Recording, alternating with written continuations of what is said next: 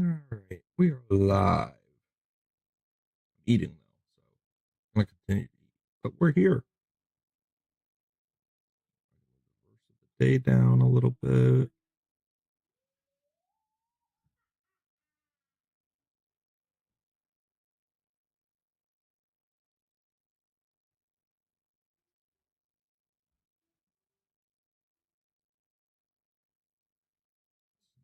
More. Alright, I think good. Activity. Deborah followed me 6 minutes ago. Thank you, Deborah, for following me.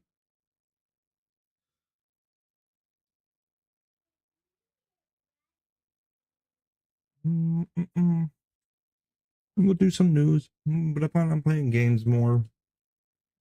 Alright, good evening folks, it's Enforcer What's Matt, going on in the and world? welcome back to another short war video. And today it seems like everything's popping off all around the world. And today we have very big news out of Ukraine, Russia, Venezuela, India, and Pakistan. And let's jump right into it. This morning, Pakistan's declared they are in a state of war as Pakistani officials blame India for a major attack in the capital city of back to war. Islamabad. Meanwhile, we now have footage showing Pakistan deploying heavy military equipment to the borders as they prepare to respond in force. We also have news out of Romania that a Russian attack drone has crashed onto NATO territory as authorities investigate the cause of the incident. Meanwhile, Ukraine's launched a series of devastating long-range attacks on several different oil refineries across Russia, and we also have news out of Thailand and Cambodia, as well as news about a Turkish military plane mysteriously crashing over the former Soviet state of Georgia. So we have very big news today. We have even more than that. That's just some of it right there. So let's jump right into our first article, which goes to none other than Clash Report. And this right here is one of our biggest stories of the day. Right now we're hearing from the Pakistani Defense Minister Khawaja Asif. He says that they are in a state of war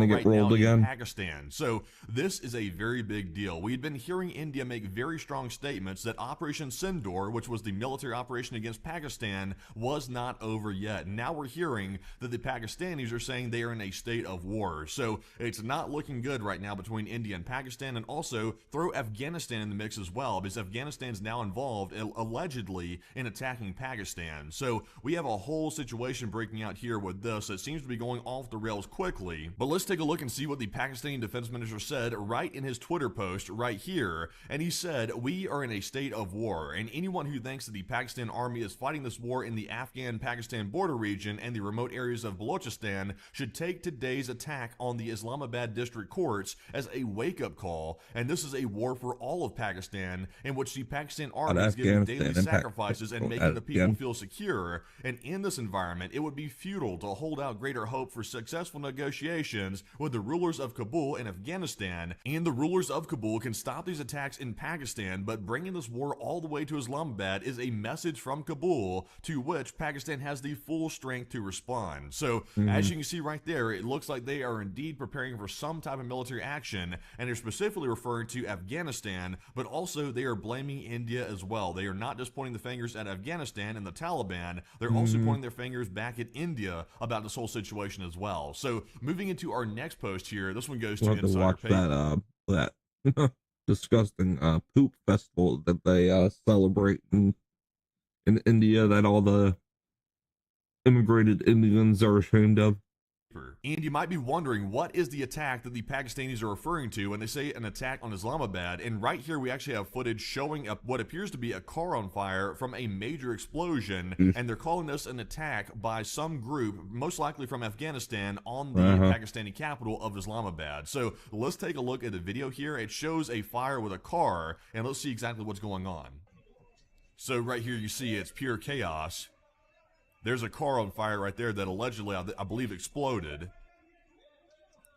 And you see they're trying to put a fire extinguisher, which sounded like a clown horn, on it as well. But as you can see there, it's chaos right now inside of Islamabad, which is the capital city of Pakistan. And this right here is being deemed as an attack. And they're saying it's coming from Afghanistan, but also somehow backed up by India at the same time. So that's what we're hearing. But moving into our next post here, this one goes to Conflict Radar. And we are seeing that allegedly Pakistan's Prime Minister, Shehbaz Sharif, has blamed India for the attack in Islamabad. So right now, the death toll is about 12 people, and they are confirming this as an attack. And right now, this appears to be causing tensions to boil over. It is cold out today in Pennsylvania. Very, very cold. 39 right now. And it's in my bones. Not that I don't wear a heated blanket all year round, but I'm thankful and have it up a lot higher than I normally do. Over even worse than they already were. But moving into our next post here, we get some more information about why the tensions are boiling over so bad, and this one goes to FITUX Network. And if you hadn't already heard, there was a major attack in Delhi inside of India about a day or two ago. We reported on that in a short war video, by the way, but we are seeing a major blast in Delhi, and it looks like a live bullet was found on the ground near the blast site, according to police sources. So here is some of the aftermath of it right here. You see there are some scraps of cars right here that apparently got exploded in this attack, and there's a live bullet right there sitting on the ground that investigators claim they found right next to the site. So it's looking That's like a non-discharged round, though. So in Pakistan, and there's a lot of confusion right now about exactly who pulled this off. But obviously, India and Pakistan are going to point fingers at each other, and that's exactly what's happening right now. So tensions are indeed soaring rapidly. But we're getting some more disturbing news here in our next post, which goes to India is going to do us a favor by both sides to prepare for war. attacking Right now, Afghanistan, Prime and Minister then Modi has announced in a a truth we'll end up getting that military base back that we've wanted. The Delhi explosion. So they are discussing military actions to see how that respond works to this, out. and that's what the meeting is about. And this is not the only thing, by the way, because moving into our next post here, we're also seeing that Pakistan is making their own escalations of their own type right here, and we're seeing heavy military movements observed in Pakistan this morning, and they are once again moving tanks and all kinds of heavy equipment to their borders to prepare for some type of military action. And right now, we're really not sure against who yet. It could be against India, or it could be against Afghanistan, or maybe even both of them. Right now, we're not really sure, but probably let's take a look at the video both. And see this equipment moving to the border right this second. I mean, India got its teeth slapped by in this video, Pakistan. but as you see, though, At least the Air Force did. Trucks with tanks on the back of them right here. Military trucks trucks like 4 planes. And this is a very big deal for many reasons. First of all, it's showing that Pakistan is intending on actually doing some military action against someone. And number two, this is a very large deployment. This is not small. So we're potentially looking at the very beginning of a very large conflict right here between Pakistan and maybe India and Afghanistan. So a very big deal right there on camera, and we now have proof of it as of this morning. But moving into our next post here, we're going to move into a different topic, and this one goes to Visegrad 24, and this is also another bombshell piece of news right now coming out of Romania. Because as we can see right here, a Russian attack drone has struck Romanian territory yet again this morning, and this appears to be another similar strike that we've seen before. And of course, I believe the Russians are going to call this accidental, but it's happened so many times in the past that if they haven't fixed the accident by now, then it's starting to seem really intentional. So we're seeing here the reports of debris of a drone being found today across the river from the Ukrainian town of Renai, which was under Russian attack last night. Let this and of course, Romania is a NATO member state. So but of course, NATO will, because they're spineless. The port of Renai on the Ukrainian side is circled in purple at the top right of the picture, and right here where you see the tag, that is allegedly where some of the debris was found. That's pretty far off. Romania. So, like I mentioned, this is not the first time this has happened. It has happened before, and we did confirm there was an attack on the port of Renai last night. And with it being in such close proximity, it is possible that it accidentally went across the border. But nonetheless, that does not excuse the fact that a drone just crashed and exploded on NATO territory yet again. And NATO did not do a single thing about it. They let it crash and they did not shoot it down. So very disturbing to see that yet again. And we're waiting on more details about this strike. But moving on to our next post here, this one goes to Military News Ukraine. And we've also gotten some very big footage here showing a very long range attack by Ukraine on multiple different oil refineries inside of mainland Russia last night. And we saw a very long one right here in Orsk, and we also saw another one in Saratov. But first of all, let's take a look at this long strike in Orsk, over 1,400 kilometers from the Ukrainian border that this was struck. So Ukraine's getting. I was going to say like a few minutes ago, but this a version of I think I'm good now. I think I want papers ordered. So let's take a look at our first video, and we have 3 of them to look at here, showing every step of the attack. So let's take a look. I'm not sure what kind of dessert dish I want.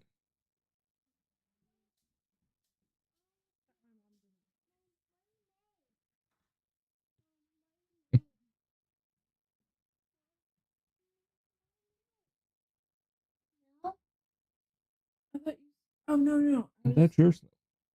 Eating salsa and chips. Like,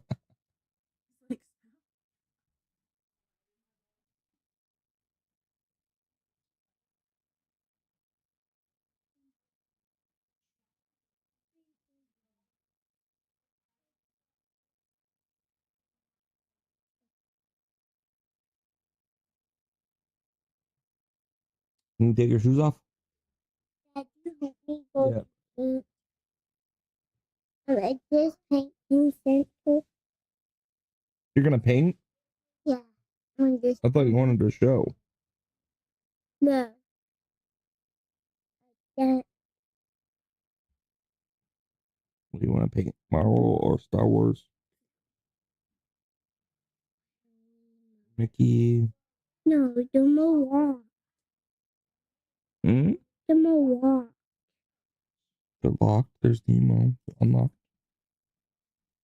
This is unlocked. That's locked. It's just locked. That one's locked. Look at them. Let's go Why? back. Why is it locked? Because they want money. So I got. So every the keys and we open up the pages. Hey, there's Iron Man. I'm painting him. Yeah. And he wants to. That worked. Oh, my bingo. It's a paint. Oh, oopsie. I just had. Do you want to choose your brush? I'm gonna bust it.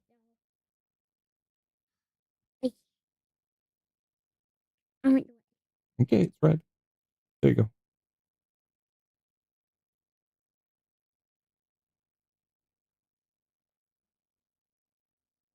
Take it. Can't. You're doing well. So right there you can see, there was a very short little video there, 2 seconds, but you can see and hear the drone coming in right there. You can see it on camera. Yeah, I see and the it was drone coming right there. straight for the oil refinery, and I did not hear any air defense in that video. So maybe we'll hear some in the next 2 videos of the same attack, but let's move on to our next video here and see what's going on in our next post, which goes to Full screen Max with these 25, guys. where we get a different angle of the drone coming in and striking Orsk. So let's take a look. And right there it goes. It's right over the horizon. And you can hear, like I said, pretty much no air defense whatsoever. And there it is, throttling up a little bit. And it is crazy to believe that thing went 1,400 miles to get to Orsk, all the way from Ukraine. That is wild. Like, the fuel capacity on that thing must be pretty significant for it to go that far. Yeah.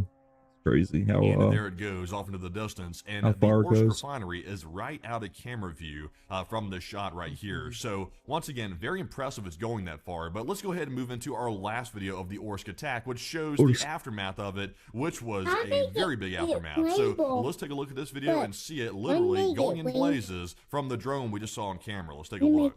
And there it is. This is the third and final video of the Orsk refinery attack. And as you can see out there in the distance, it was a successful strike. 1,400 miles to hit exactly right in the dead center of the Orsk oil refinery. So that is a big hit right there. And it looks like it has devastated the oil refinery, and it will likely be out for probably several weeks, if not months, according to what we're seeing right here. So this is a very big hit indeed. And from that one single drone you just saw coming in on camera. So truly remarkable to see that. But that was not all that Ukraine did last night. But moving into our next post here, this one also goes to Tendar, and we can see that Saratov was also struck heavily as well. Because we can see right here, the Saratov oil refinery in Russia has been shot ablaze, and the facility is allegedly run by Rosneft and produces about 7 million tons of oil products annually. So a very big plant, and a very big one to lose, by the way. And let's take a look here. It looks like we have fire coming out the smokestack. We got fire coming off pretty much everything on this plant right here. Some say the biggest fire that they've ever seen, but that's just the rumors we're hearing. But let's take a look and see exactly what this looks like.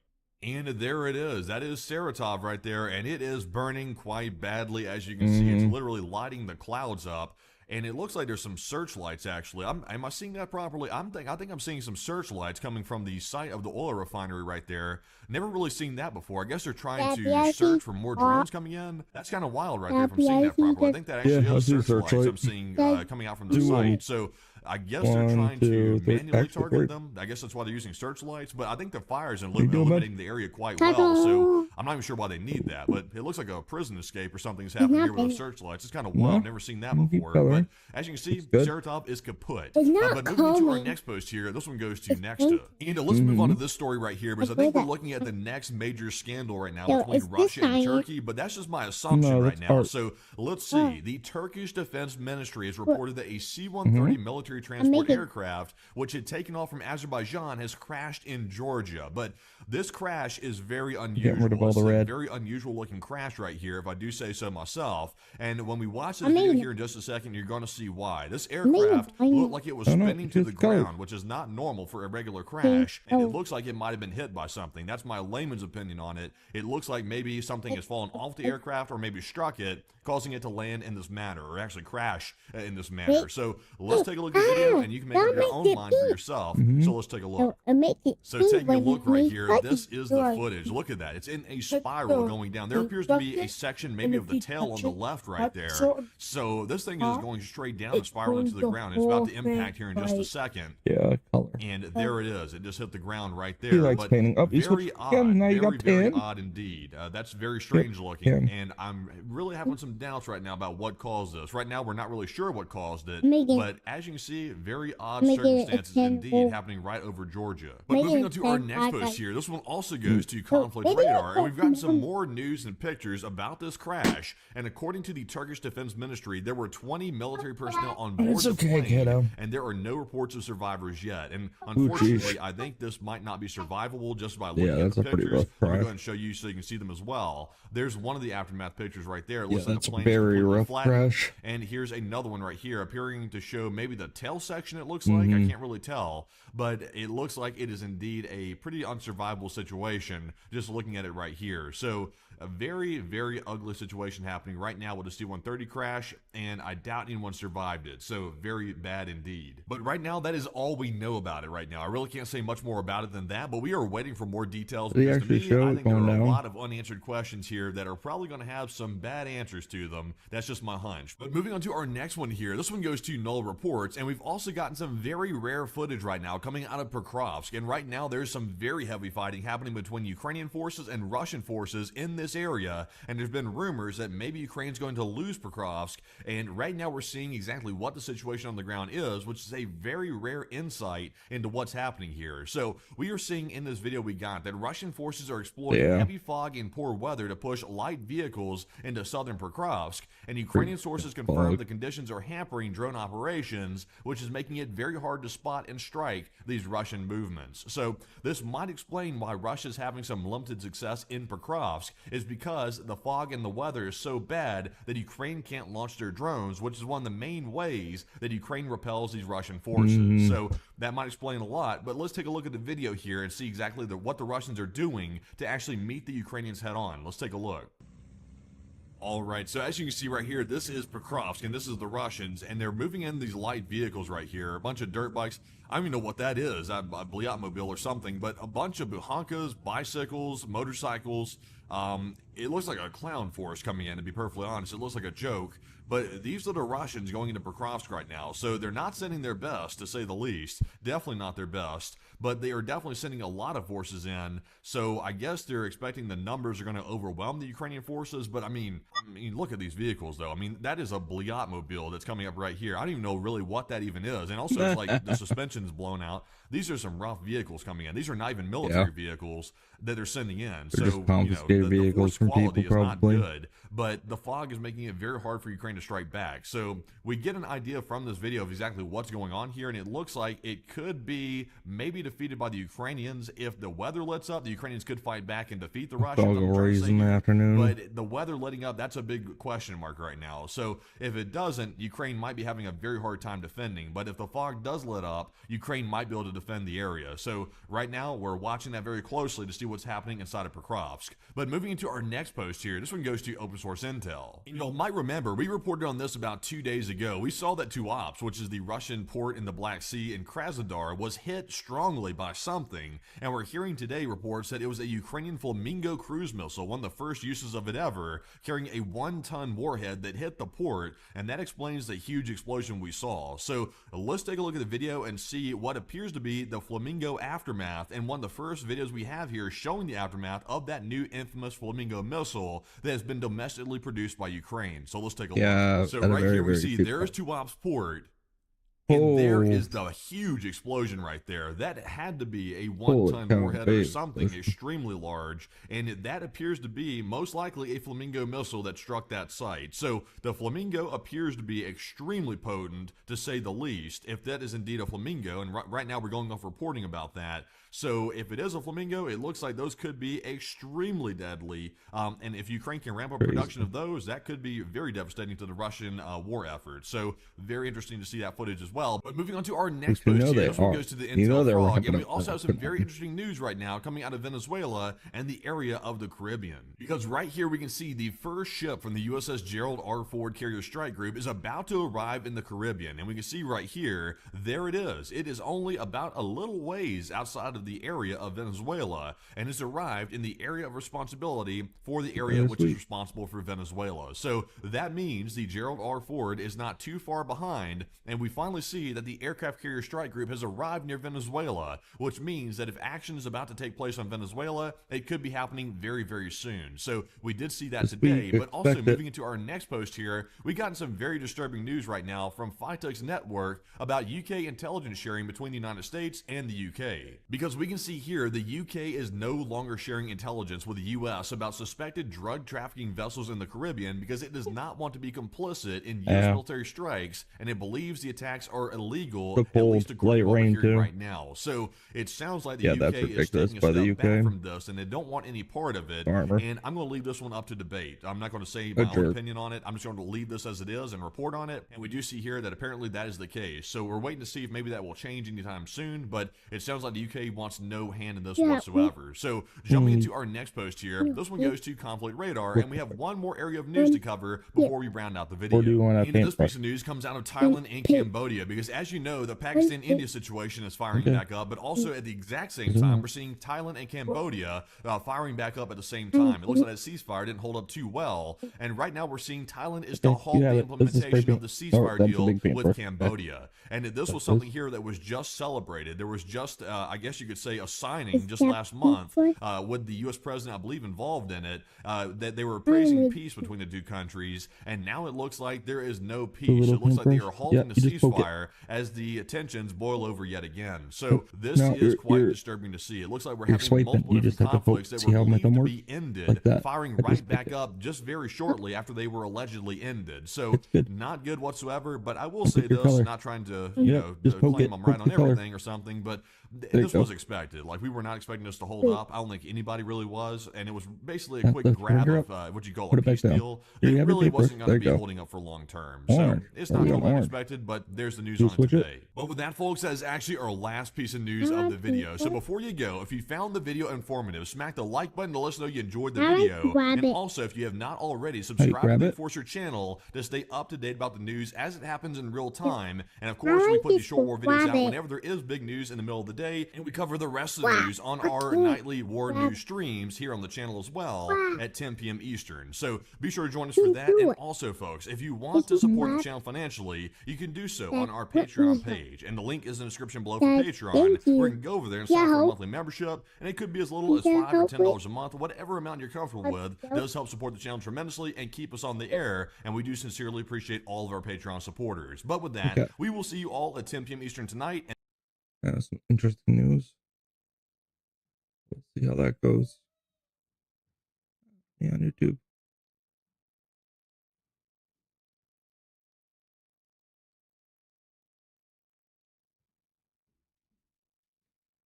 Oh yeah, this is awesome looking. Gambit looks really cool. Coming out in the new season at the beginning of season 5. Make way for the king of teams.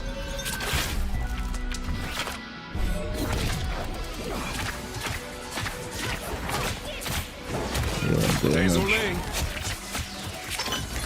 Lucky draw. By the eye of Agamotto. King of Hearts. The script is acclaimed. Shuffle up. A deadly deal.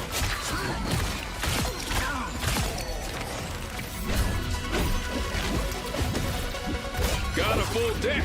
Allons-y. Gambit never falls! High caliber.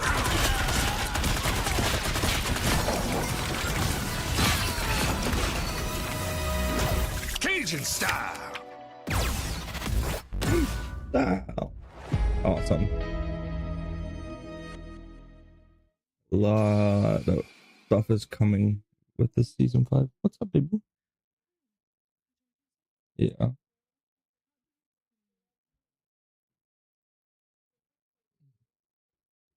Usually, I would wipe it up if it's not like super caked on. Use a degreaser.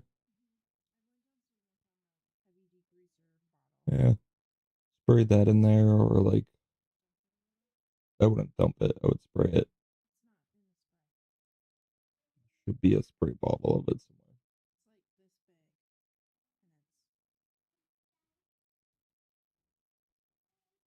I might have a spare spray bottle in the garage you could use. But you could put it on a rag and dump it, or don't control the dump, or put it in a small cup and then dump it in. Yeah, and wet the area. No, you don't want to dilute it. You want it to be, got to get the crud off. Yeah, you can get a scraper, metal scrapers, like, to also scrape it off if it's really caked on there. Okay, ice cream sandwich. Well, there's only one left, I think.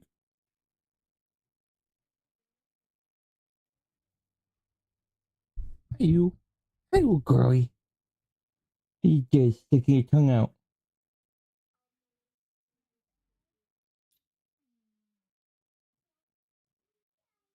What you doing, babies?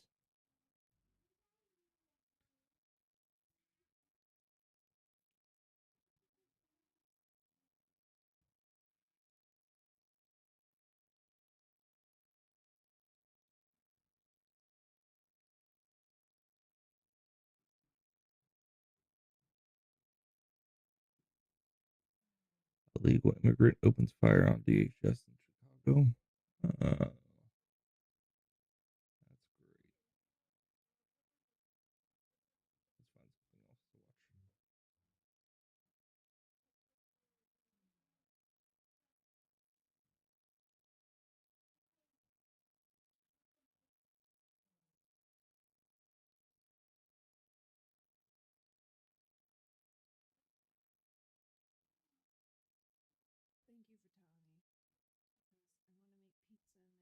Let's find something else to watch. I let the oven cook the chemicals off, or like put water and dilute, then wash it with water and soap. And yeah, it is a big project to clean. If we weren't home, I would say you could just put the exhaust fan on and then put self clean on, but 4 hours. Yeah. Mm-hmm.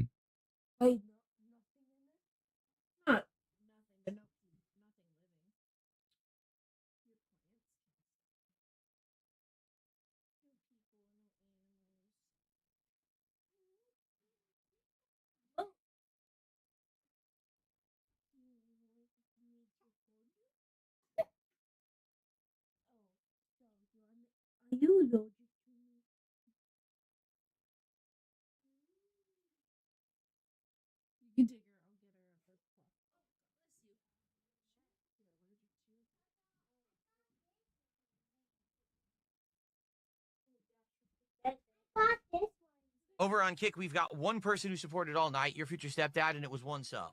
So from now on, 1 sub. Future Kicks question mark, or sorry, Top Kicks question mark. So nobody gave him any bits at all. I want to be very abundantly clear with all of you on man. Kick. Don't ever ask anything of me ever again. Damn. Don't ask for me to add you messages, Damn. new emotes, pop-ups, nothing. What? Because until people on Kick actually support the content, you get You nothing. letting them know. YouTube Let 'em side, know. you guys have been incredibly supportive and nice people. Tell them right but now. the Kick side just sits here whining, That's right. bitching, Yeah, but getting free content ain't nothing for free. complaining about things, So wanting true. more, and doesn't support. Yep. So you get nothing. Okay? That's right. Unless we get 50 subs by the end of Unless tonight. I get 50 subs right now, I hate you. Now it will be 49. Yeah. You're never getting That's text right. messages in your moral support ever again. You're never getting text messages or moral support ever. So you got an hour left. Get to it. Or shut the fuck up forever. We're not going to listen to your bitching anymore.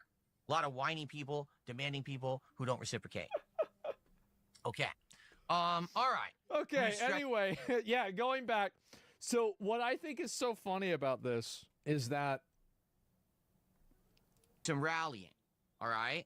So we got to get some subs, some super chats, some kicks, some memberships, and some tips. And we need all those to start coming in right now. Right now. Do it right now. Hey, you, I want you to give me money. That's right, guys. And then, oh, here's another one. Let's see. Is there another one? Oh, wait a minute. Is this it? When I started as a YouTuber 17 years ago, and I was just doing this as a hobby and having fun. Future, please go to my partner channel, The King of Hate HD, and click on the ads that show up on the videos there, because hopefully, fingers crossed, that actually starts giving me some money back for what I'm doing. I mean, it's not cheap to do what I'm doing. I bought a lot of games, a lot of equipment, and now I have my own condo, which is basically my studio, to do whatever the hell I want. A generational roach, man. This is from over 10 years ago. So, anything that you can give back is much appreciated. I also do have the PayPal donation on the left-hand side of my Dark Side Phil channel. It explains how to go to PayPal and what email address to send a donation to, darksidephil@hotmail.com. Send a donation to my Hotmail account. That is. I've gotten many, many donations, and as I said before, if you send me a donation of, $10, $15, $20 or there more, it is. I'll mention your name in a video because I do appreciate that. Thanks a lot. Your name. Future. Wow. So he's just going in on this. Right now, we are at like $10 of support. Not even. We're at $7 of support. For $7. $7. Here you go. There's $7. What? An Wait, empty, what? devoid Seattle. That's what you get. For $7 of support. I've been streaming for an hour. So he's only made $7 in an hour. Awful. Funny. Awful. Wow. Funny and hilarious at the same time. He really trying to get laid tonight. And Come on, sad. babe. Come on, babe. Come on, babe. Come on. Come on, babe. Come on, guys. Come on, babe. I'm almost there, babe. Come on. I'm just going to enjoy the last match, and then I'm literally going to say goodnight, and I'm going to sign off. Because I think what happens is people think that they're messing around, and they wait till the absolute last Rewind this. You can tell this is going to be good. I can't stick around and do late No way. stuff. This is it. This is my last match of the night right now. That's it. I'm already ready to hit this again. Right now, we're not doing a marathon tomorrow. Jesus. Another day and another day till we hit a goal. It's a frustrating. It's a goal. Okay, so he's complaining about money That's again. what it is. Yep, there it is. Let's see if I can find. DSP turns off the game and sits there begging. 15 He's just minutes. silent. Save us GTA 6 if you want someone to step up. You know what? There's no one better in life to step up and take control of a situation than you yourself. I want you to walk into your bathroom and look in the mirror, look at your own face, and say, "I will take." There's no way you're about to give people a motivational speech to give you money. There's no way you're fixing to do that. Control. And then you're going to walk back here and you're going to contribute. Because you Yes. Oh, man. Of course. The salesman? Yeah. This has to be extortion. Holding a supreme hostage. So this guy has been around since being around was around. All right, guys. I guess Yeah. not. This is it. This is it. We have So like he's- 1 minute left. he's have gonna to hit this leave goal now. unless people- I can't stick around. He's going to leave unless people give It looks him like we're money not gonna right hit it. It now. sucks. I'm getting ready to leave. If I don't get $50 sucks. right now, What a if I joke. don't leave right now, this is it. Yeah, I'm leaving. All right, let me see. Yeah, bye, guys. I don't have any money. Just updated it. Just updated my stupid camera software. It's saying it needs to be updated. I just updated it this morning. Okay, I got 2 tips. Okay, One is for wait. a penny from a troll. I got a $3 tip. Oh, wow. It's just three. Oh, it says let's do this. That's all it says. Let's do this. Jesus Thank Christ. you for $3. All right, Thanks. so now with that, Yeah? we're at 125. We are literally $25 away. This is it. This is it. $25 to hit the goal and continue blueprints. Come on. Come on, All right. guys. I'm going to go Come on. for 30 more seconds. Let me get a timer. Here, we'll do a Jesus. timer. Ready? It's an auction? We'll do a timer. He's going to get it. He's How going do to you do get a it right timer on my now. phone? I don't know. Why? This is it, That guys. is Come on. ridiculous. Is this a timer? He doesn't. You don't know how to do a timer on your phone. Okay. People are into this shit. People watch this. All right, yeah. can we do it? Start. Okay, here we go. It's counting down right now. 56 seconds. 55, 54, Oh my 53, God. 52, He's counting 51, down the 50, 49, until 48, no. 47, No. 46, Guys. 45, 44, God, this doesn't. 43, It doesn't have to be like 42, this. 41, You don't need to do 40, this. 39. Mm-mm. This is Stop. This is tiring.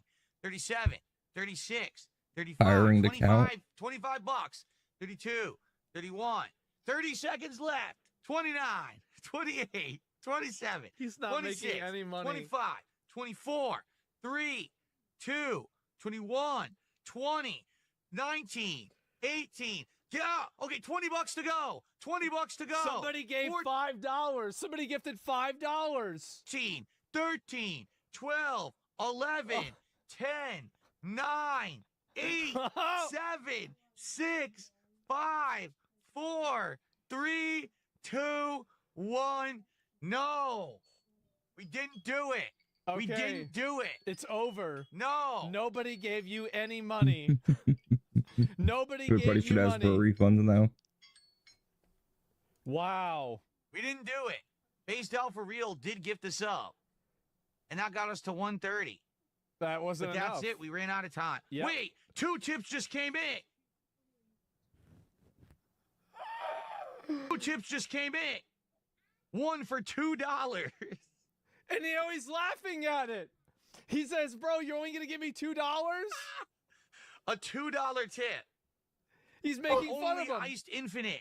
$2. Oh, God. So now we're at 132, and then a $2 tip. Another one. What is the $2? What's with this $2, Open guys? your wallets, this person says, for $2. Open Oh, your my wallet. God. Guys, we're at 134. We didn't do it. Can you believe it? So, Yeah, I can there are believe it. just so many of these, aren't there? With Naitomi or Naitomiya 215s, it's still not as good as LTG setup. I'll have to agree on that.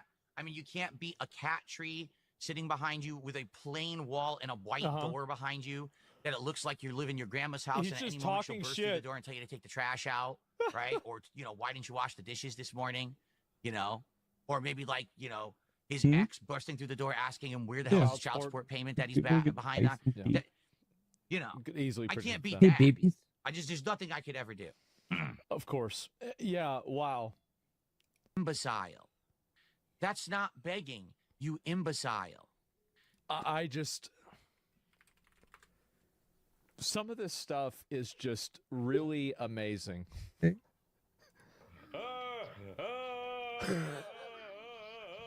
If you know, you know. If you know, you know. Oh, God.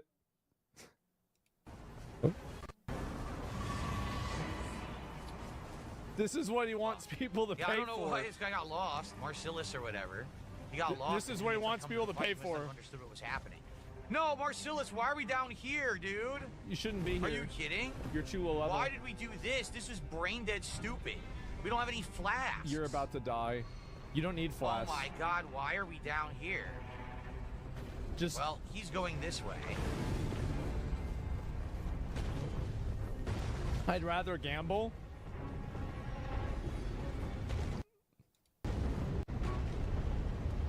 What is he doing? I don't know where he is. Where did he go? Look, is he below me? I don't know where the fuck he went. What are you doing? So now I'm gonna get lost again because I don't know what I'm doing. And the wall is coming. Why the fuck did he do that? What an idiot. What do you mean? Nah, this was really dumb.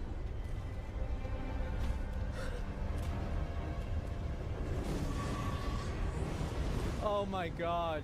Look, now the wall's coming and I can't do anything. Yeah? Why did they do this? Man, it's pissing me off. Dude. Why did he come down here? What an That's asshole. any boy. Oh, he fell it's on his the lava. fault. And then he just kills himself. And that was with 60,000 souls.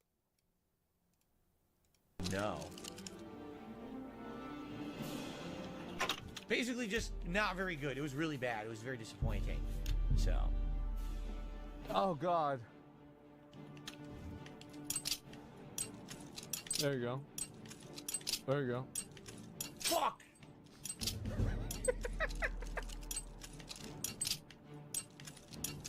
Oh! Oh!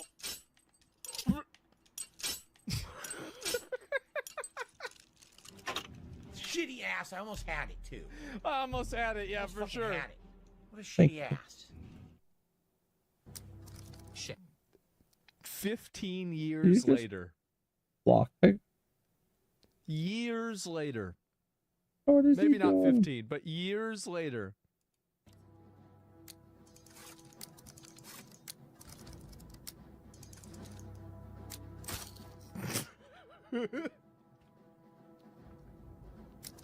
I forgot how to do it. Yeah? Uh-huh. I've totally forgotten how to lock Tell me. it. I can't remember it. I've forgotten again. It's been 2 years. Okay.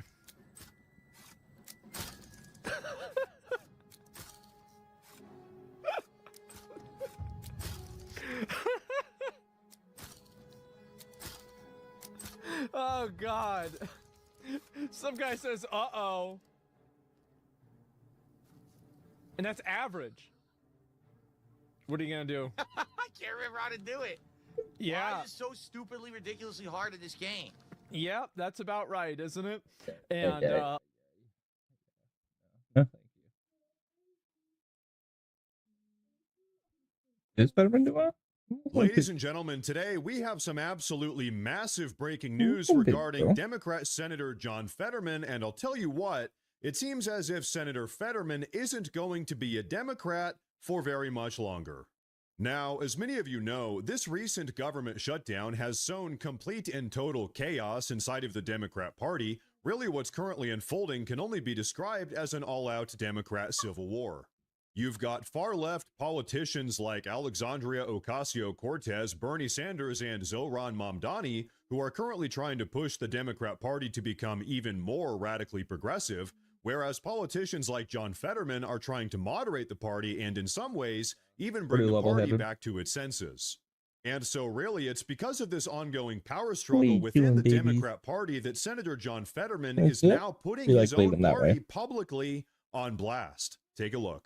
I mean, I think my party crossed a line of now putting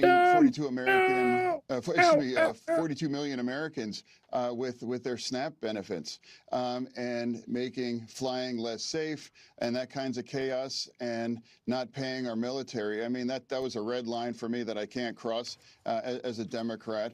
And I think that's been described the country over the party.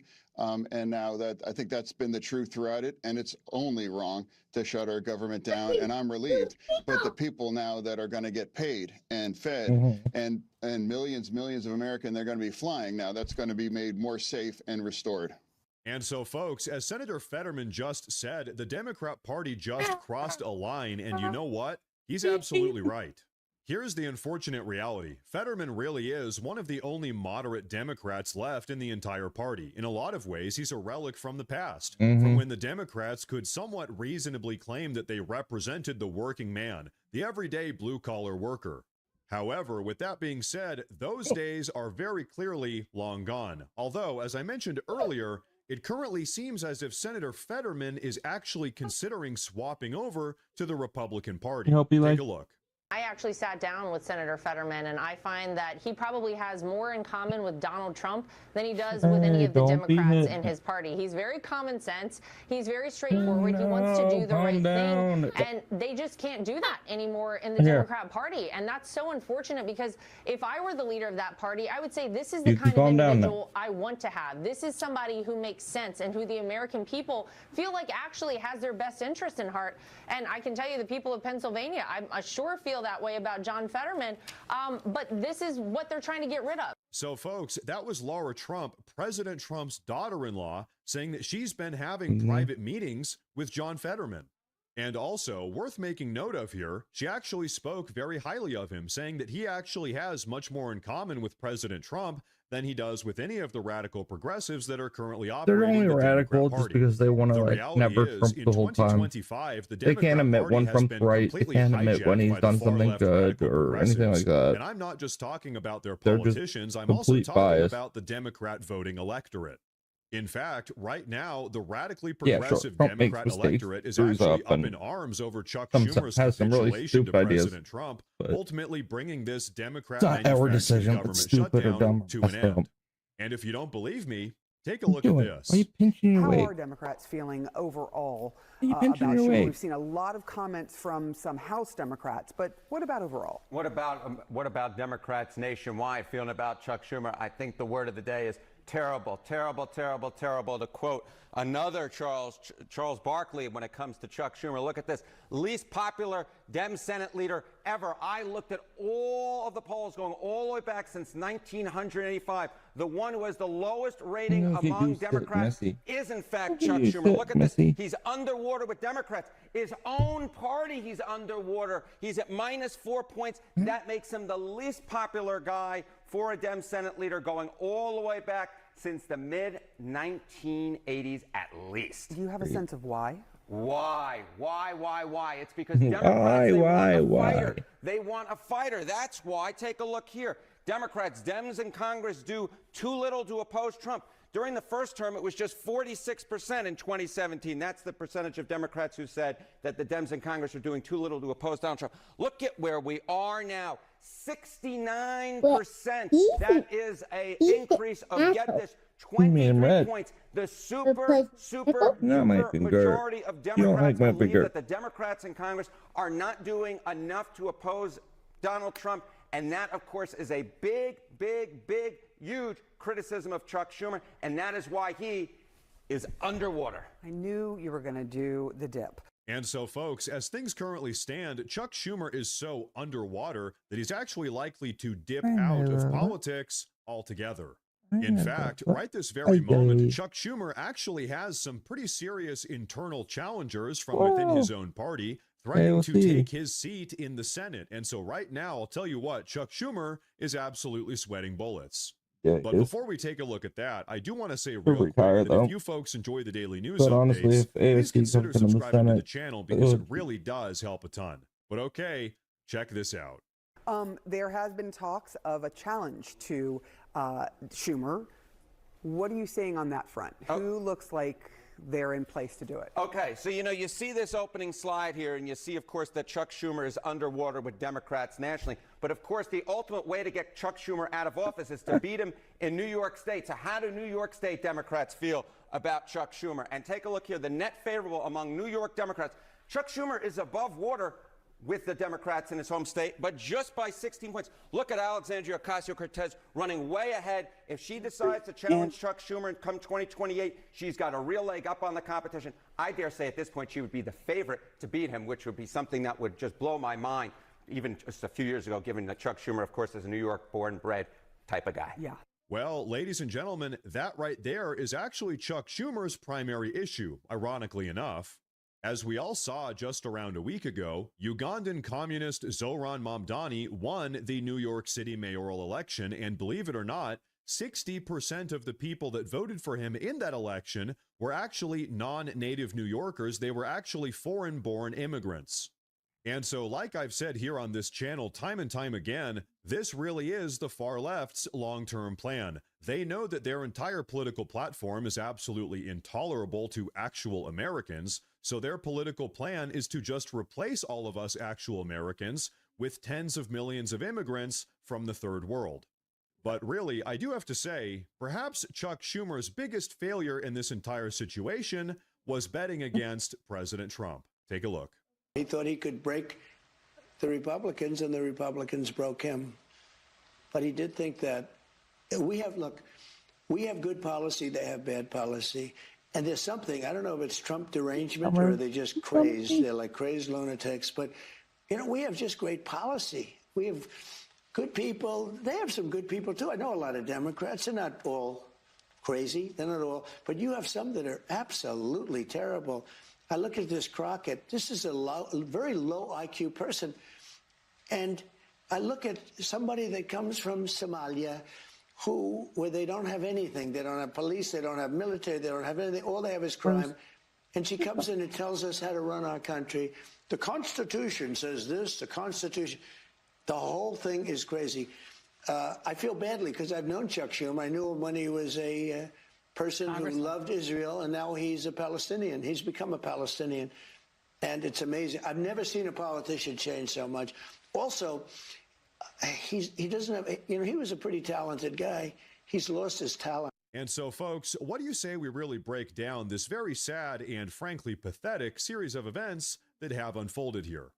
Chuck Schumer, seemingly totally oblivious to just how radically progressive his own party has really become, has been trying to fit in with all of these far-left radical progressives, but the truth is, they don't want him really. They want to kick him to the curb. And so back to the original point in today's video, this is exactly why Senator Fetterman is getting ready to bail out of the Democrat Party altogether and maybe end up even becoming a Republican. Because even Senator Fetterman, of all people, knows that the Democrat Party in 2025 really is the party of America last.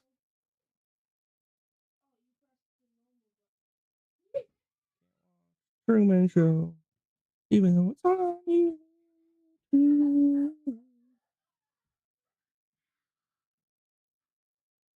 Starmer cut. Welcome back to True City TV, your global news channel. We have some breaking news coming from, well, the United Kingdom, but also technically Washington, D.C., as the British government have now decided to suspend intelligence sharing with the US government for the first time. Things are escalating between the two countries as Keir Starmer, the Prime Minister of Britain, is basically shooting himself in the foot. We're going to explain what's going on here. The White House and Pentagon are not too happy with their so-called closest allies, Britain, but everything goes back to the situation in the Caribbean and, of course, the potential conflicts with Venezuela and, of course, the drug cartels who continue to target American citizens. Venezuela are now preparing their military against the US troops in the region. Things could heat up any moment. Over the last few days, we've had a lot of escalations, but we're going to give you guys the latest information on what's happening between these two, President Trump and the stupid Starmer of Britain. All right, before we start, don't forget we have our limited offer still going on. RIP BBC is the promo code. Use the promo code RIP BBC to get 50% off annual memberships of 2C TV Plus to join the winning team to get full access to the channel and download the 2C TV app. There is a situation ongoing right now also in the House of Commons. We do have our live feed from Parliament. Before we do that, 100% isolationist, you can't have them running a country it away like and turn it off. Maybe restart this. You have to be pragmatic. Believes that the attacks are illegal. Essentially, the British government are now relying on the United Nations lawyers and the so-called international law to say that, well, seems like the globalist entities are telling the Americans that if you attack your enemy, the drug cartels from South America, then those attacks are illegal.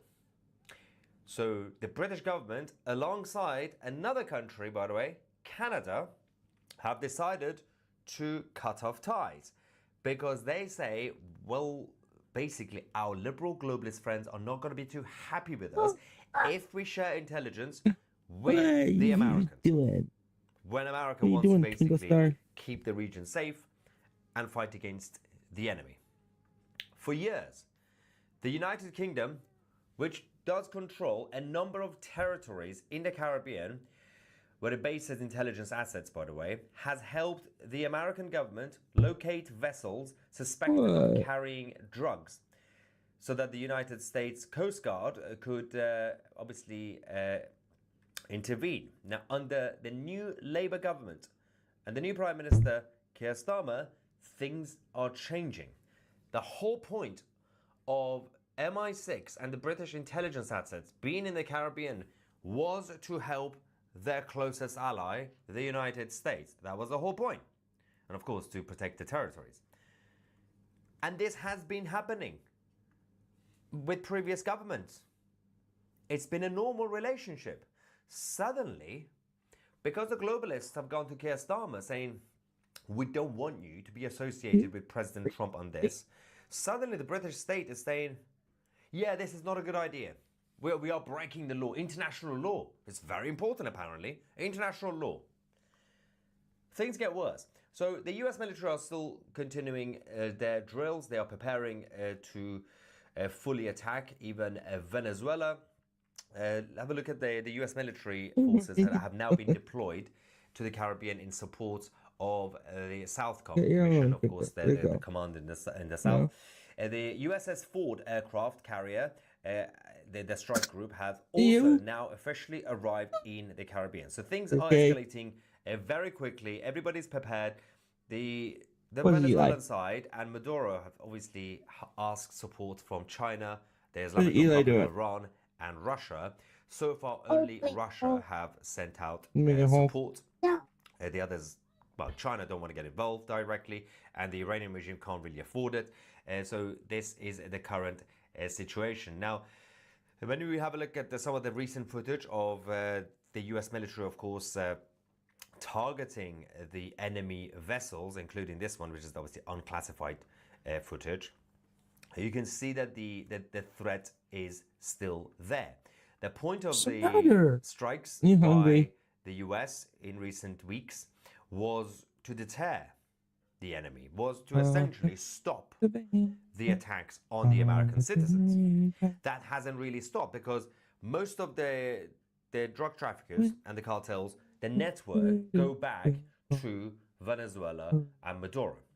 Even the cartels in Colombia, the connections go to the wider network in the region, goes back to their dictatorships that are using the money to fight against the United States and the West in general. So it is absolutely in the interest of the American government to fight against it because they are the enemy. Now, what are the Venezuelans doing? Well, Venezuela under Maduro have now also started deploying kind of slightly older Russian-made weapons. A lot of them are from the 80s and 90s, and are preparing two defense strategies against the potential US attack. Now, there is what they call a guerrilla resistance, which is smaller military units will be operating over 280 sites nationwide across Venezuela to conduct sabotage and hit-and-run attacks by the coast. But there is also going to be the actual National Army and, of course, the Navy to be around the Coast Guard, the coastline, to stop the Americans. But I'm not really sure if they genuinely believe they can fight against the Americans. It's probably best if Maduro just stands down at this point, because the rhetoric from the White House in recent days has been, it's time's up. It's over. Maduro needs to find his way out. He needs to stand down. Venezuelans also should be liberated. Now, earlier today, on Tuesday, the 11th of November, Maduro's government also announced that what they call a major nationwide military deployment across the country with the support of some of their allies without listing the allies. Now, obviously, there is a major presence of Hezbollah backed by the Islamic Republic. So while the IRGC from Tehran themselves are not directly sending any support in terms of military support, unlike the Russians, they have obviously used their proxies, Hezbollah, to remain. Yeah, really fussy. Yeah, really fussy. Going all over the place.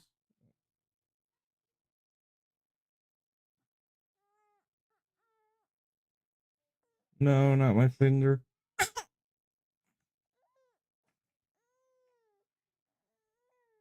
What? Oh. Not that one either.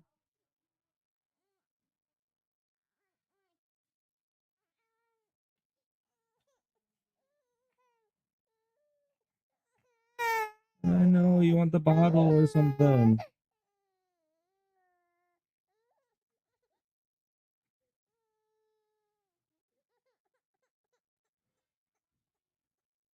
Okay.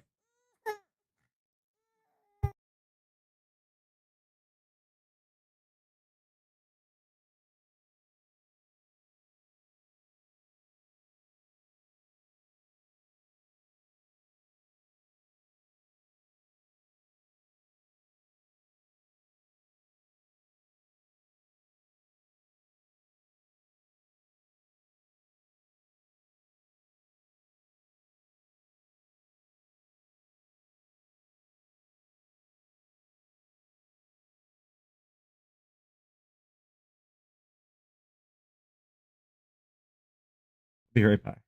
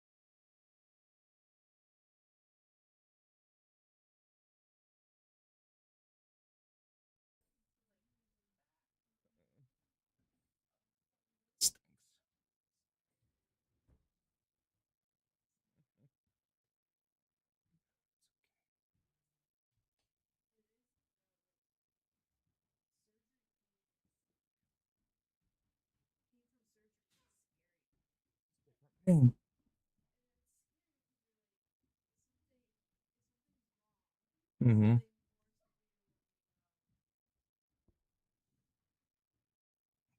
And sometimes, well, with me, it just like never got better.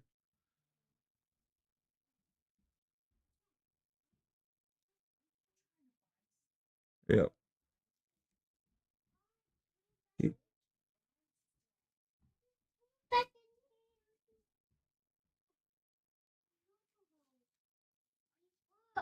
Let's just turn it back to a normal Hulk. Here we go.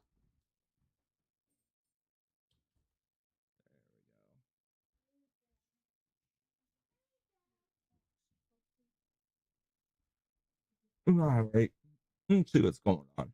In Venezuela to support See Maduro's what Starmer has to socialist say. government. Now, the aircraft carrier USS Gerald R. Ford, alongside the others, have now embarked. The carrier It's all but there. 8, and they are escorting the rest of the troops. They are operating in the U.S. Southern Command.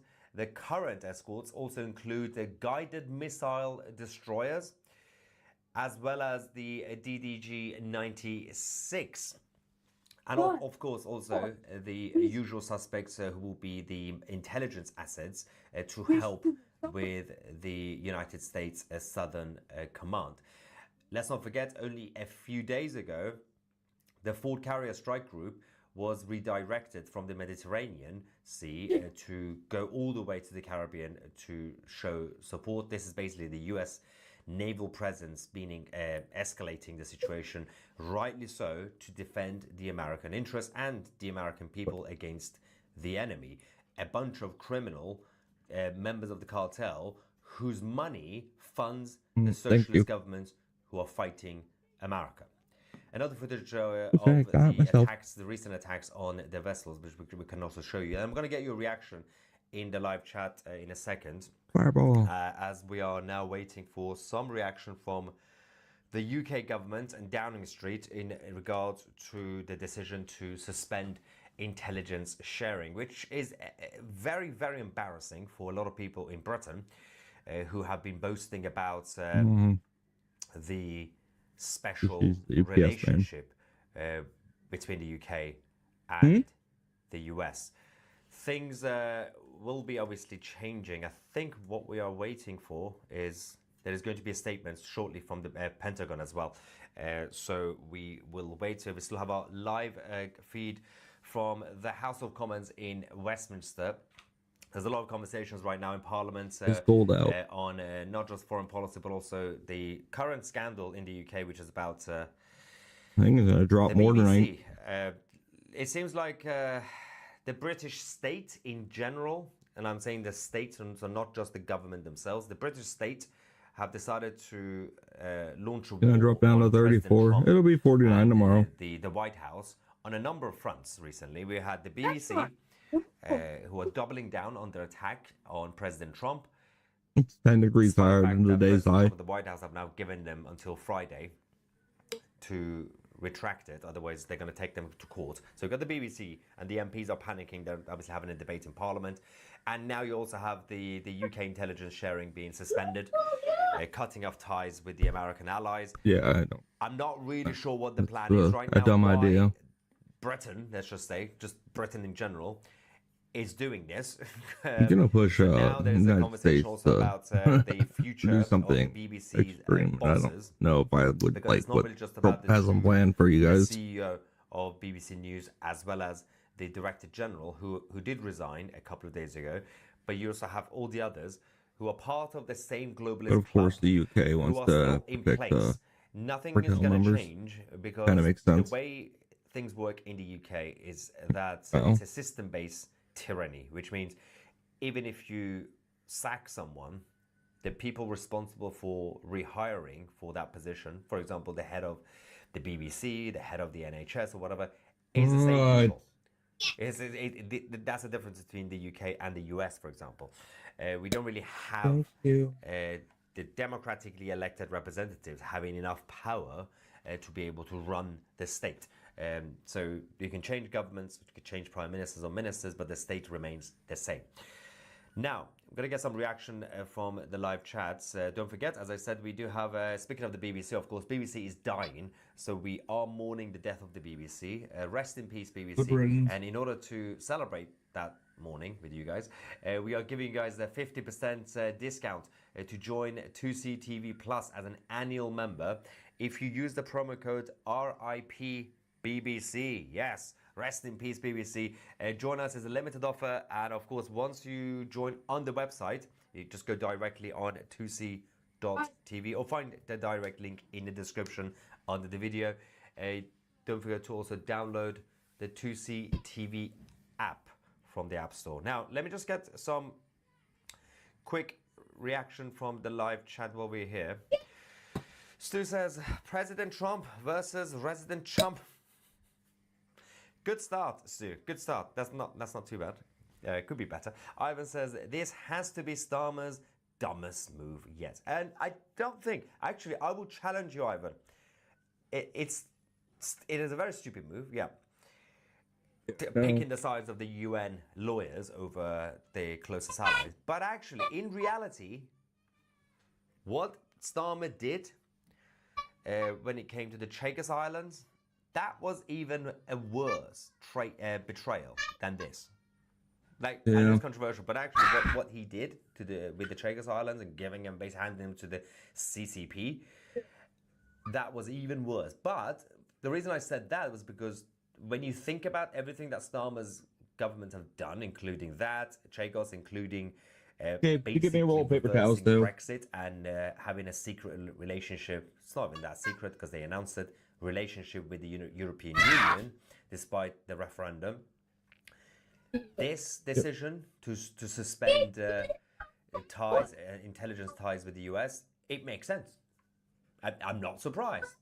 If you forget about everything that this government have done over the last year and a few months, then yes, this news will be shocking. Like, what? I mean, yeah, we do hate Starmer, but this is terrible. What's going on? Just think about everything else they've done over the last year. You were like, containers, yeah, emptying out completely quick. Not that shocking.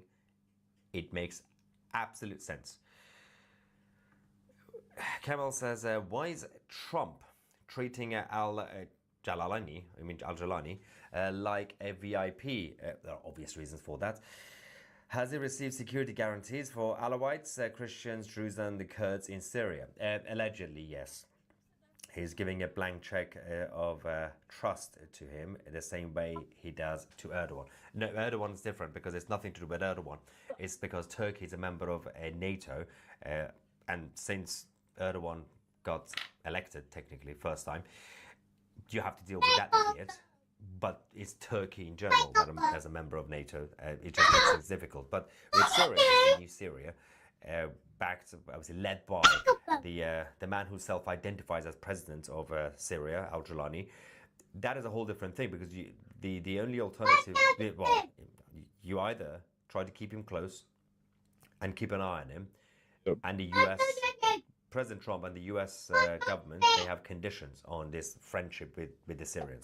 So we are monitoring what you do. If you cross the line, anybody in the Middle East, we will no longer be backing you. It's the same with, of course, Israel. The Israelis have also said the same thing. That's different because the other alternative would be what? To go and bring him down, do a coup against Al-Jalani to bring back Assad, for example. But that's not going to help because Assad is also against the West. So, you have to basically pick the battles. And as long as they keep an eye on Al-Jalani, then of course that makes sense. If it's a blank check trust, then it's not a good idea, which is not, obviously. Michael says, keep your friends close and your enemies closer. Do you think, I wonder, because based on what Michael said, which ironically comes from Michael Corleone, do you think that's what Starmer is thinking? Do you think Starmer is actually thinking, well, I'm gonna keep what has been doing with President Trump because he doesn't see Trump as a friend. I mean, we know Starmer's history and how he thinks. So he's keeping President Trump close as an enemy, but I don't think it's even that smart. Because the next time President Trump and Starmer have a conversation, that's not going to go too well.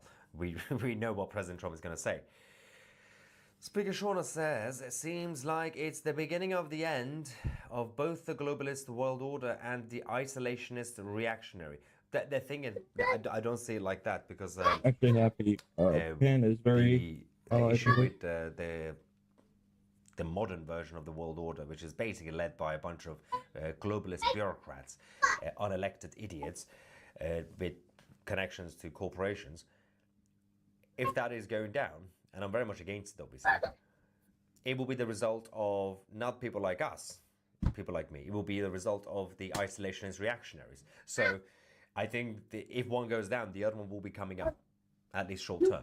So globalist world order goes down, the isolationist reactionaries will come up for a short period of time until sanity takes over. And actually, those who believe in sovereignty and their national identity could actually take back control and have some sort of grown-up mentality about how this world actually operates, just the way President Trump sees the world. Because it's fascinating how President Trump gets attacked by two sides on two different levels. He gets accused of being basically Hitler, as in the post-1938-39 Hitler, where expansionist warmonger, right? He gets accused of being a warmonger. He also gets accused of being an isolationist reactionary. President Trump is not an isolationist and is not a neocon. His policy is the way he did with business. He does the same with foreign policy. On a geopolitical level, President Trump is doing a pragmatic approach. Now, does it mean it's always the right approach? Because you can criticize some of the policies, some of the moves, some of the gambles that the White House have made around the world. Not always but generally right, speaking, at times, the White House, the current White House, would go towards more, let's withdraw, and at times, let's get America involved, just like what you're seeing in the Caribbean. It's in the interest of the Americans to be out there. If you had a president or a world leader that was 100% a neocon and an expansionist globalist, or a 100% isolationist, you can't have them running a country like the US. No. You have to be pragmatic. Right about that. And practical. Anyway, Nomad says the UK academia is hijacked by people who support Hamas. At the local level, this country is ruled by Pakistanis. That's true. On a local level, definitely. Starmer and Bangladeshi, which basically at this point, the Pakistanis and Bangladeshis in Britain, not in their countries, but in Britain, are basically similar in terms of the mentality. Obviously, in South Asia, they would differ. Starmer is just a tool, perhaps. And RG from Israel says, why are people surprised? He watches his own back. The UN can actually turn on him. The US can only harm the rest of their country, but not him directly.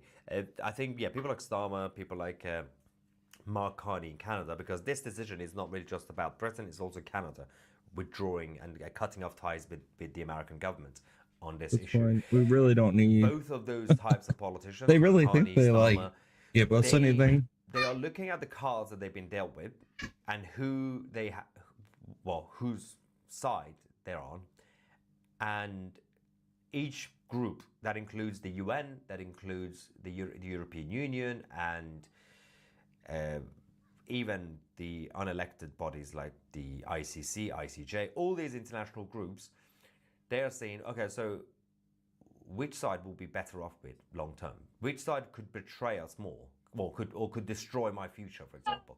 Because they are known as what we call liberal globalists, right?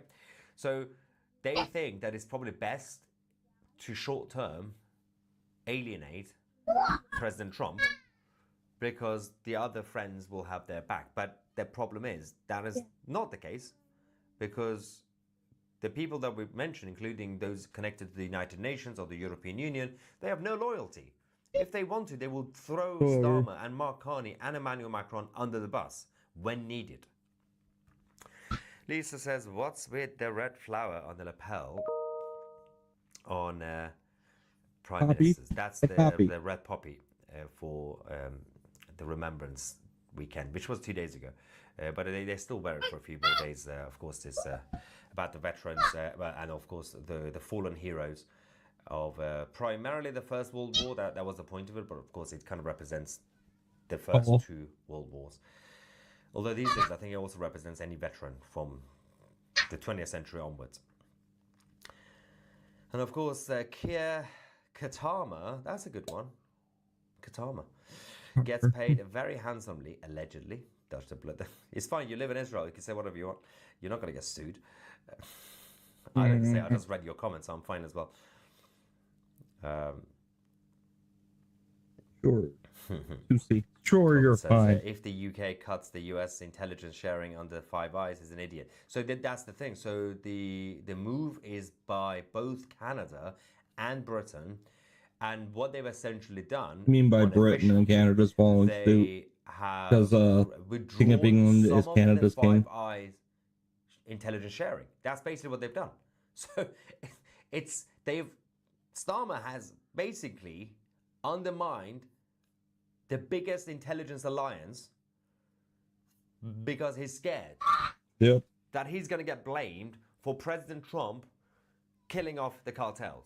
The fact that he's indirectly taking the sides of Maduro in Venezuela and the cartels in South America is embarrassing. It's sickening. By not helping. Basically, Starmer says, I will not share intelligence when Britain knows that, for example, this group of communists or drug traffickers are going to do something bad. We're not going to tell our closest friend. That's basically what's going on. That is the reality of the situation. They are defending, indirectly, they are defending the enemies. It's unbelievably stupid. Just because he wants to be cautious. The US will just be fine without them. No pun intended. Of the United Nations and the UN legal experts. That's the main reason. The so-called UN legal experts have warned the British state this is a bad idea because President Trump attacking the enemy might not be legal when it comes to international law. Which, by the way, international law... Guess what? We're not a part of the ICC. It's nonsense. It's not a thing. It doesn't exist. It's not... There's no actual obligation for anybody, any country or government, to actually follow it. It's not a... It's There's not one. Any constitution. US is not own sovereign domestic laws are what is important for your country. That is the reality. You don't like it, you cut off the treaties, international treaties. This is absolutely fascinating.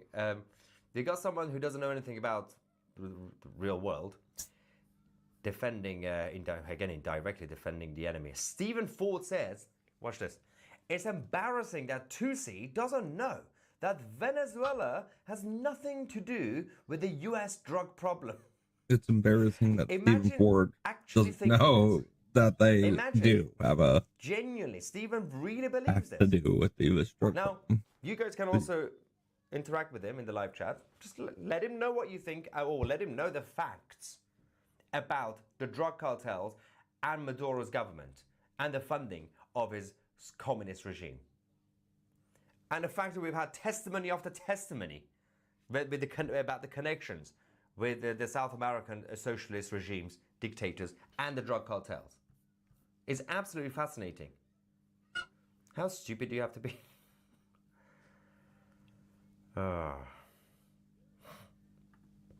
Anonymous says exactly, to see the country that paved the way for the entire world does not international. Does not what international? There's a word missing here. Ivan says Starmer is now a drug trafficker. That could be the new allegations against him now, essentially.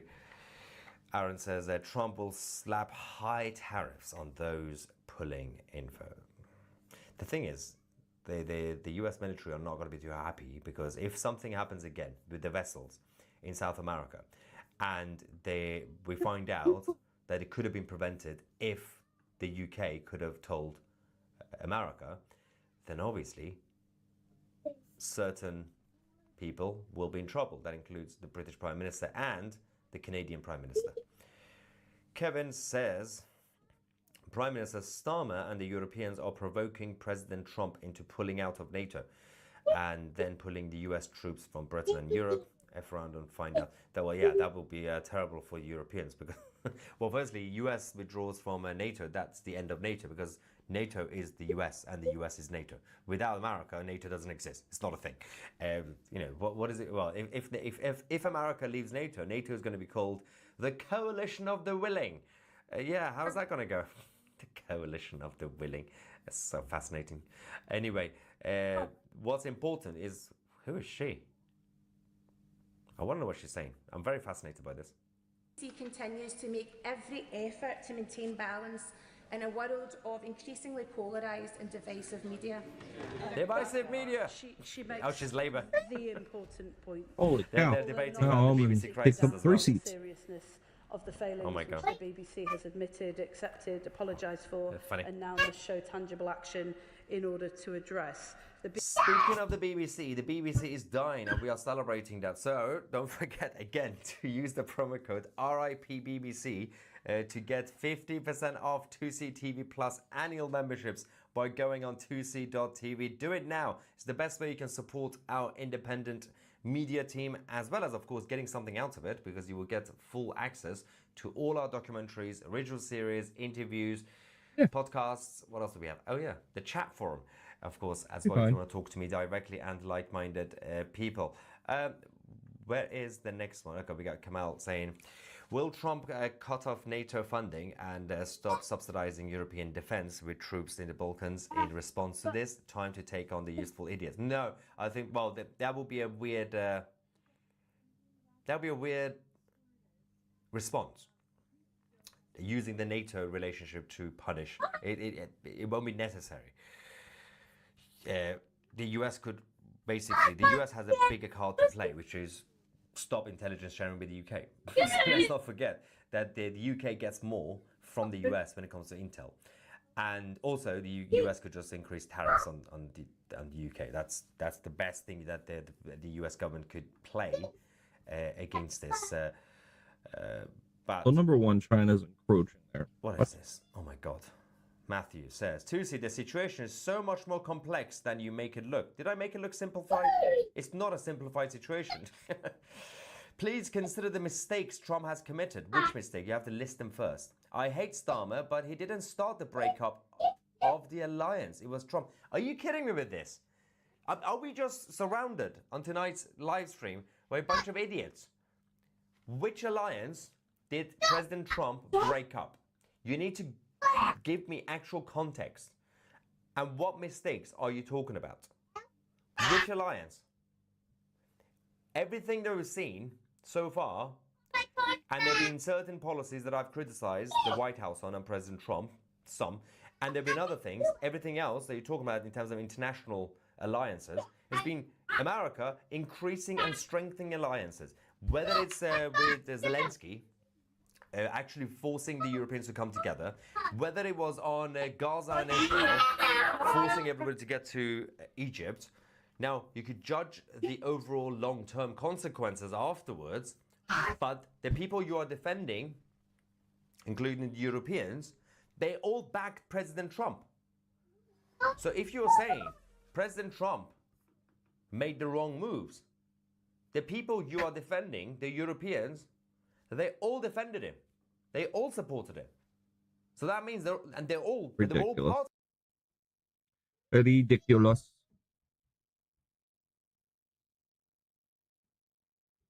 It's me. You can follow me on X, Rumble, Kick, Twitch, YouTube, all over the place. Dreamcast is my favorite console of all time. Still playing the Dreamcast. Chinese security police harassed Tom Piker while he was live streaming Tiananmen Square. Live stream went down for 10 minutes after Chinese security officials saw Hassan hold up Chairman Mao on his phone. They immediately pulled his entire crew aside and forced them to go through their phones. You can hear Hassan's friend translate, "They want to see your phones." Hassan is literally pro-CCP. He's defended the Chinese Communist Party and his live streams dozens of times. Hilarious. You can't mem about Mao. No memes about Mao. Poor Hassan, as we can say. Allowing 600,000 Chinese students into the U.S. universities is actually part of President Trump's genius PSYOP plan to slowly make the CCP retarded. Bravo. Yeah, I don't. I'm looking forward to when Gambit comes out in 2 days. This will be fun to play him. The fact that Ghislaine Maxwell is getting preferential treatment in prison and MAGA is silent about it further proves many of them are hypocritical, unprincipled cult members. Should outrage anybody? Why should I care? She's serving time behind bars for the crime she's done. She's in prison. I don't care.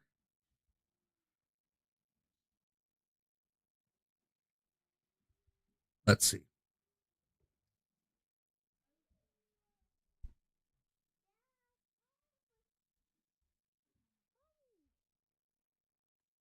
Help me!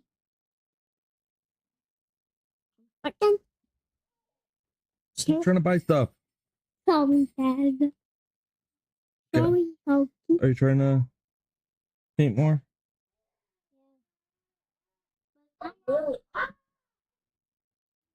Harry's getting preferential treatment.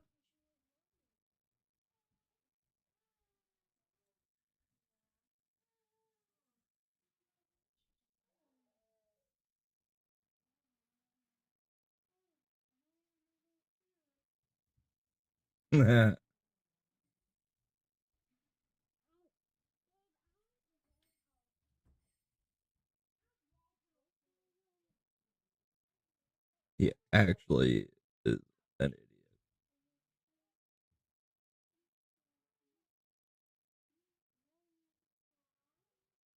I can't stand that kid.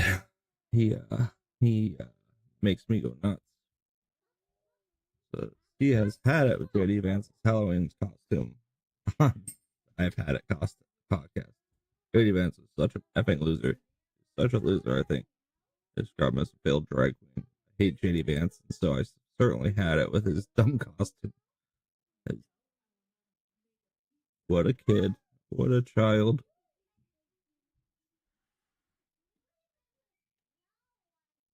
What are you doing?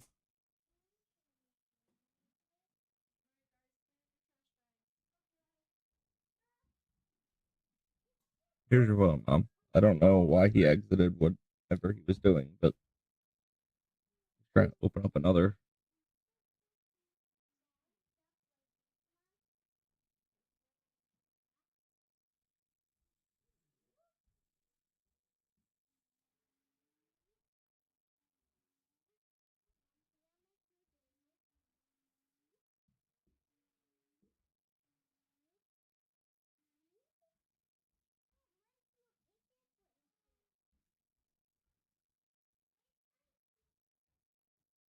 Half transformation or full transformation. Oh, cool.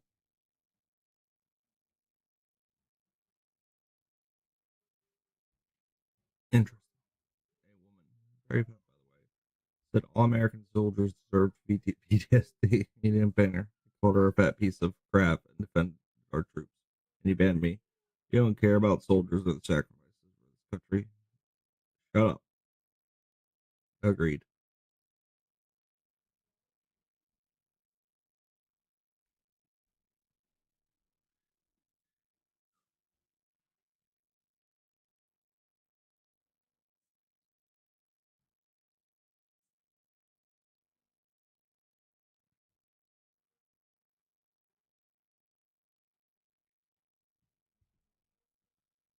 Yeah. Which is an absolute joke.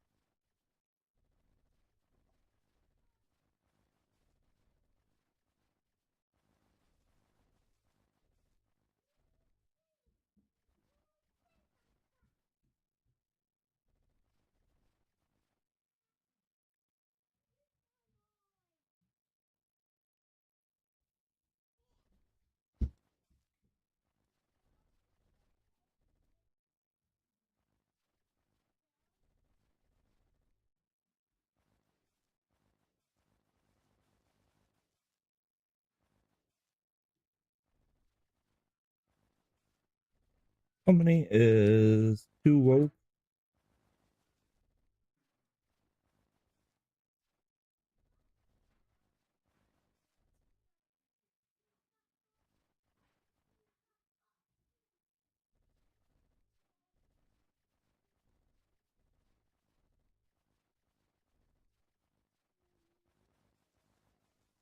Communist.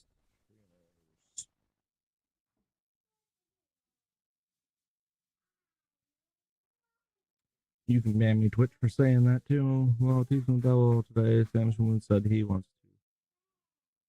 Don't come out for some of the Christians here will continue for causing division. Yeah. No, Sam is done. Sam Schmoon needs to not be platformed anymore. Proven dog abuser, now alleged child predator. Man, this has not Hassan's ear. Listening claims switch from Trip Garland. You mean to say that guy that supports pedophile terrorists might be a yeah.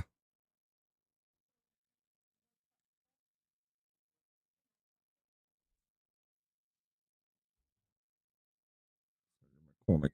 Yep.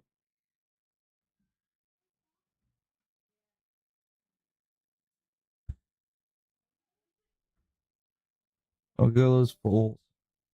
Are they raging at?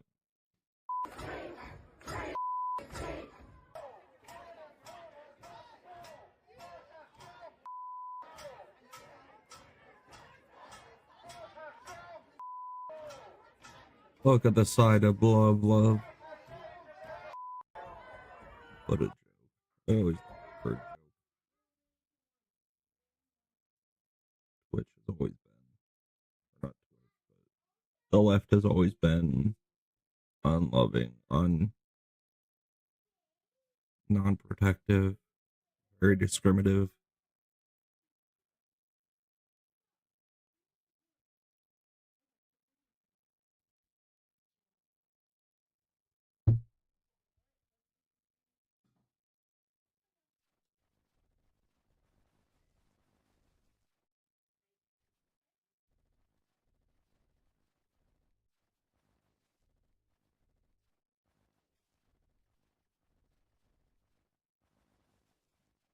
Here's what lies you have to say, because no one believes you.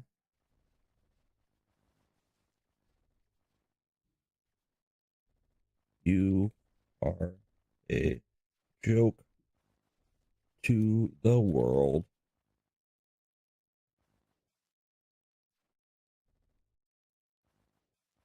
And might as well resign. It would be better for your image.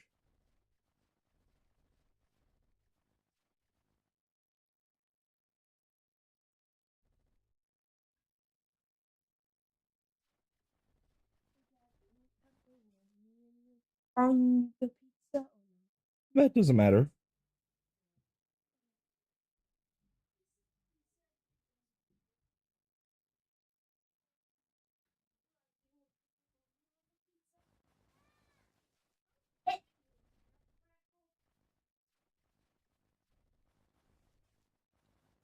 Your issues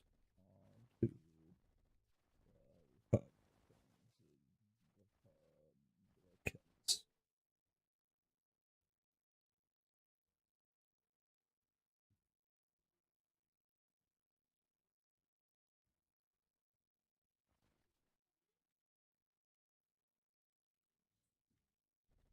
to you have caused to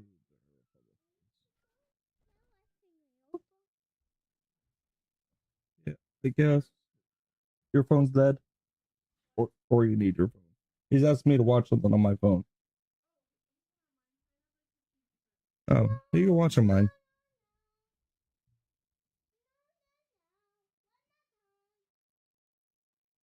Plug mine in now and use it. Yeah.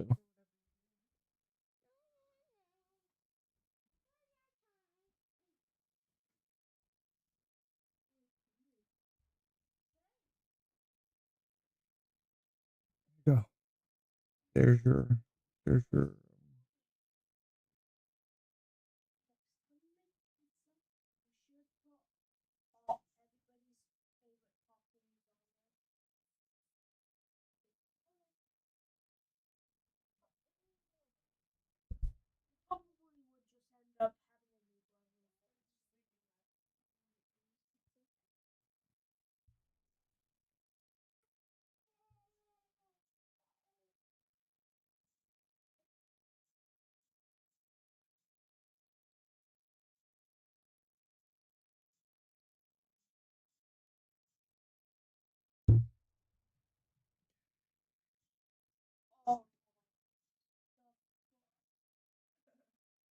Gosh.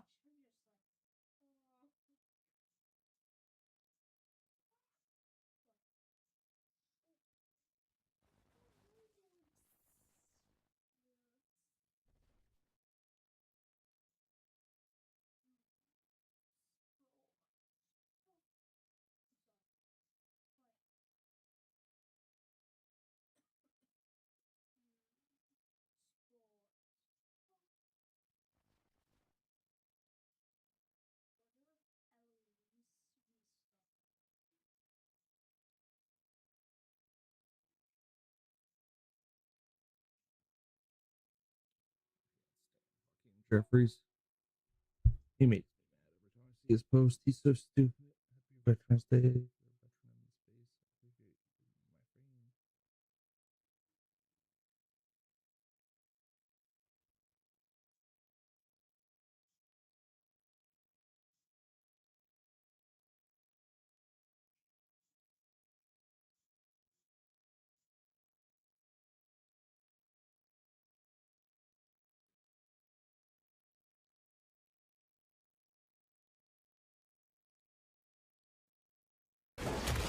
Désolé.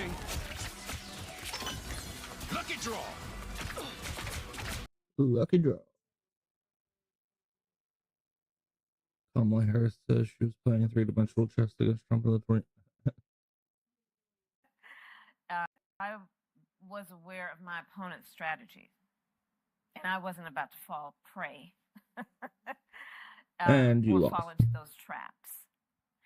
And part of his strategy and those around him was to try and Let you kick me speak. off our game and message.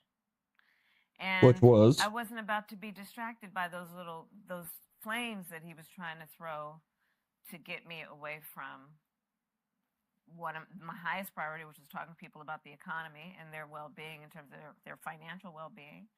I don't remember that. And so I understood the game that was being played, and I made a decision that I wasn't going to get played. And you did. And you lost. That's not checkers. Got it. Just not checkers. Yeah, three-dimensional chess. I'm telling you. You know, I was aware of my opponent's strategy, and I wasn't about to fall prey. She is a joke. Stream top right. What about you?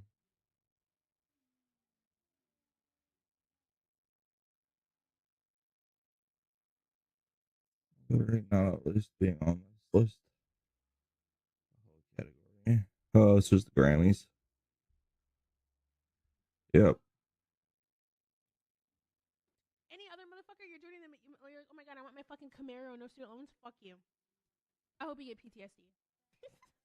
And I hope you get no health insurance when you get back into fucking America. She's so disgusting. And she's laughing about it. And they posted it in my head. I'm like, base?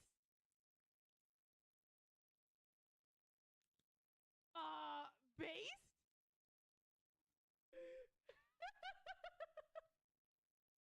Like, am I supposed to be like, I'm not walking back on it. I still fucking agree with it. Base? Any other motherfucker, you're joining them. Jeez. All right.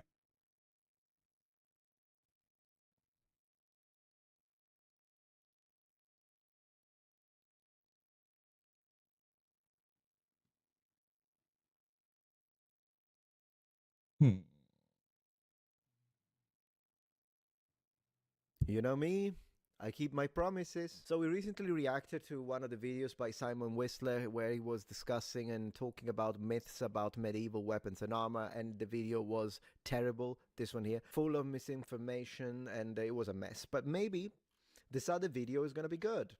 I don't know, but we can check it out because I promised you that I would have reviewed it, so let's have a look. And without further ado, 5 shocking things about knights. Let's see if this is...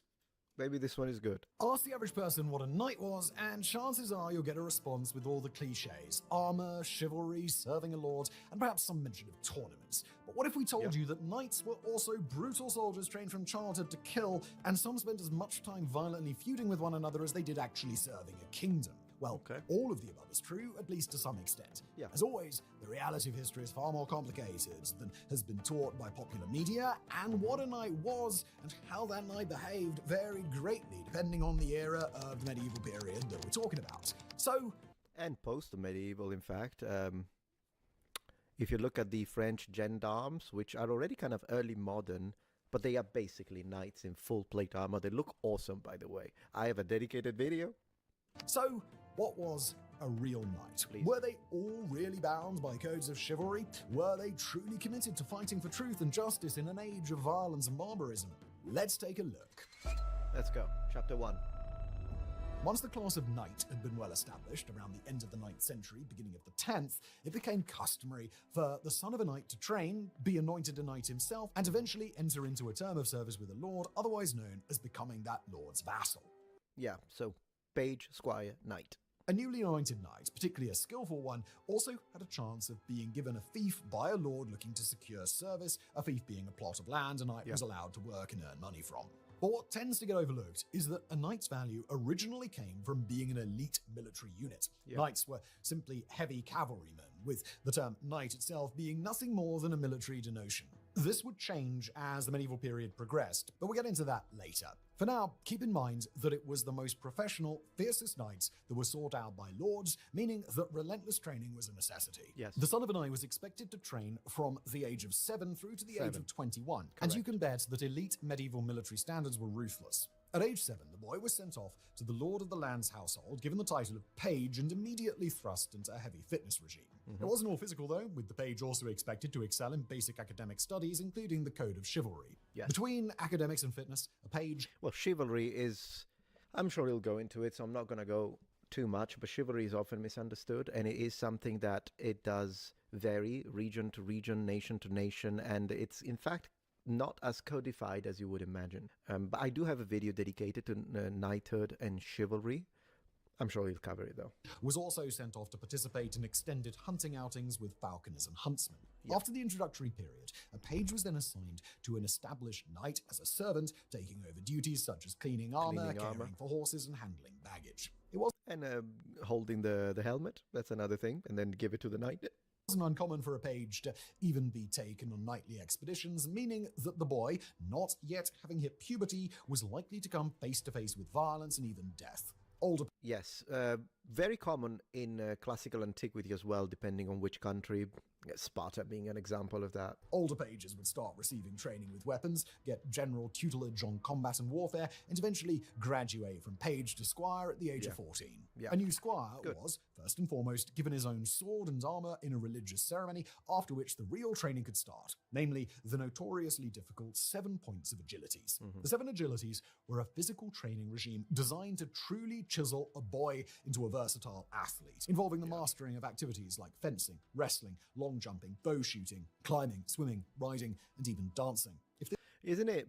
So far, so good, I'll have to say. The previous video was pretty bad. This video, much better. So, as we always say when it comes to Simon Whistler, I'm literally praising his script writer or attacking his script writer. At the end of the day, he just reads the script.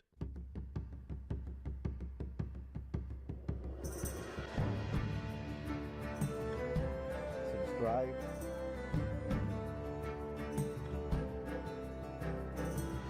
This doesn't sound overwhelming enough. Keep in mind that all of the above had to be done while wearing full armor. At some point during all of this, a squire would also have to be desensitized to violence in accordance with his future job. As such, squires, still just teenagers, were sometimes required to systematically slaughter livestock with a sword, most commonly pigs. The gruesome task familiarized the boy with the sounds of screaming, the sight of gore, and the smell of fresh-spilled blood. When Ascar turned 21, he was eligible to be knighted and could, depending on his performance, enter into the service of a lord. The goal always was to be awarded a fief, but only a few of the squires ever caught the attention of particularly wealthy lords. Knighting usually happens on Easter or Christmas, and in an elaborate ceremony, the squire swore an oath to a lord who would in turn touch a sword to each of the squire's shoulders. Okay, well, so I kind of hate these 3D clips or B-rolls that are once again downloaded from either Storyblocks on one of those. So I'm not a huge fan of those. I'm not a huge fan of these, but in general, I have to say, re-employ this scriptwriter again, because while a little superficial, the information is good. Now, all this talk of brutal training regimes and children being chiseled into fighters may be a bit surprising. Wasn't there an age of chivalry? Weren't knights brave, courteous men that defended the weak, stood for justice, and treated ladies with respect? Ideally. As it turns out, how knights behaved and whether a true age of chivalry ever really existed is a highly speculative topic. Our modern perception of knights comes predominantly from Renaissance-era books like The Morte d'Arthur, The Death of Arthur, which worship the dignified King Arthur and his valorous knights of the Round Table. But the content of such... It's possible that Arthur was based on a historic person. Some say maybe a king of Wales, others purport other areas. But in general, it's possible that King Arthur was real. But a lot of course, since we're talking about the High Middle Ages, there isn't a lot of data to support that, so it is misty, if you will. But it's an interesting topic and one that I would love to go into a deep dive. If you're interested in that, I could produce that video. Books was drawn from chivalric romances rather than historical records, so it's perhaps best to say that The Death of Arthur was as accurate in depicting knights as dime store westerns were in depicting cowboys. Maybe. This isn't to say there wasn't a code of chivalry, because there certainly was. In that regard, however, it's important to understand the intention of the code and appreciate that it changed dramatically throughout the medieval period. He's correct, and the intention, generally speaking, is still to serve your lord, your masters, and your betters. To excel in combat and to be controlled by the aristocracy. Also, even in its least codified versions, there still was a very strong connection between a knight and the expectations of a Christianity. So those absolutely are there and would be expected of a knight. Now, whether or not every knight followed those in the action, yeah, of course, it's going to become a case by case. Going way back, the words chivalry and cavalry have a very close relationship. Chivalry comes from the Old French term chevalier, which roughly translates to horse soldier. The earliest true knights, anointed under the Frankish king Charlemagne between 768 and 774, were nothing more than elite cavalrymen. Charlemagne rewarded his fiercest cavalrymen with land as a means to secure their loyalty, and in doing so, a new warrior class was created, destined to become wealthy and influential in their own right. And the key here is that the elite cavalrymen were given a code of conduct to aspire to, which in the early days simply involved following orders and performing professionally. Absolutely, yeah. 100%. But as the reverence and prestige heaped upon cavalrymen grew, so the code of cavalry also evolved, soon including additions like how to behave towards lower-ranking soldiers. Time passed, and the warrior class of knights grew ever wealthier and more influential, so it wasn't long before the sons of knights, the pages, and the squires we were just talking about were taught how to act in the presence of a lord and other nobles, as well as how to treat noble ladies and lower social classes. Yeah, because at the end of the day, even though initially it started as... So it's interesting because in the medieval period, when you look at Norman knights, it is basically a efficient and wealthy soldier. As we go further into the Middle Ages, it becomes the lowest rung of nobility. But then again, the very origin of the medieval knight is rooted in the upper class when you look at the Roman equites, which was an aristocratic landowner class that was distinguished by regular people. So it kind of has a bit of a... The beginning has to do with aristocracy, then depending on the context, it becomes now is more like a professional, semi-professional soldier, or in general a wealthy soldier that can afford and maintain a horse, but then it sort of comes back to its initial origins when it comes to the Roman aspect, and then it becomes even more so going upwards into the lower rung of aristocracy, as I was saying.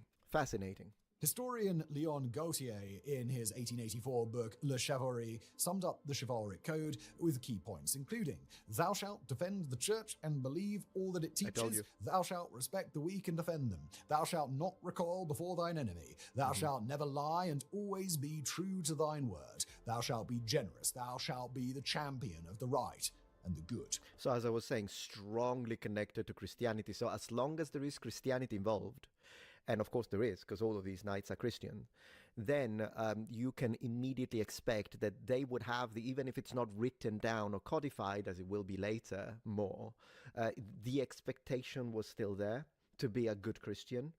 And once again, will some be good Christians? No, they will shoot you in the eye with a crossbow if or cut your throat. But then again, I mean, that's kind of beyond the point. We're discussing whether or not an expectation societally was there. And I would say it was, even when, up to a certain extent, even when it wasn't written down or codified, simply because of the strong connection between the chivalric orders and the Christian church. Now, to be clear, no such list ever existed in the medieval period. Gautier took information from multiple medieval and Renaissance texts and boiled them down into what he felt were the key chivalric aspirations. More to the point, and much more controversially, it's also very debatable as to whether knights paid any attention to these teachings at all, or I think, it's a case by case. There is no reason to believe that some wouldn't, but there is also no reason to believe that all did. I think that is the most logical conclusion that anyone can have. At least as to whether they observed the code of chivalry, when not in the presence of nobles that could hold them accountable for their behavior. The idea that there was ever an age of chivalry at all, generally said to be the 11th and 12th centuries, has also been called into question, notably by late 1700s Swiss historian and economist Jean-Charles Léonard de Sismondi. Sismondi argued that the age of chivalry exists only due to the romanticized writings of the Renaissance era, saying, the more closely we look into history, the more clearly shall we perceive that the system of chivalry is an invention almost entirely poetical. It is impossible to distinguish the countries in which it is said to have prevailed. It is always represented as distant from us both in time and place, and whilst the contemporary historians give us a clear, detailed and complete account of the vices of the court and the great, of the ferocity or corruption of the nobles, and of the civility of the people, we are astonished to find the poets, after a long lapse of time, adorning the very same ages with the most splendid fictions of grace, virtue, and loyalty. Still, it doesn't mean that, again, it's case by case. I'm just going to continue hammering down on that point. It is absolutely case by case. I want to see if he's going to address, so far, pretty good video. I want to see if he addresses the role that men-at-arms play in the fighting in the manner of the knight, because that is something that is, whenever you speak about knights, you should underline, because it is one of the most misunderstood points when it comes to identifying and decoding medieval iconography involving the mounted nobility class. But if he doesn't, I'm not saying that he has to, but if he doesn't, I will. You're probably familiar with the legendary tourneys, or tournaments, that were regularly held throughout much of the medieval period. Tourneys were, as is often depicted in the movies, highly popular, potentially very lucrative spectator sports that pitted knight against knight. The events included free-for-all battles where the last knight standing won, or most famously, the jousting duels that saw men flung from their horses. Losing knights were saw men flung from their horses. I'm going to be a little pedantic on this one, since so far I've been singing his praises for once. I mean, usually I'm very critical, but as you see, I'm fair. So if the video is good, I'll say it. The idea of knights being flung off their horses, so they hit each other and one or two falls, it's a misunderstanding of how jousting rules in the medieval period worked, in the sense that in reality, it did happen sometimes, but it was not what you were trying to do to score points. In fact, it would be on the rarer end, that because usually knights were very secure on their horses, as they should be. Your objective as a jouster is to break your lance on your opponent. That's how you score points. That's it. You don't need to dismount them. You don't need to hit them so hard that they fall off the horse. It can happen, absolutely. But when you look at the actual jousting reports, even the accidents, and I have a dedicated video on this, then you notice that in fact, A lot of it is occasionally mentioned that a knight will fall, but it's usually due to the injury rather than he was catapulted out of the horse. And a lot of the times, instead, what happens is that you got a splinter, or maybe there is a failure in the armor. Sometimes it happens more often than not with bever salad combinations rather than a frog mouth, for instance, because of course that's more robust. But that was just something I wanted to underline, because I think we have been given, due to the representation of jousting, not only in the movies but also in fantasy like Game of Thrones, that are sort of medieval inspired, and then we see this like, oh, the two knights hit each other and one flies off the horse. Yeah, but that's not the goal of the joust. The goal is to break your lance, and that gives you points. That's it. Required to give up their horse to the winner. Thence, adding insult to injury, they also had to pay a ransom to the winner for sparing their life. As you can imagine. Yes, not during the joust though. That's during the earlier types of tournaments, which were basically a free-for-all, like you said. The earlier types, yeah, you can win, get the guy, pay ransom, and all. They looked more like battles, really. In the joust, that's not the case. Now, there are specific civic, in fact, legal types of jousts when it's a duel. Then the situation can get really bad. Like, they can be first blood, but sometimes they can actually kill each other. Those are kind of on the rarer end, but they are found in the sources. Violent feuds were a common highlight of these events, and getting killed by a rival, either over the course of the tourney or as an act of revenge, was fairly common. No, it wasn't fairly common, but it did happen. But it was not fairly common. Just actually look at the reports at that point. I think in this case, your script writer found the information that it did happen. There are a couple of situations where we have the names of someone who did that, which, by the way, was frowned upon. So it was a little risky to do it for personal revenge. But regardless, then at that point, we'll have to see who's your friend, right, in the upper echelon of society, and whether or not you can get away with it. Some didn't. Some actually got punished for it. But regardless, it's not common. I think what the script writer in this case, he saw that that's something that happened and just added it was fairly common. It was not common. Thank you. To say that it's fairly common, you need to review the data. Petty violence that characterized later tourneys wasn't, of course, the original intent. The sport had originally been introduced in the mid-1100s as a way for knights to demonstrate their skills to prospective lords and to keep fighting wits sharp for the ongoing crusades. To train. The very original reason is to keep them busy and to train. Keep them busy because you have a military class that is bored is always a problem, but also to make sure that they are fully trained in the case of a war. But the social role of knights was already changing, and as the knight and nobility classes became increasingly intertwined, trivial infighting became ever more frequent. Most distressing is that feuds sometimes spilled over from the tourneys in the outside world, resulting in duels and sometimes entire regions being provoked into riots. In extreme cases, a feud could even escalate into a full-scale conflict, erupting in knights and nobles raiding one another's fiefs and burning one another's property. Not surprisingly, the church quickly took a firm stance against tourneys, calling the events inventions of the devil that served only to lure young men into fighting one another as opposed to the common foreign enemy of the Muslims. The clergy went so far as to forbid those who were killed at tourneys from being buried on holy ground, which was a pretty extreme punishment at that time. Yeah, true. And it's not the first time, of course, that the church gets involved. In the previous video, he got the papal bull wrong, and I corrected him. But in this case, he's correct. So the church tried, we should say, to ban them. But just like the church failed when they banned crossbows and nobody cared. Well, there are a couple of countries that did it, but the majority didn't care. Then still fielded crossbowmen and archers, because do remember, I mean, they would be in a disadvantage. Crossbowmen and archers are hateful to God and shouldn't be used against Catholics and Christians. And the reason why there is a distinction, by the way, is because there were other non-Catholics, like the Cathars, for instance, although those get annihilated during a crusade, whatever. There were other types of Christians. They weren't only Catholics, so they specify. Even then, nobody cared. And so when it comes to this, nobody cared. King Henry II, ruling between 1154 and 1189, was finally pressured into banning the events. Though his decision didn't last long. It's good that he showed one of those who did. With his son Richard the Lionheart soon lifting the ban in 1194. From that point on, tourneys were strictly regulated, though it remained popular through the Crusades until being halted for good in the 1620s. They shouldn't have. I love tourneys. I'm glad that you were bringing them back with modern full core, full jousters. I freaking love it. Speaking of the Crusades, it's often suggested the Pope Urban II launched the campaigns partially as a way to distract nobles and knights from fighting one another. Infighting had been rampant even before the tourneys, and the church intended that knights and nobles put aside petty feuds and join forces against the Muslims. Yeah, sure. So he's correct with the idea of the church considering stop in fight between Christians. We've got the Muslim menace to take care of. That's absolutely correct and supported by the sources.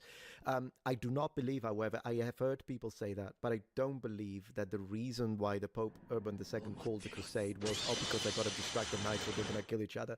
No, there are too many other economic, social, and political reasons, as not to mention, to call the crusade, and I really don't think this would have been like a bonus. That's my interpretation, but this is debated. So I'm not correcting in this case, I'm just sharing my opinion.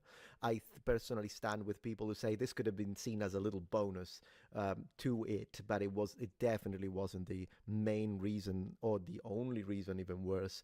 Not that he said that, but it wouldn't be the main reason as to why the crusades happened. Urban II said, hence it is that you murder one another, that you wage war, and that frequently you perish by mutual wounds. Let therefore hatred depart from among you. Let your quarrels end, let wars cease, and let all dissensions and controversies slumber. Enter upon the road to the holy sepulchre, wrest that land from the wicked race, and subject it to yourselves. As the lengthy age of crusades arrived, taking place between 1099 and 1291, the clergy took the opportunity to try and bring order to the class of knights, attempt to reform it into something closely tied to religion, and this gave... Wait, I liked that picture, so I didn't want to interrupt him, but his editor actually put up some very good iconography. I appreciate that. Look at these curved, actually quite curved heater shields here. Fascinating design. Sometimes they also have a different top. I kind of spent more time than I care to admit. There we go. See? The one that goes up like this. This one here, it's kind of uncommon, but this is a design, instead of the top being flat, being like this, that I love whenever it's found in iconography. So I hadn't found this one when I did my research. So thank you for that. I'm going to screenshot this, because this is my favorite shield design, okay? Not only the heater shield, but the one that has specifically this little point at the top. And it's a little rare, if you will, so I appreciate whenever I find it. Also, this is one of the early types of firearms, if you look at this. These kind of single-shot hand cannons, if you will, and also a lot of brigandines. Love to see it. And this gave the now popular cliche of a holy knight, a knight that saw himself as acting in accordance with the word of God. It's not a cliche, though. I think a lot of knights believe that, truly. Now, whether or not that would connect with your idea modernly of what a good Christian is, that's an item of debate in of itself. But I don't think it's a cliche. I think a lot of these knights were Christian. They're actually Christian. They believed that they were called by God, particularly when, the freaking Pope tells you that. I think a lot of people will believe it.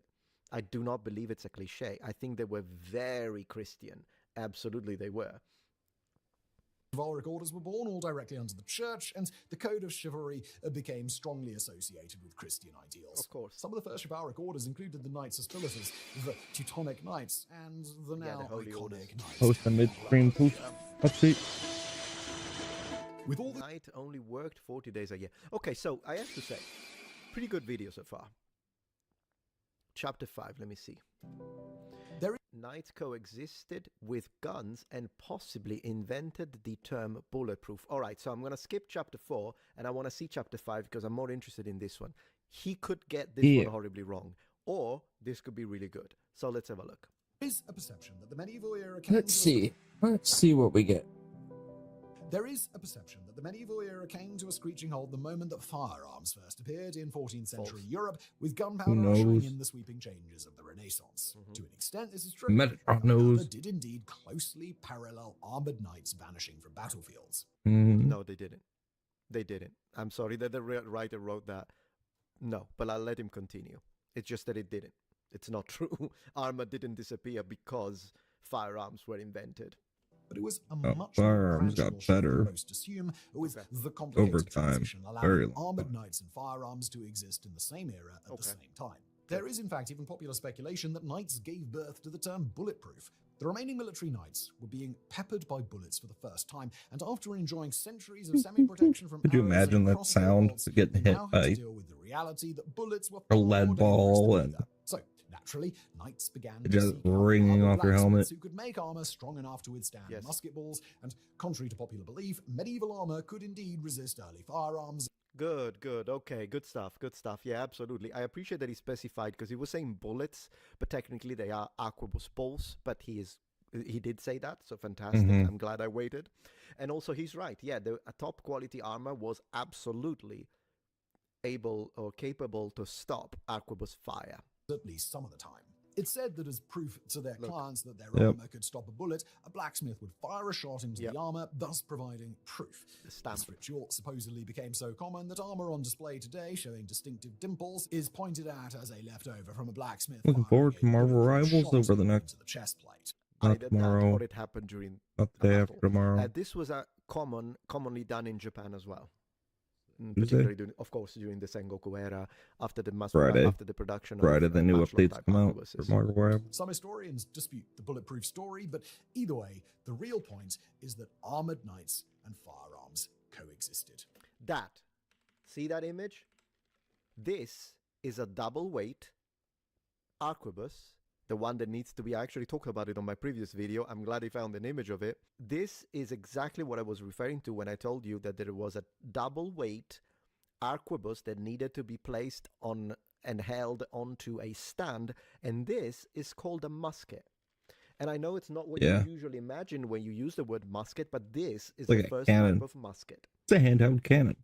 So if it wasn't gunpowder that officially made knights obsolete, what was it that transitioned the world from medieval Not right warfare now. I'm into okay from the well, as we've already alluded cheese steak you gave me earlier, but I'll have some in a little bit. barely existed. The term knight had become more an indication of social standing over the course of the 12th century, referring to a noble or landholder rather than a military unit. To try and make sense of these social changes, a distinction began to be drawn between military gregari, a non-noble cavalryman, and milits nobiles, or true knights. Okay, so the last part, no. So this distinction between, good video though, good video, but the distinction between non-knighted, not titled mounted warriors, forces, and knights is absolutely present during the entirety of the Middle Ages. And every time you look at a piece of iconography and you see, oh, those are knights in plate armor with their helmet and the lance, maybe they're knights, maybe not. maybe they're not. They might very well be men-at-arms. And there is a misconception that comes from video games that a man-at-arm is always just an infantry soldier. It's not the case. A man-at-arm can well be absolutely a billman. He could be whatever the heck, a halberdier, whatever it is, a spearman, but it could also very well be a man-at-arms who fights in the manner of the knight. And when one of those is there and they have the budget, maybe they're either veterans or they just come from a wealthy family, they're not knighted. They don't have the title, but they look identical to knights when you look at iconography. And in fact, oftentimes, unless you have specific indications that tell you this is Sir whatever the heck, and so we know that the person is a special, right? Like mounted nobility, they might as well be men-at-arms, and it would be very difficult to discern the two. So the distinction, the coexistence of mounted nobility and men-at-arms who are not titled, but they fight and look just like them, is always...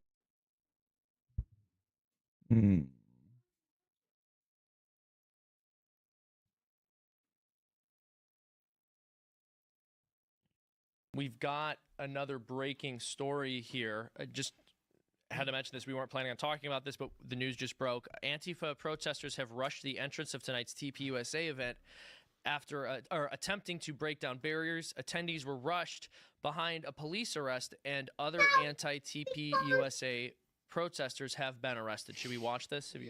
Everything I have to say is a TOS way. Where is this based out of? Do we know?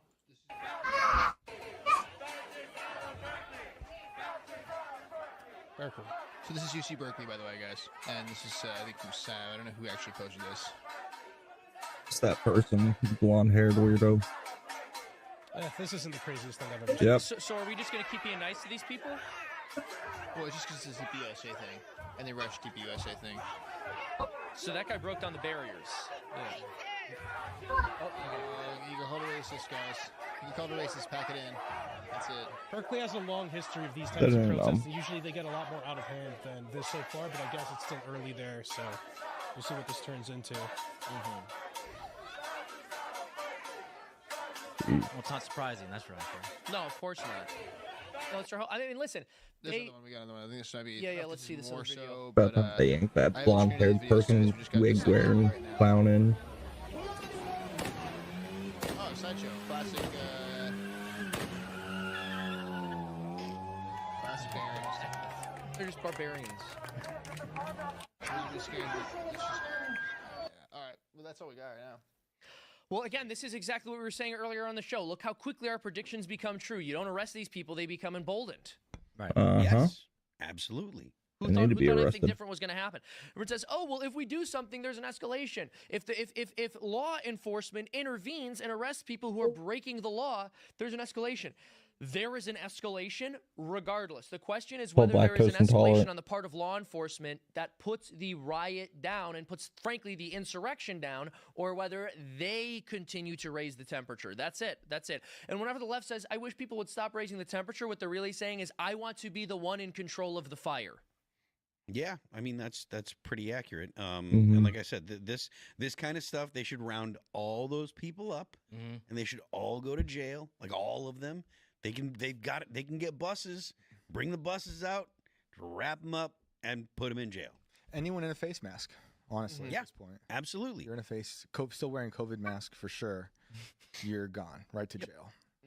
Yeah, right to jail. It shouldn't. At this point, it shouldn't be it shouldn't be a question as to whether or not these people go to jail. Like, these people are intending to intimidate. This isn't about a protest. This is intimidation. This is trying to shut down other people's speech. If you wanted to protest, you could protest. But when your protest is intended to shut other people's speech down, you should go to jail. Zero question about it. And it shouldn't even be. I mean, it's insane to me that we're still having this discussion, right? It's so clear. We've been having this discussion for a decade. Yep. Since 2015.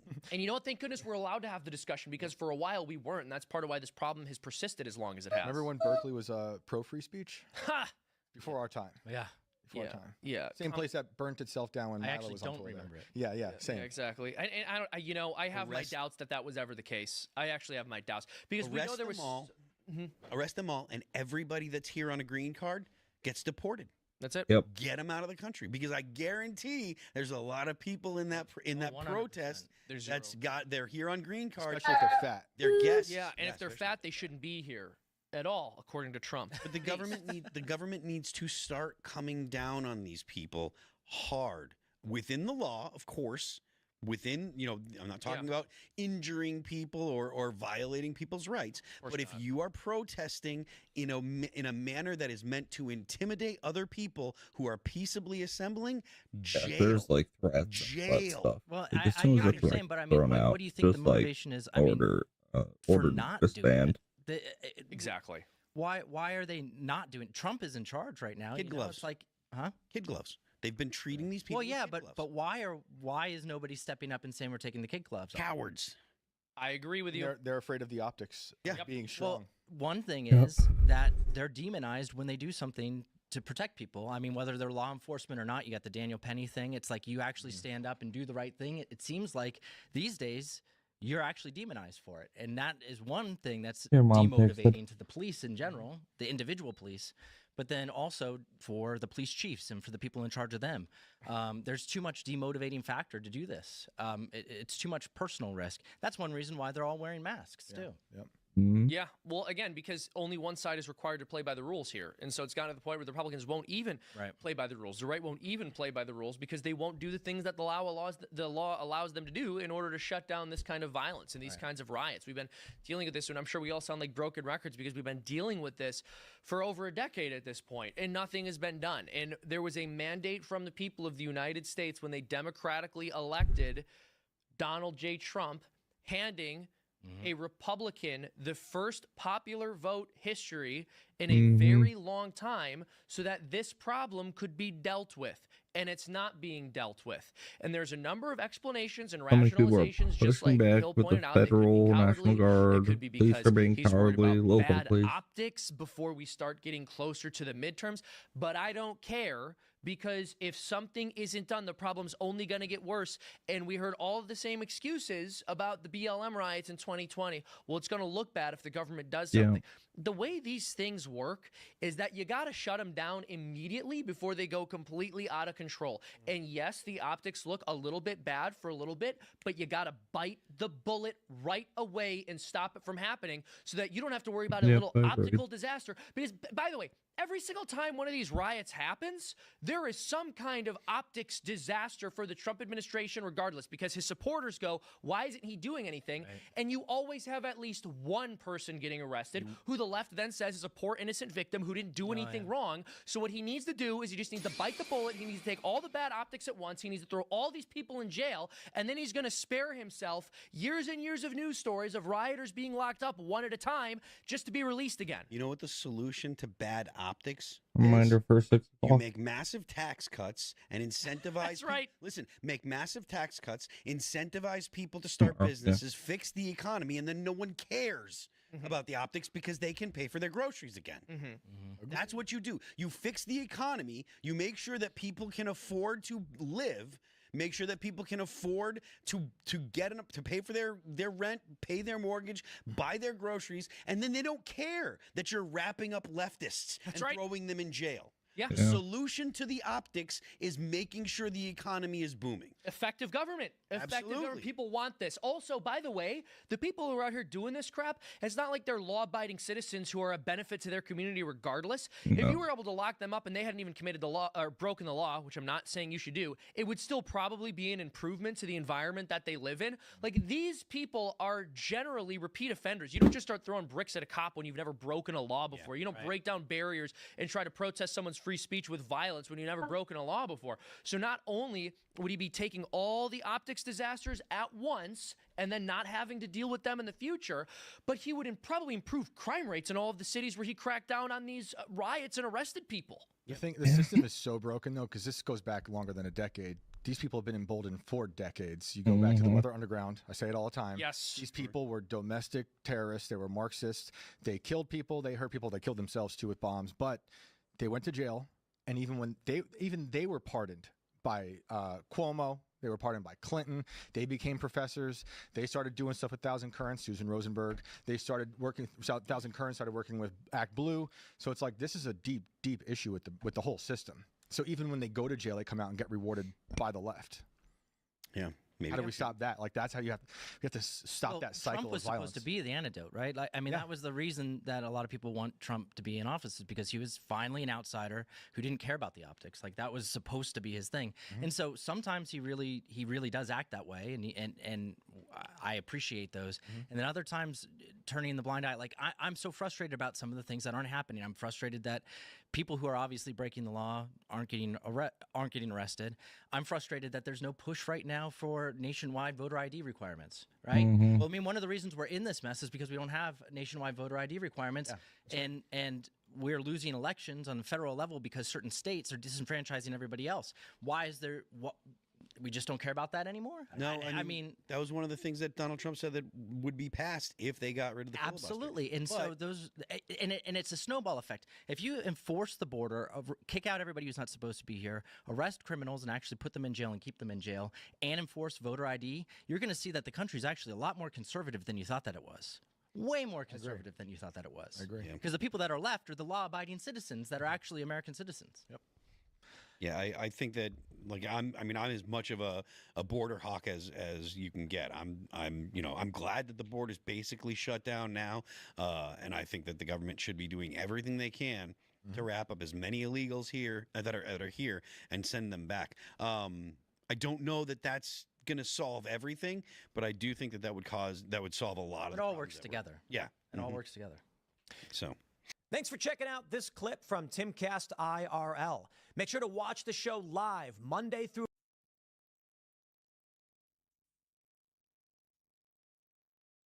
There's my stream on YouTube. Yeah, nice. New stimulus check.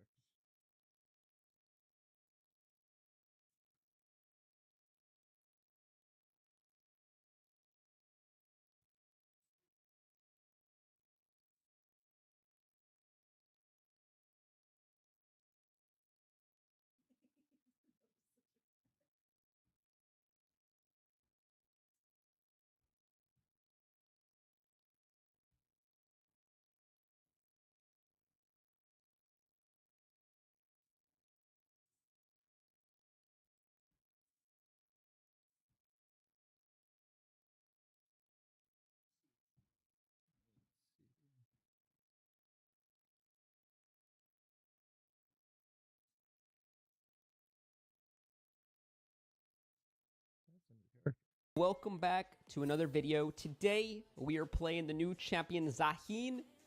He is on the PBE only at the moment, so before you queue up, he's only available on the PBE. Yes, he is the best jungler in the game, and I will explain. I have a reason to say this. One, he's a new champion. They forgot to balance him, as always. Riot special. Two, They choose not to. thank you for the They make leash. him I don't really need it, but overpowered. thank you. What he Two, buys. he actually has damage modifiers on his abilities. So, first off, his Q does bonus damage to monsters. I should maybe say his E first. His E is like a Lilia Q. It does bonus damage to monsters, and the outside perimeter of that area that you see does more damage. So I'm trying to hit it at the edge like this. His Q is an auto attack reset. It does heal his HP, and when you recast it, it's actually a knock-up. I'll show the knock-up on this next camp, hopefully. So I'm trying to like, let's see if we can do That this. is now. Was that good? Yeah, I don't know. So auto Q, and then here's the knock-up. Auto Q, boom. His passive, he gains attack damage per stack of his passive. He can stack it up to 12 times. He stacks it on champions. Wait, am I gonna? I think I'll just take my W. I'll tell you what the W does in a second. Okay. His passive stacks up to 12. He gains attack damage per stack. At maximum stacks, he's able to revive. Like the old Aatrox. If you guys remember old Aatrox passive, or was it? Yeah, it was his passive. He basically has the old Aatrox passive if he has 12 stacks of his passive. Very, very broken. You'll see that under the mana bar right here. When it gets red, that means I will revive if I die. Yeah, I took Conqueror. Here's the runes. I took Conqueror since it will stack pretty well with the passive of his. We should have a crazy number of AD. I took this just for the meme, the Absolute Focus Gathering Storm, to see if I can get 1,000 AD on the champion. I heard it's possible. Oh, I should smite that. My bad. All right, so the W, it actually pulls the enemy like a scorpion pull. It also pulls Zahin closer to the target if it's a champion. Oh. Okay, I explained all those, right? Yeah, I explained everything. What are we playing against? We're playing against a Vi. Okay. Wait, Galio's support. Can I do anything here? No, I think I'm just gonna gank here. I'm just fixing the scoreboard. It's always messed up on PvE. Ooh. I can just do this. I can definitely get my passive if I fight long enough. Oh, I missed. Oh my gosh, I'm boosted. Got the knock up. I got the kill. I can revive. Let's revive for free. For fun. That's too broken, Riot. That's so good. All right, let's get out of here. I misplayed that so hard. My bad. I'm still getting used to the champion. 60-second cooldown for his revive. So this revive is a 5-minute cooldown at the moment, right? Wow. However, that was a perfect showcase of the passive. It's so OP. However, it scales. It scales up to a 2-minute cooldown for a revive and 75% health, max health regenerated. So, Guardian Angel is a 5-minute revive cooldown. His is a 2-minute, and you can build both of them if you want, if you're feeling yourself. So this is why I say this champion's broken, and why I think he'll be an excellent jungler. Also, I found out his E does go over the wall. It does go over the wall. I'll show you guys in a second. Here, I'll show you right now. See, he goes over the wall. Oh. Okay. Auto reset, knock up. I'm going to try to stand in front of her Q. Never mind, we're chilling. Oh. Okay, okay, not bad. Oh. Hold on. I'm coming in. Oh! It's AoE W. Okay, nice try. I was actually going to knock him out. If Yasuo Q knocked him up there, I was going to follow it up with a knock up of my own. Wow, crazy champion. Now, let's talk about his scaling. His scaling? Oh, hold on. Oh, I need help. Wait, can I do this? No.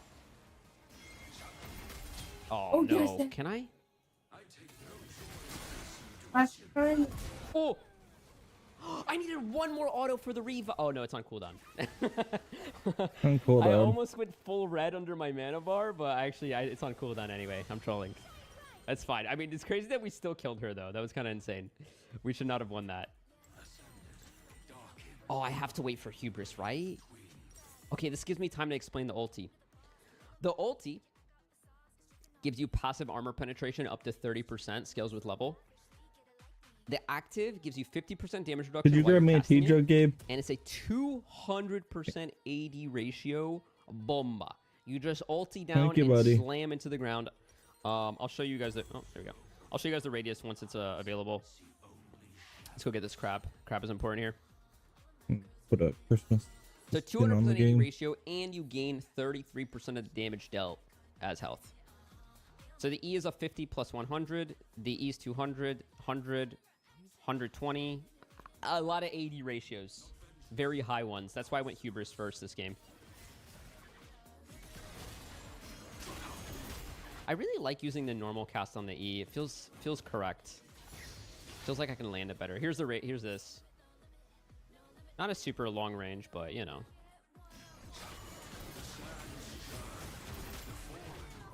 All right. Pretty good so far. You need an armor pen item. You can combine his ulti with an armor pen item. Yeah, that's true. You can definitely do that. Oh man, their Mortis fed. I like that. That means this game's going to be pretty close. I wonder if you could pull someone over the wall. That would be actually really cool to try. Like someone right here. I would love to try that. Like, imagine, like, someone's just going to... Oh, that is Soraka. Get over here. You know what I mean? Also, I can go over the wall just like that, OP. That's why... This is why he's actually going to be a jungler. He actually has jungle modified damage on the E and the Q. And he can go over walls very easily. That's cool. There's absolutely no reason he won't be good. For these reasons. Let's try to get them. I have passive. Okay, I'm going to set up my knock-up. There we go. W into the knock-up. Okay. There's no way he gets away, I don't think. Boom! It's kind of fun, actually, killing them on the knock-up. Nice. Alright, 6 kills. Zahin. Also, if you guys notice, pay attention to the attack damage when I'm in combat. I gain a lot of attack damage from the passive. And then also, if you combine that with the Conqueror, it's a lot.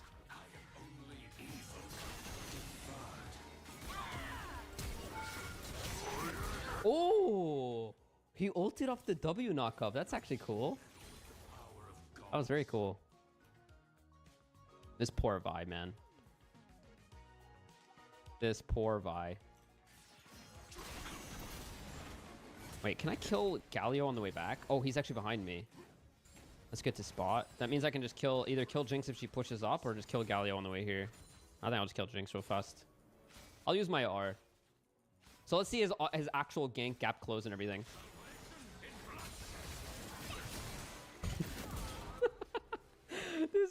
Jinx. I'm pretty sure she just panicked. I don't even think she knows what the champion does. I think she saw a massive ring around her and just panicked. But I don't blame her. This is like day one of the new champion. No one really knows what he does, so things are gonna look goofy. Yo, what up, Mega? Collector this game? I have a build in mind that I want to try. It's not gonna have collector though. I wanna go the build that I think will be best on Zahin, and it's gonna make him look the most broken as well. Dude, their Mord is so Omega fed.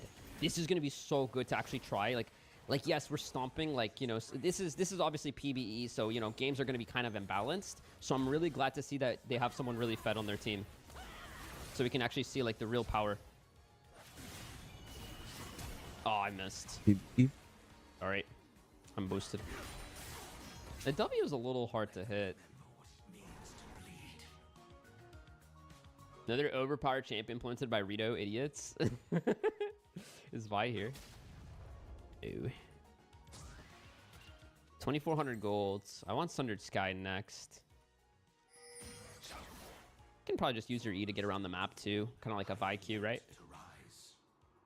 Am I ready to take on Mord? Probably not, honestly. If I try? He's strong. I'll try it. This could be a big mistake. Let's try. I'm hoping to get my passive. Whoa. Dude. So even if he killed me, you see the red bar? I revive. Even if he kills me. So as long as you can stay in combat long enough, you cannot lose. I wonder how much AD I had. Did anyone catch that? I didn't see how much AD I had. Alright, it's good that we killed him. He was really strong. My bot lane died too. Nice. I really hope this is a close game, actually, because ideally we get to 6 items and I get like 1,000 AD and I show you guys the true power of Zahin max items. That'd be really cool. Your W is AoE, which is nice. Yeah, I thought it was AoE only on the monsters, but it's on champions too. Oh, they got first tower. Yep. You had 355 AD? Wow. Like, that might not seem like a lot right now, but it's actually so much.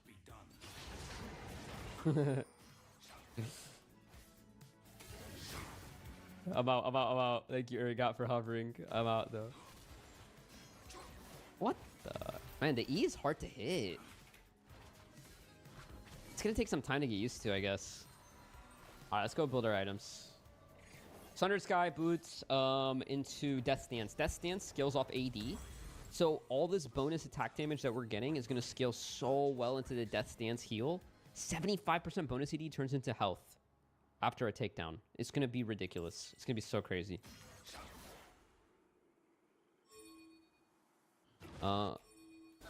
Here, what should I do here? I think I think I can kill anyone now, even Mord, because I have 2 items. He has 1.5, so I can kill anyone.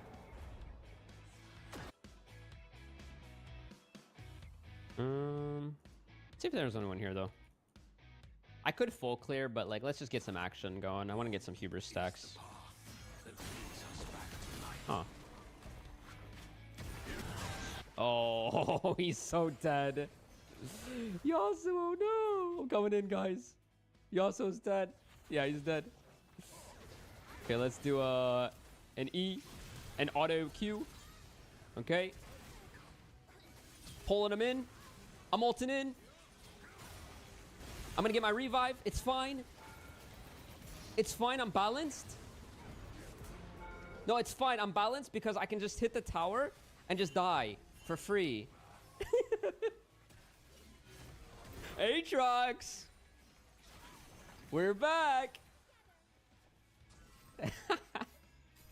Nah, how is this champion balanced though? It doesn't make sense.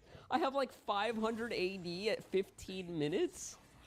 And if I don't know, man. I don't know. It's just old Aatrox, yeah.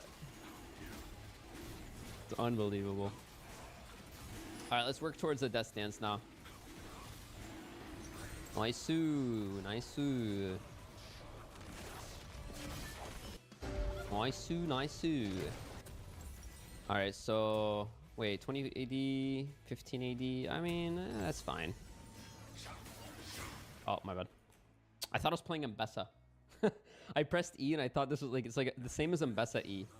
Kinda.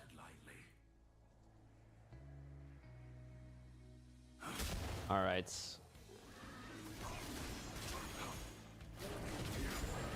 Alright, alright. Finish the jungle item. Wait. Why did I buy red egg? I meant to buy the blue one. Oops. I meant to buy the blue one. My bad. Oh.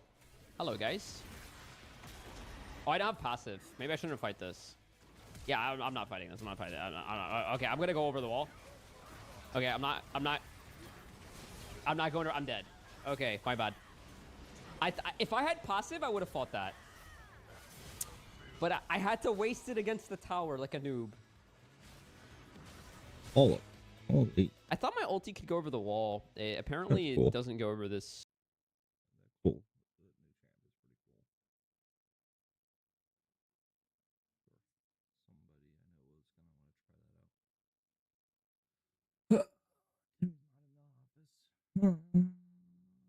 Everybody's talking about the stimulus check, huh?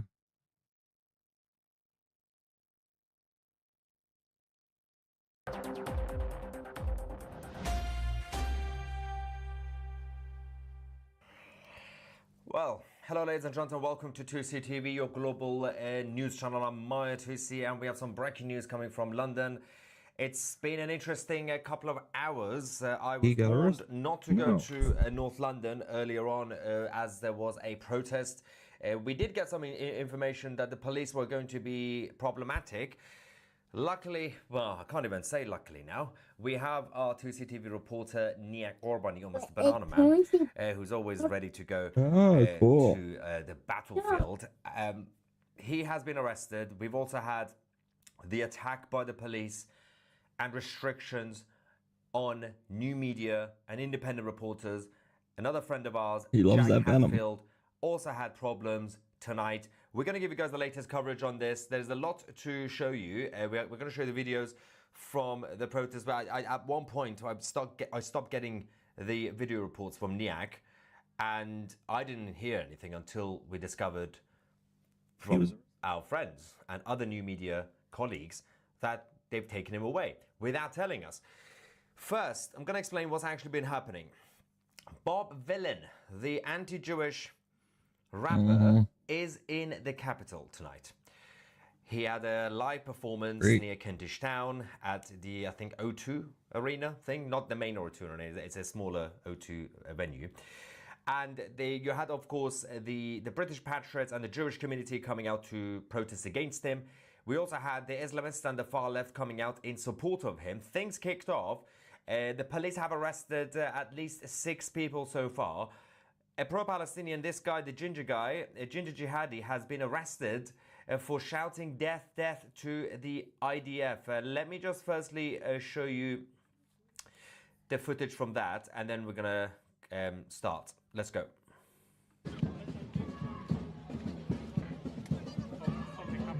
Oh.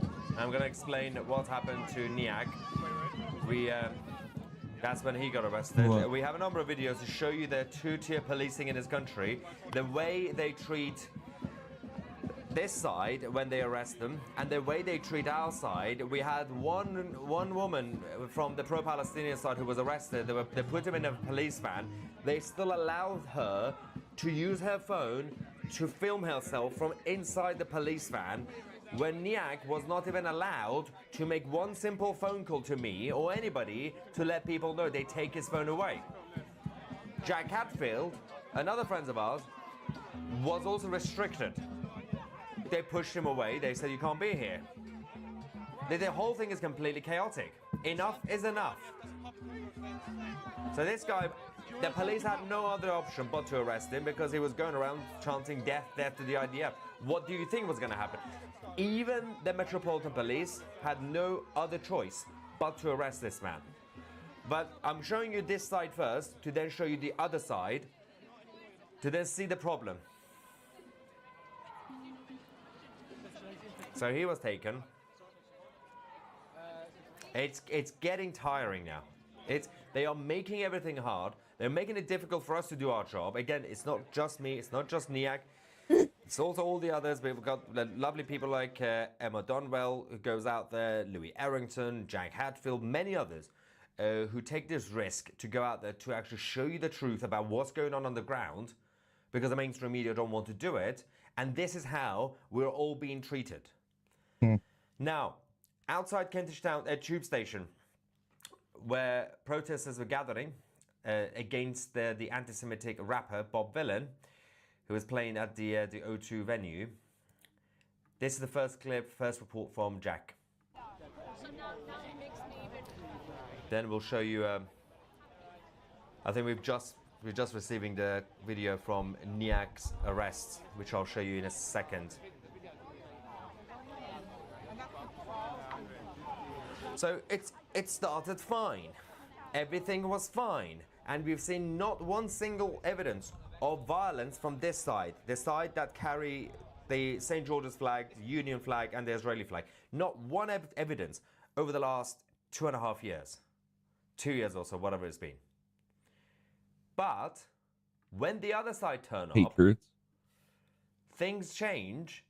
But somehow this side, they tend to put them in a cage, Jew pens and whatever, right? The other side can do whatever they want. Now, earlier in the evening, the police issued Section 14 orders on the protests to basically force people to stay in one corner. Again, basically Jew pen. The police arrested a pro-Palestinian protester after she crossed over. This is the woman who, when they put her in a van, she was still allowed to use her phone. Let's go to the moment of arrest.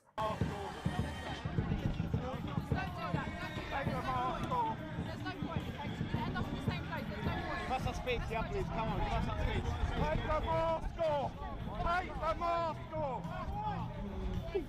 Obviously covering their faces as usual, right? They're trying to control the narrative. It's getting harder now because there are more of us now. There are more of us on the ground. Even if I can't make it, even if Niak is taken, even if Jack goes somewhere else, there are more of us. You can't do that anymore.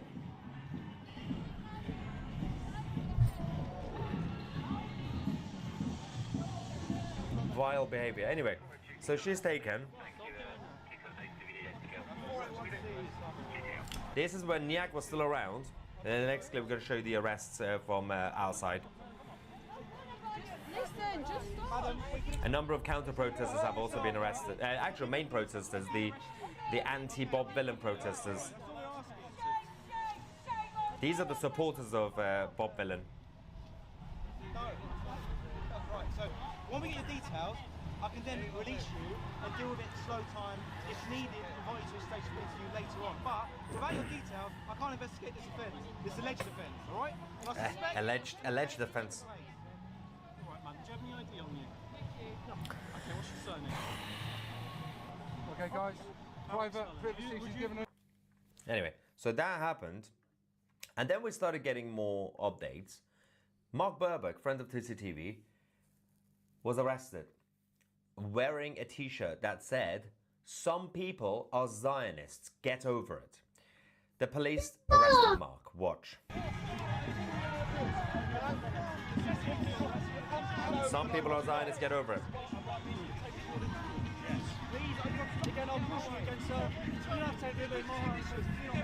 Shambolic night. Absolutely shambolic. Well, they're saying I breached Section 14.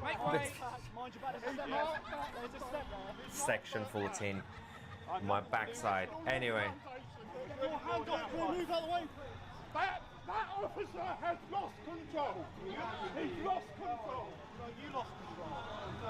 He's nothing to do with stamping on my foot. Why are you that? Well done.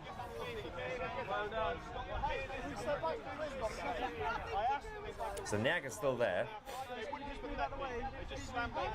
They didn't let him report it from this moment onwards. You can see him on the right-hand side. That's him with the hat. Then they stopped him from reporting. Then they said, you have to go stand, you have to leave the area, you have to go stand on the other side.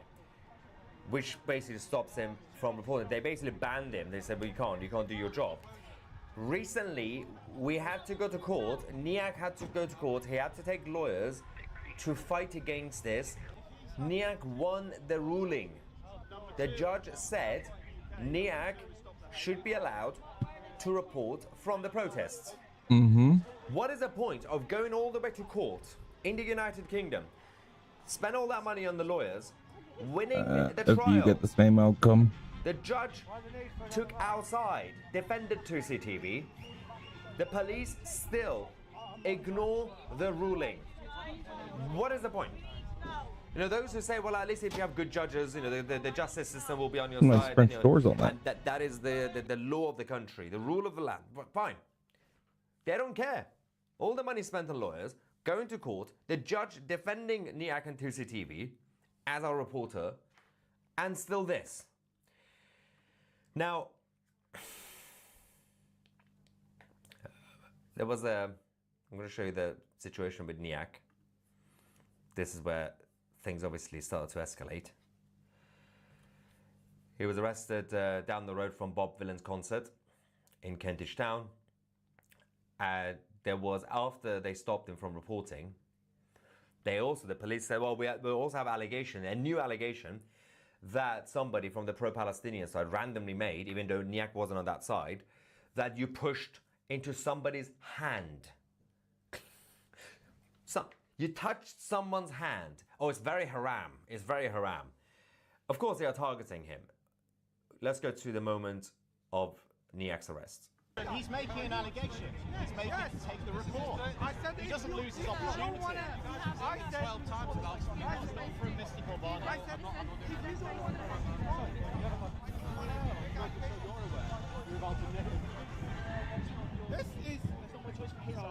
no, I did not. So you won't take his report. He got assaulted and he'd be arrested. Shame on you. Shame on you. Shame on you. Look at the state of the police officers. What do you expect? You won't take his report. Shame on you. I'm going to sort. Shame on you. Little two-tier. Two-tier. Two-tier. Why are you being arrested, mate? Further offences. And then they take his phone. That's why they told me not to go tonight. That's why I decided to stay away, because I knew they were gonna ban us anyway. Niak still decided to go. That's all, actually. You sleep well at night, do you? Why do you need to arrest him? Because they are targeting you. Why do you need to arrest him? Pussy, shame on you.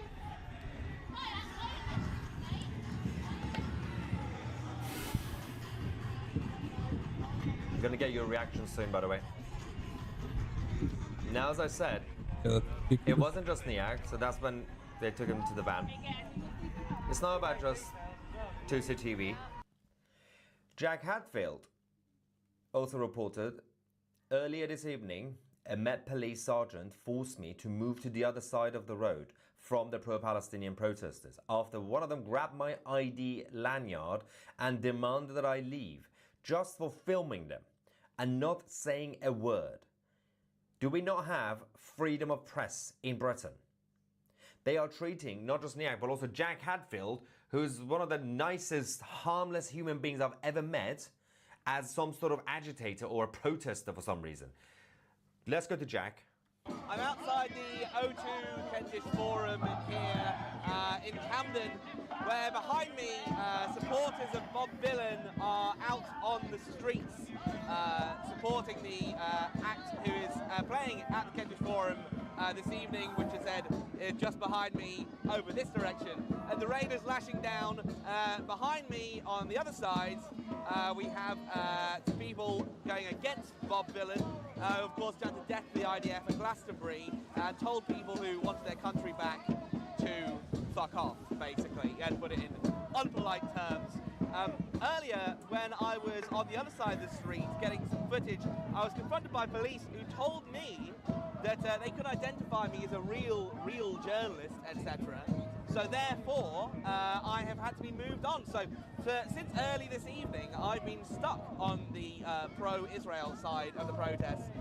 Again, you don't need official accreditations to be a journalist in this country legally, but police will still move you on regardless. I did not want to risk being arrested this evening. I'd rather get the content, and there was far enough content to get on this side of the road, as long as the other side of the road, which is where most of the arrests have been taking place. There's going to be more arrest footage coming.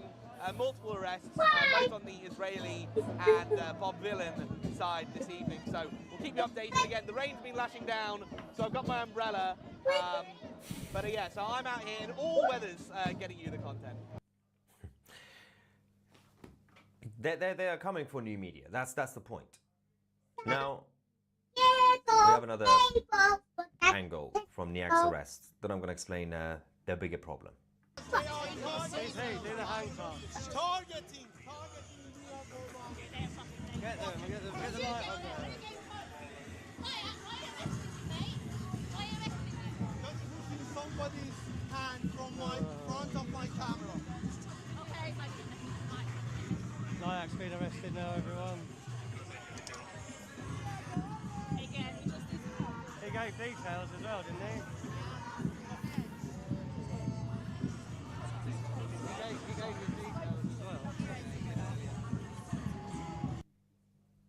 Now, gonna get some reaction because big shout out to the brilliant Louis Arrington, who also at times report for 2CTV, but of course he has his own channel as well. So make sure to check out Louis Arrington for basically being there and filming all the arrests. A number of people who have been arrested. While we do that, I'm gonna get some reaction. But don't forget, by the way, the fight continues. They are terrified of how all of us, the power that we have, new media, independent reporters. The BBC's dying, as you guys know, and we've been celebrating the death of the BBC, especially as we're getting closer to Friday. That's the deadline when President Trump is going to be suing the BBC for $1 billion. And in order to celebrate that, this is a special week. So, of course, we're giving you guys a 50% discount for 2CTV Plus annual memberships if you use the promo code RIP BBC. Yes, rest in peace. Go on 2c.tv or just find the link BBC in the description down below. You can find it, obviously. And yeah, so 50% off. This is the best way to actually fight back if you want to support our small independent team, but also you get something out of it. You get access to our full streaming service with the documentaries, interviews, chat forum, podcasts, and everything else that we have. So get something out of it. That's the best way to support us. Much cheaper than the TV license. Anyway, let me get some reaction from the live chat while we're here. Jack Hadfield is in the chat saying, thanks for posting my clips, Maya. Yes, absolutely. And of course, Jack had his handle. Jack had his. Go follow him on X because obviously he does great reporting, regardless of what the police says, regardless of what certain people in the media establishment say that Jack Hadfield is not a real journalist. He is a real journalist. He doesn't even say anything. He doesn't even go to provoke anybody. He doesn't even actually express opinions when he's doing his actual reporting. If you want his opinion, you can ask him. He will tell you what he thinks about certain things. But if he's doing his job as a reporter, he's doing it. So obviously Jack is always there as well. Reporters should be. Now, Vinny, Super Chat says, two-tier policing, I have experienced it myself. Yeah, Vinny King, who's also a good freedom fighter. Keep up the good work, Vinny, but he has dealt with this nonsense. Crazy. Crazy.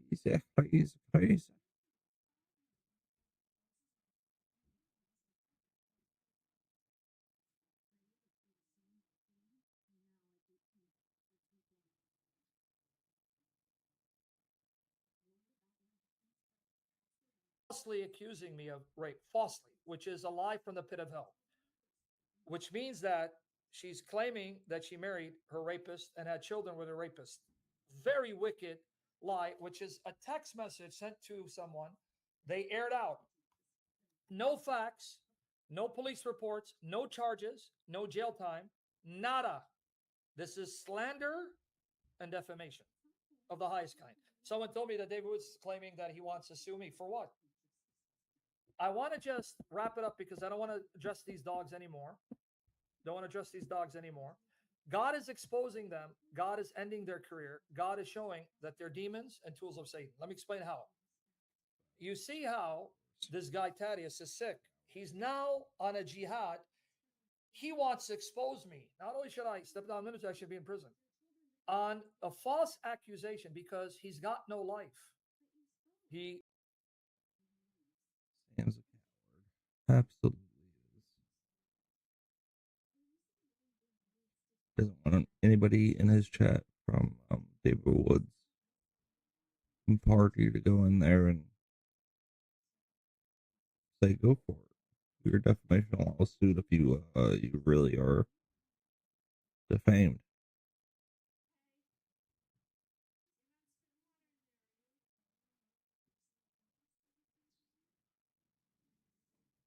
Hey, no spitting water.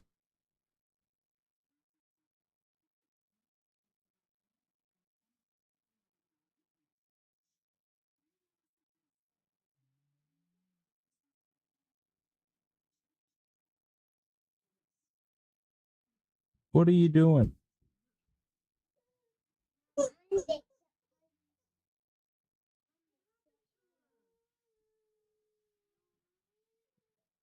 Eli scared her.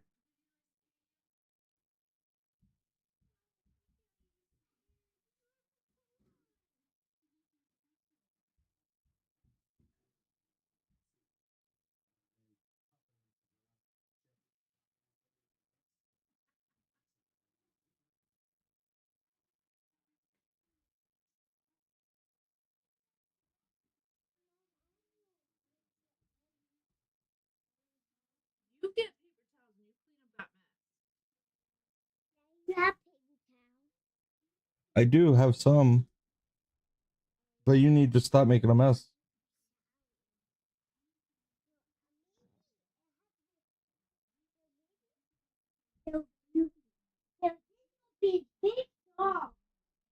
Yeah, well, you made it a big job. Let's see if we can recap. I don't want Crowder, and then I think I'm going to play some Rivals.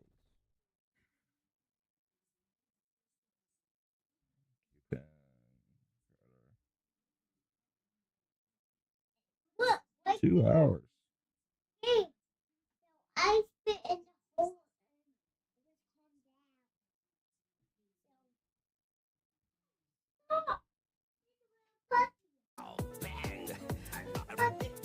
Immensely strong. This cause it.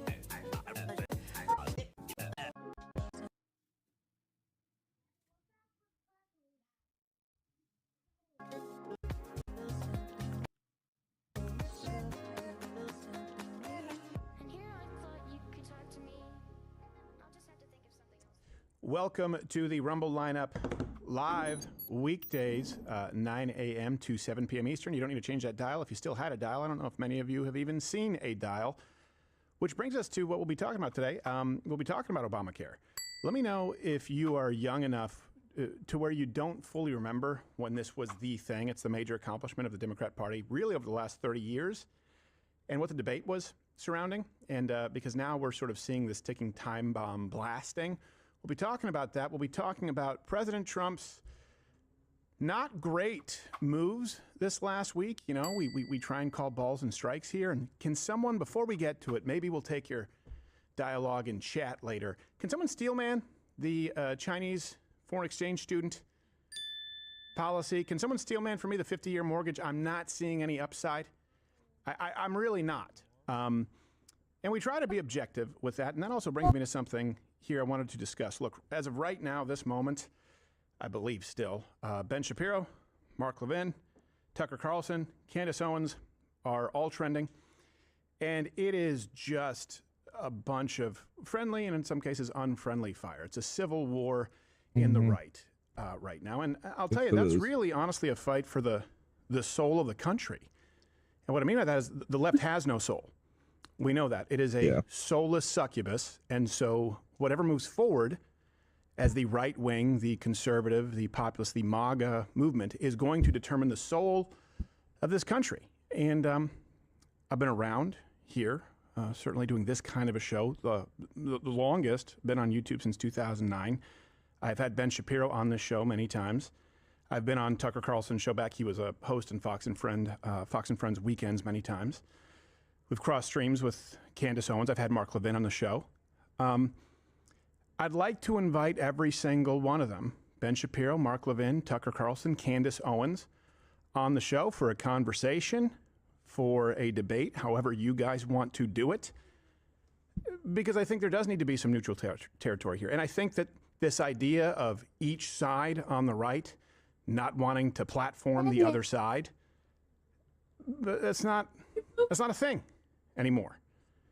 Everyone has a platform in this argument, in this fight. Everyone has a platform, and we should be the wing of ideas, of discussion. I think that some tactics lately have been underhanded. I think some people have been less than straightforward. I think there may be some bad actors, not necessarily of those in positions of authority who have mentioned, but those who are following them. I'll tell you this, Ben Shapiro is wrong about a lot. He's also right about quite a bit. Mark Levin is wrong about a lot. He's right about quite a bit. I think his approach right now is really wrong, and the way he's dealing with it. Tucker Carlson has some pretty strong ideas. He's also wrong about a lot, in my opinion.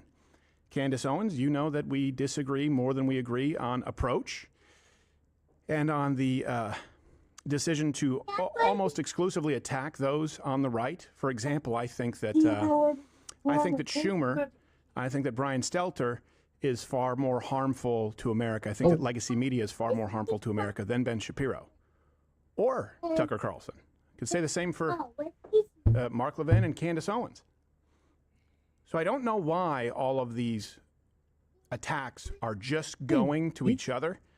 Not a big fan of it. Don't like it. I'll even moderate this if people want to sit down and talk across. I hate to say across the aisle. We're supposed to be in the same aisle. But we need to hash this out. We need to determine the soul of this country in the future. And I don't think it's in a great place right now. I really don't. I've been around long enough to see the momentum, to see the gains, to see the shift in young Gen Z male voters. And I think if we don't get a handle on this and look, I don't believe in finding common ground based on a lie. That's why I don't try to find common ground with those on the left right now. Certainly not those in positions of leadership of the Democrat Party. Guarantee you I can find common ground with any of the aforementioned people who is trending. Ben Shapiro was supposed to be on the show actually not that long ago. Ben, haven't heard back. We've obviously reached out to Tucker a few times. He was supposed to be on the show. Tucker, haven't heard back. We are glad to host you guys. And if it's a conversation about ideas, if there are problems that need to be fixed, that need to be pruned in this movement, well, let's fix them. Let's talk about them. Let's prune them. Ball's in your court. Happy Veterans Day to everyone out there. Thank you to those who have served. And here's one of our all-time favorite intros.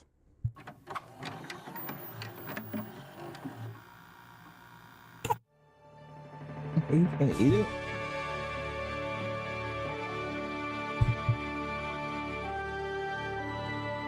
Whoa, we're changing colors. Whoa.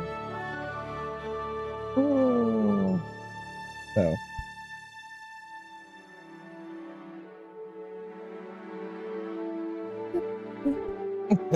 Let go.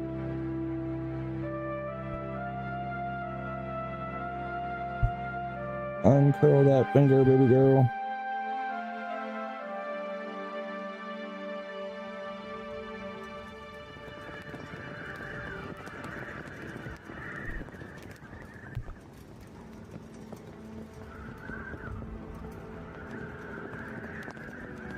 He came up with making snow.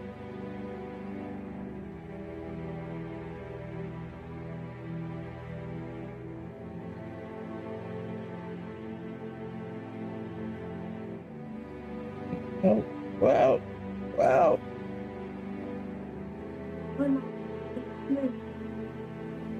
Oh, Josh.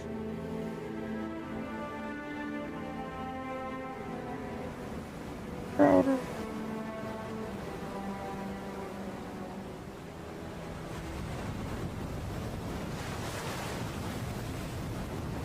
January 16th, 2020. Two headquarters. Sits on an isolated island somewhere.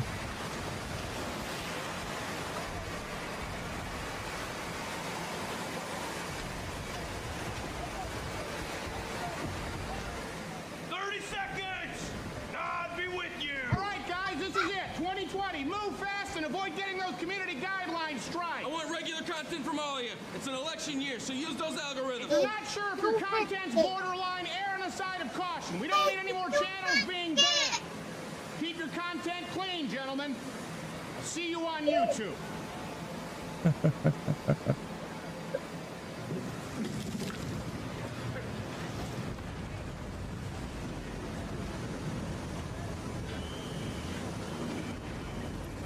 Okay, let me show you, boys.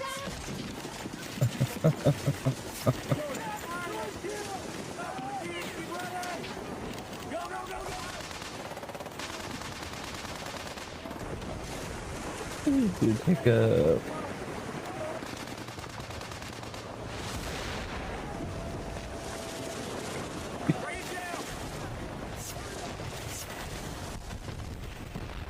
Why is he carrying the body? Captain, they've got us surrounded. I don't know how much more we can take. Don't think like that. I promise you, after this, I'll buy everyone here a round of beer. Okay, even Brandon. Thank you, sir. Was he got a salute? He was got a salute. That's not protocol. Corporal Black, tell me you have some good news for me. Right now, Captain. There's hardly anybody left, and it gets worse. How's it get any worse? It's just box videos, doll unboxings, and makeup tutorials with. Corporal Black! Corporal Black! You Palo Alto bastard! Sir, we need to surrender. Oh, come on! We didn't come all this way just to give it up to some Silicon Valley sprite, right?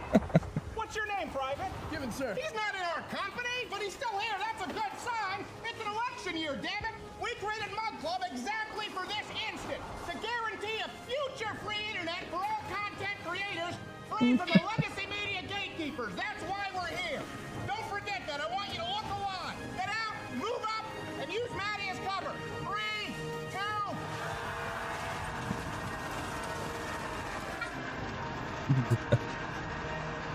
2. What is the matter? Click Rumble Premium and join now for $99 annually or $9.99 a month to get the entirely ad-free experience and an ever-expanding roster of content, creators, and free speech. Upset, so let the dog in and he had his foot like when it shuts and just. I'll be okay. What you doing, babies? Glad to be with you. Yeah, happy Veterans Day. Here's some PTSD. We apologize. Our bad. Nobody watching went through that. People, here's the thing. Now most of that could be done with AI, but back then we actually had to bring in, what was it, like a metric ton of sand and buy the uniforms. It was a lot of work, and now it's like just go, hey, Grok, do the thing. Just to kill Maddie first every time. Every single time. Well, back then they weren't silly enough to have ladies in stretchy maternity suits on the front lines. But progress. Hey. Glad to be with you. Let me ask you. Hold on, so make sure. Yep. Okay, my headphones are fine. It's just my ears. It's because of all the bullets. Always, yes. Imagine how scary that must have been jumping into that water. Every time I see that film, that's what I think of. Like, you're making a decision. All right, getting shot or very likely to drown. Do I think I can walk at the bottom to the shore? Well, there's that story of Steven Spielberg doing a showing for veterans before it came out, and like half the audience left. Yeah. Because they said it was so accurate. I don't want to say good, but it was so accurate. It still is. It is good. I still think it's it's probably the best war film ever made. It's one of those where the guy nailed it. It's my favorite. That for sure. 1917. You let me too. That one's pretty good too. People said Thin Red Line, but that means you're gay. Super gay. Hey, let me ask you this: how are you celebrating the opening back up of the government? You guys getting some sounds like the cheese? government's By the way, it's a back live open. show, weekdays, 11 a.m. Open back Eastern. up. Captain Morgan, CEO, how are you? I'm good. How are you? Yeah. I am all right, sir. Just all right. Yeah. Well, yesterday we had the You change of mind, doing? then there was a bunch of stuff and the thing. You And then be- Friday, November 14th at Chalet Theater in Enumclaw, Washington. Not _Firestein on X because he is not on X. Josh Firestein, how are you? Not. I'm good. That's this Friday. I'm excited. Can I thank you today as a veteran? One day, yes. Okay. Sure. Thank you. Thank you for your service. Thank you for your service. I'll tell you someone who I don't thank. Who? This next guy. Not you. You have him on camera. No, not him. Someone who has served very little, but he does, I will tell you this, he does have some mean swag. He said it. Yeah, he said it. You'll see. Hey, let me, before I ask, because Hassan Piker, right, Big is burp. self-described as Oh, socialist, gosh. and I've become more familiar with him now as he's Oh, called for yeah. the deaths of It was a conservatives. funny CCP moment He for talks him. about wearing swag in this clip. Isn't swag antithetical to socialism? Like, I would think. to communism? Not a lot of swag. The idea, like, isn't it the perfect encapsulation of decadent capitalism? Let me know. Like, Unless you're talking about microphone. like the corporate version of microphone. swag, which is stuff we Get it. all get. It's like an acronym. Get it. Get that And then it microphone. would be very Get it. socialist, communist. well, I don't think that he is because he's dressed like a kung fu master who's trying to scam an insurance company with a fake neck brace. You guys will see. Okay. So Hassan Piker, self-avowed socialist and supporter of the far left, he Got was his streaming phone jet. live from Tiananmen Square. I know what you're thinking. Yes. And he was surprised that he was stopped by the Chinese after they didn't like what he was doing. Turns out that they're not as lenient and not as open-minded as people might think with the communism. The time is right for us. Like, we are already Hi. there. Oh, yeah. Yeah. Roger, you seen this? Homo. Oh, yeah. Looks like a fisherman got in an accident. Yeah. Yeah. Let's put the fish one. There's blue lights.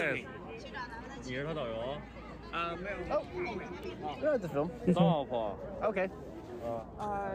So have you recorded anything? No, not yet. No.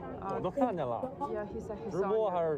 Oh, I was holding the camera out, but I didn't do anything yet. Just tell him you're a comrade. Did you lie to the Chinese? No recording? So he wants to see the background of your Of my phone? yeah. Sure. Or like a live show or phone. Oh. They had never seen a swagged out white boy like me before. It's He's true. not Many white. people haven't because they can afford nothing. Mhm. This is a guy who decries the violation of rights here in the United States. And like, we need to see your phone. I love that. You can't have phone if have funny thing on phone. Did you hear the voice? He's like, my phone? No, Yes. no. Yeah. That's socialism. I don't know if you know this with communism. Nothing is yours. Yeah. Yeah. He also, by the way, Piker, decried any type of patriotism, letting you know that he is not patriotic. Again, from Tiananmen Square, where people were massacred for standing up to the government that he supports, in theory. I don't No, have no, any he sort does of support them. patriotism in my heart for any, for America, but just We in know. general. I'm not like a very, I care about people. Not dogs. So for Definitely me, not it's like dogs. it's hard to comprehend. Okay, well, how about get some it. patriotism for the fact that you can have memes on your phone here? Yeah, that's pretty sick. Yeah, isn't it pretty I'm sick? for that. Yeah, that you have enough disposable income so you can get a $3 million house and swag. How about that? Also, by the way, it's just funny to me. It tells you how little he understands history. He questioned why all the cops in the China have fire extinguishers. According to Sally, we didn't come that early. Dude, what's up with fire extinguishers? What do you mean? I've never. No, hold on. No. Every cop has a fire extinguisher on their belt. Is that normal? You never know. And not only that, but if you That's look at a bear spray. hotel, and I mean, you in a look at- pinch, you could use it like mace. I thought it was mace. No, as far as like every in the hotel, I've never seen this many fire extinguishers ever in my life. I have the answer.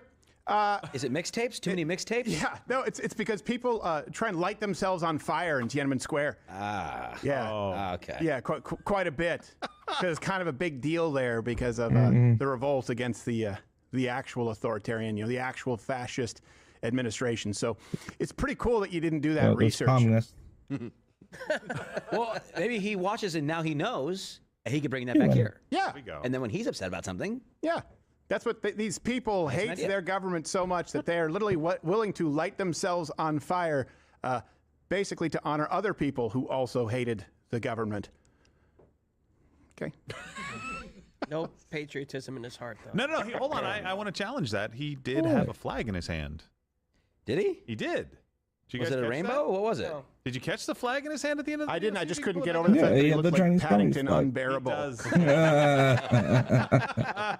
That's Did you pull it? Do you have? Oh, yeah. No, I mean he does have some patriot. Oh, there's a flag in his hand. Yeah. I think it looks like I know what you did last summer in Tiananmen Square. I'll take some pizza then. There, love him. Yeah, patriotism. They're going to have human fireworks. That's what they're going to Just have there. do. in Tiananmen. Baby, I am fireworks. Oh, no, this really burns. Make me go, ow, ow, ow. With a picture of Oh, Mao, sure. Mao.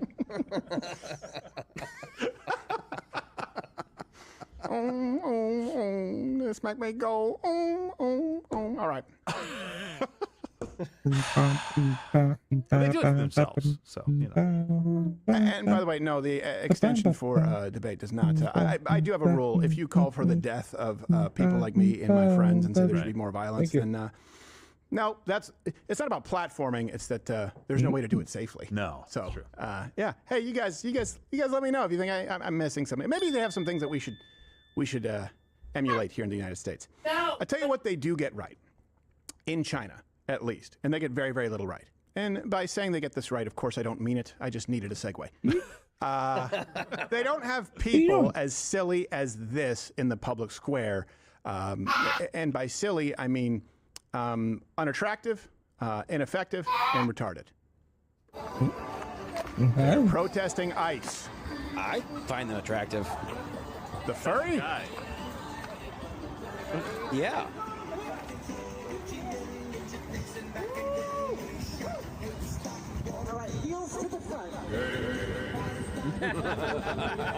This song reminds me of what's going on right now. Oh, really? Oh, really?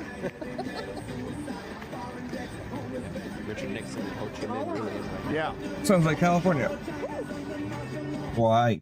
Oh, that part's right. We didn't start the fire. It wasn't Antifa. It just started by itself. Yeah, exactly. Yeah, Pretty much. Yeah, we have no idea how it got started. Well, hold on a sec. Oh, that's the sound of ICE hearing you. They packed up and they closed up shop. Oh, good. It worked. It worked. It worked. Even Richard Simmons' ghost thought it was pathetic. What a bunch of f***its! Jazz hands! What? It's good to know he's keeping that weight off. Yeah, it's good. Yeah, it's Better good to than know me, he's so. keeping that weight off. Yeah, I told you he was going to be on the show. Yeah. And then he disappeared right before everyone started hearing about that weird witch, that Brazilian witch that Yeah. was holding him hostage. He was sending me. He's like, "Oh yeah, okay. If it's long as it's not going to be political." I was like, "No, you're an American icon. I just want to talk." He's like, "Okay, I have to go right now. I can't talk." And I'm like, "This is a direct message. was, to someone, you're making it sound like you're on the phone and someone hears you." Yeah, that's weird. Yeah. Okay. That's too bad. He was a fun guy. Yeah. If Richard Simmons is a great. If he He can gave make her it away in a bit. America, everyone has a shot. It's true. Really, he's an American I just success let it story. my And finger he after wasn't I shoving it down people's throats. I mean, he was super ate gay, one. but he wasn't. I ate it. And More then, choice like, of words. No, Thanks so much, He would Tom. go on interviews, and the second the interview got to like a thing that Huh? he didn't really like, Is he'd that be like, all right? "Why don't you just kiss me?" Yeah, exactly. Like, what? No, Richard, Yeah, I can't. that's Oh, okay, better. well then shut up. I demand it. If your lips aren't kissing, they shouldn't be moving. Yeah, I think he said something like that. He rhymed a lot. He used to did. rhyme a lot. He was when my dad had a conversation with me about gay. I was a Macy's Thanksgiving parade. And he was on giving the an interview. thumb. My dad I've told the There story. was He no tried to change the crumbs or subject. anything He on was it, talking just with like not a Al Roker, the flavor. other guy. My dad will remember the name, Pops Crowder. That's sweet. He's sitting there. They go, "Tell us about this." I know He goes, he "This is my did. new recipe book, Sweetie Pie, and these are my low-fat peanut butter cookies, and they're really good." And I'm sitting there watching. And I notice something's off, but I don't know what it is. And my dad's like, hey, look, the Kermit float is a leak. I'm like, no, Dad, why does he talk like a woman? My dad's like, well, he has sex with men. So that's why I do what I do. And I do it every day at 11 a.m. The best way to follow us here is download the Rumble app, Download the Rumble app and follow me on there. You don't have to worry about the download algorithmic Rumble. overlords Subscribe canceling to anyone Rumble. here. And, we're live 11 a.m. on To weekdays, the but it also Rumble. lets you know if we're doing some special streams. Best way to stay in touch. Okay, let's move on to this next one. This radio host, so Stephanie Miller, and I remember Stephanie Miller because she, I believe, was on Air America, the failed liberal version when they were trying to compete I with remember that, yeah. Rush Limbaugh. And I guess she's still around. So Stephanie Miller literally licked the feet, of Jasmine Crockett.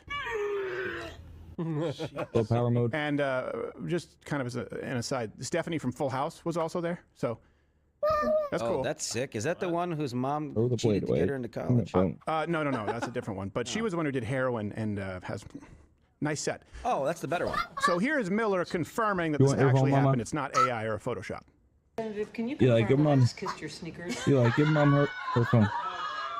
This is Give mom the phone. She's a future senator of the great state of Texas. Yeah, I don't know about that, but the reaction online is exactly what you would probably expect.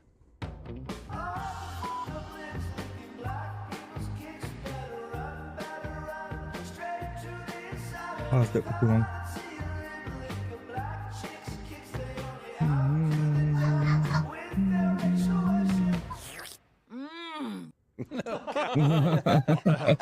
I think she's off the wagon. It's one of those things like the left, look, everyone has a God-shaped hole in their soul, and the left tries to fill it with anyone. That's why they have the hero worship. That's why you see the hero. That's why you see people like Mao.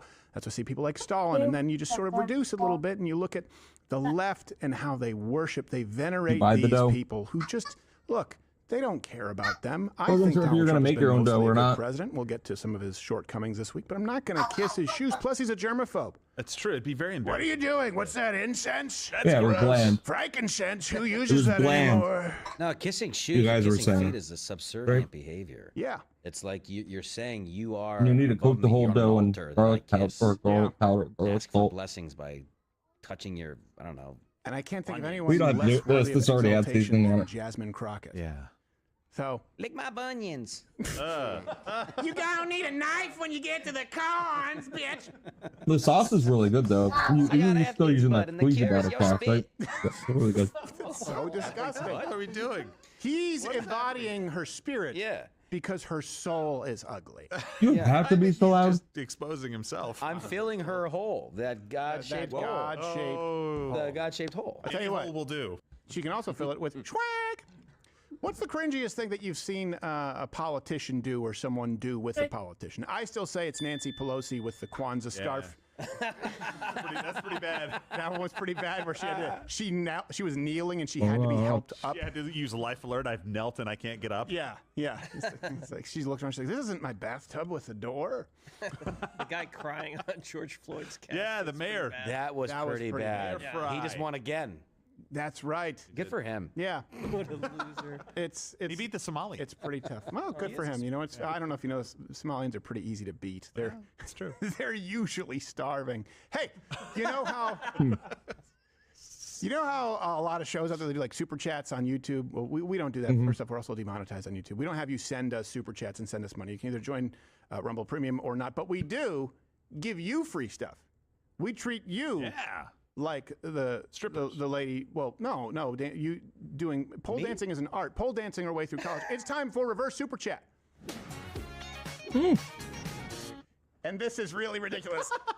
Whoa! This is not what you would be getting. It's because we drink so much coffee here at the office. This comes from Blackout Coffee. They are sending 50 free Rumble premium subscriptions. Just gifted in the chat. And by the way, it's the Strange Animal Brew. It is my blend. It's what we use here in the office. Spend a lot of time on this. Go to blackoutcoffee.com/Crowder. Use the promo code Crowder for 20% off.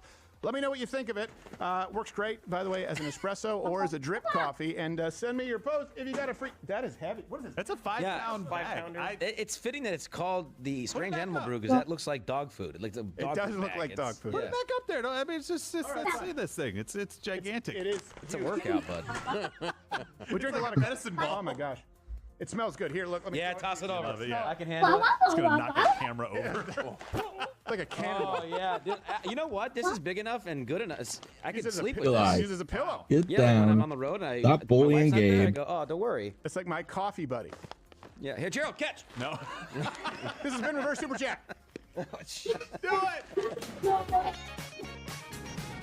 Totally. I prop that up in fourth chair. It's got his own chair. I'm at the point here in my career. I'm like, you know what? I don't Stop being riled up. If someone wants to come on to do coffee, I want to do my own blend or same thing. Yeah, you know what? Supplement companies, no. I'm gonna do my own, and hey, let the chips fall where they may. Hold on, guys. Can you send us a 10-pound bag? Do they make those?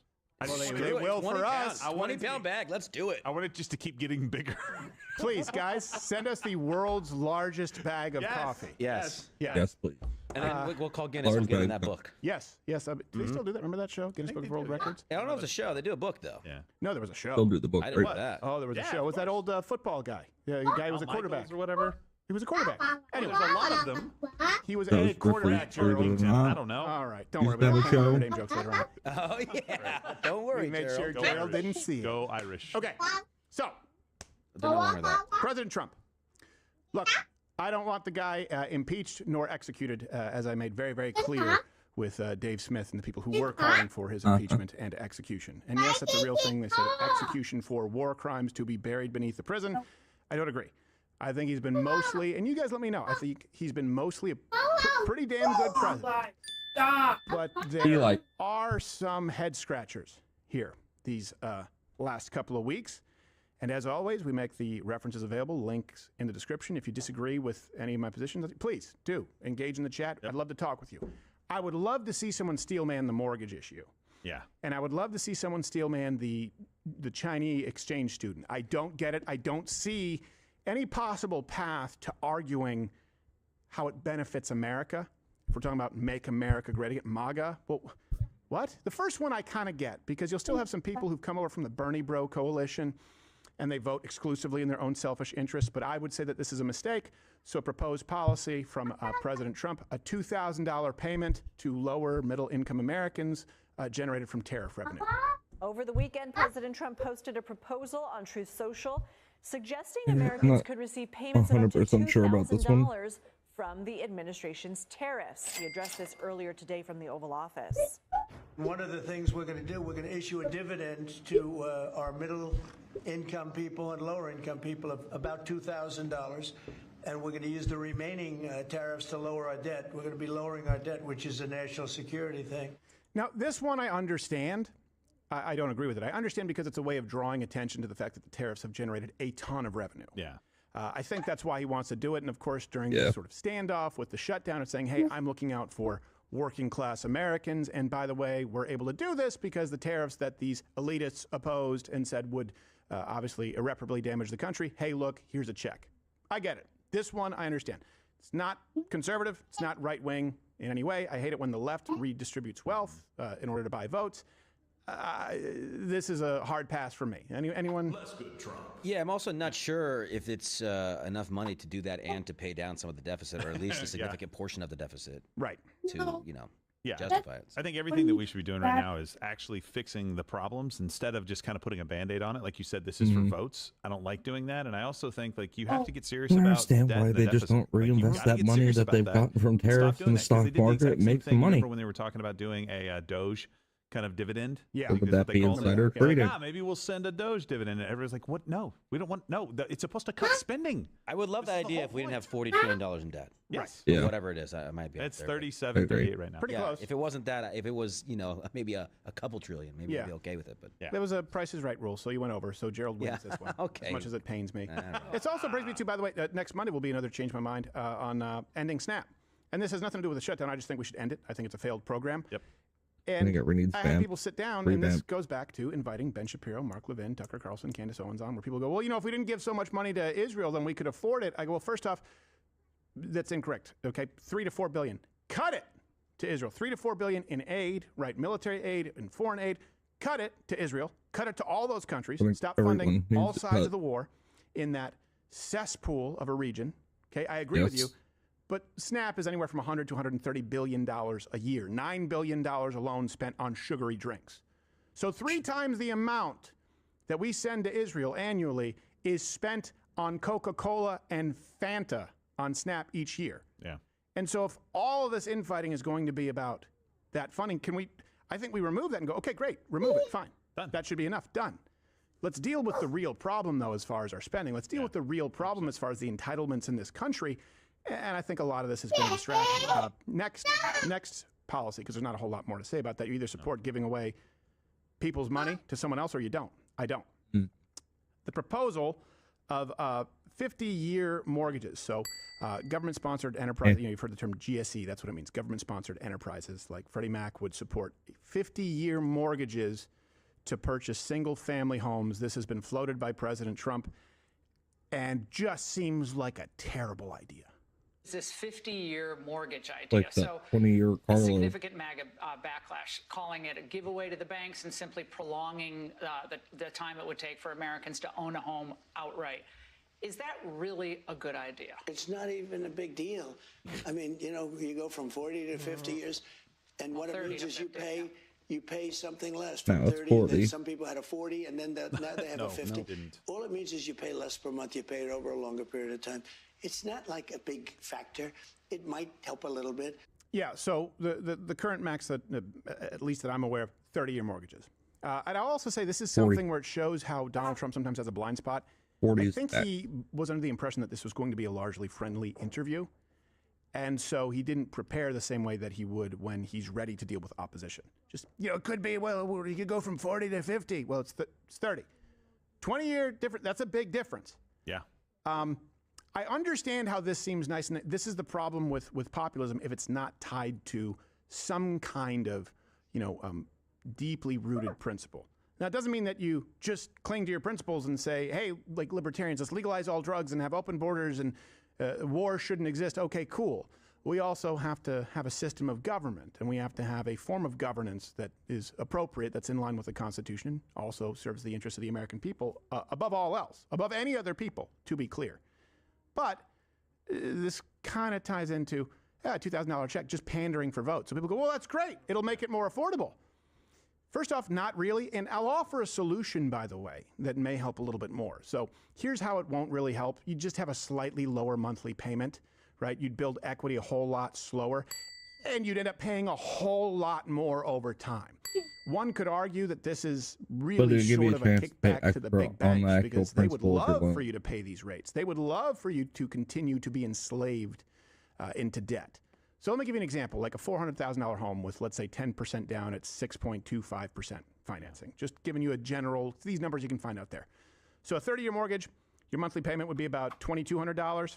So the total cost of your home with interest would be about $798,000, call it $800,000. A 50-year mortgage, you'd be paying about $250 less per month, about $1,960. But the total cost of the home with that interest would be $1.18 million, $380,000 more. And I want to be clear about something. A lot of people think that real estate is the best investment there is. They go, well, you always make money. Well, first off, that's not true. It's better to invest if you can in many scenarios than rent, sure. But if you're paying this kind of an interest rate, you sort of lose that. You're not paying the money away, but your house may not appreciate to the cost that you're paying, and you're not getting that equity. It's not appreciating. Yeah, it's a policy that would encourage financial irresponsibility on behalf of many Americans. And let me tell you something. You know what would really help? The numbers that we know anywhere, I've seen them as low as 30, 35 million illegal aliens. I've seen it as high as 55. Let's call it 40-something million illegal aliens in this country. Get rid of them. Oh, yeah. Open up the housing market. Get rid of them. Guess what? That would free up a lot of homes right now. So right now what you're talking about doing is we have a housing crisis. Let's just artificially, effectively, increase demand. Well, no. We either need to increase supply, either we need to build more homes, or we need more homes to be available. Well, you could free up a lot of homes if you no longer have people who are competing, illegal aliens, by the way, who often work off the books and have more disposable income because they don't have to pay taxes. That would give a lot of Americans more access to these homes. How about that? It's not just in the left will say, they just try and other people and they just try and demonize one group of people. No, they shouldn't be here, period. So I don't need to demonize them. They are here illegally. But in this case, there is a direct correlation. And you know where you really saw it? Used cars during COVID. Yeah, 100%. You can see the same kind of thing with education. When the government steps in and essentially does something they think will try to help, it gets priced in. It's going to get priced in homes too. All of a sudden it's like, oh, well, people are going to save a little bit of money. Maybe they can afford a little bit more home. my price is going to go up a little bit because demand is going to go up. So I don't think this solves any of the problem. It doesn't sound like a good idea for anybody. And paying almost 100% more interest over the life of a loan, that's a bad idea. It doesn't sound like it helps with the rate of interest. No, it doesn't. And it'll probably increase the price of homes because you'll have a lot of people now going, well, I can afford that monthly. Now. So now more people go out and buy a home that if it's close, if you're cutting it close, that means you can't afford it.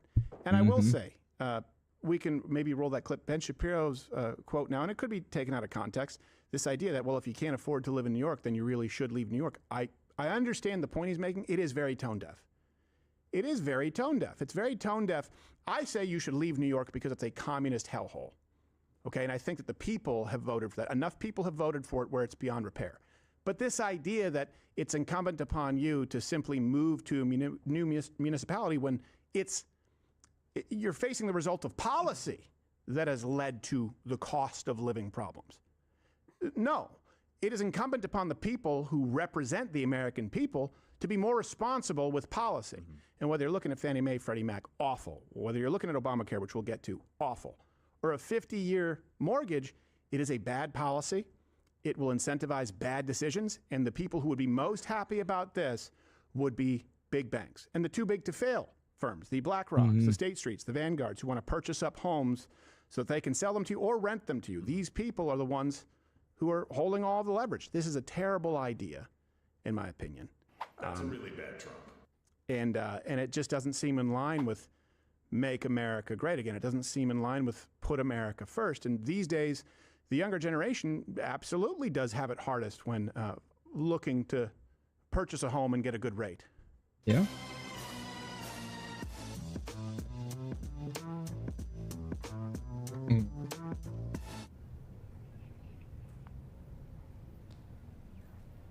Yo, what up, fam? It's your boy D-Day, holding it down, know what I'm saying? Yeah, and you already know what time it is. New mixtape out, and you already know this new joint is a banger, you feel me? But it ain't like my old stuff, know what I mean? Nah, I had to dig deep on this one. I had to dig deep inside of me and pull out that inner Usher, you feel me? Had to pull out my inner T-Pain for that smooth R&B sound, for that, hey girl, you know your body's like a mountain, it's tall and bumpy. Daryl, stop pretending you're from Detroit to clean this litter box.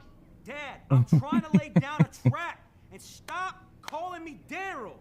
Okay, Motown. When you're done, come back to Meowtown and clean up this stupid cat's box. Her name is Mittens. How many times I gotta tell you? Mittens. God, always tripping, man. I don't care what her name is. You and this damn cat have to find your own place. You know how hard it is to find a rental that allows cats, Dad? Be a man. Buy a house. Call American Financing for crying out loud. You know I ain't got no more minutes on my phone plan. You know that. Your mother added some more this morning. Damn right. That hoe better have my minutes. What did you say about your mother? Nothing. I didn't say nothing, man. Call the pros at American Financing today at 1-800-974-6500 or visit www.americanfinancing.net/Crowder. NMLS 182334. If you start today, you may even delay up to 2 mortgage payments. Mittens. Mittens. I love it. Damn, Dad. Get that 50-year loan. Can't wait till we get that crossover with D-Day and Colton Wade. It's what I live for. Anything else anyone want to say on the mortgages? No? Okay. Seems like a bad idea. All right. No, it's a bad idea. Okay. Let's get to the Chinese. Oh, boy. Chinese mortgages? Yeah. Can I make one clarification about the 600 Chinese? million. These are not foreign exchange students. These are just like full-time, visa students coming Sorry, over here. you're right. We're not exchanging anything. There's All less right, than 1,000. admonish me. Not admonish me. me. Admonish me. I deserve it. Admonish. I use the term because that's how I know, people I might thought know. about But it you're too. right. There are only about 1,000 American students studying in China. Yeah.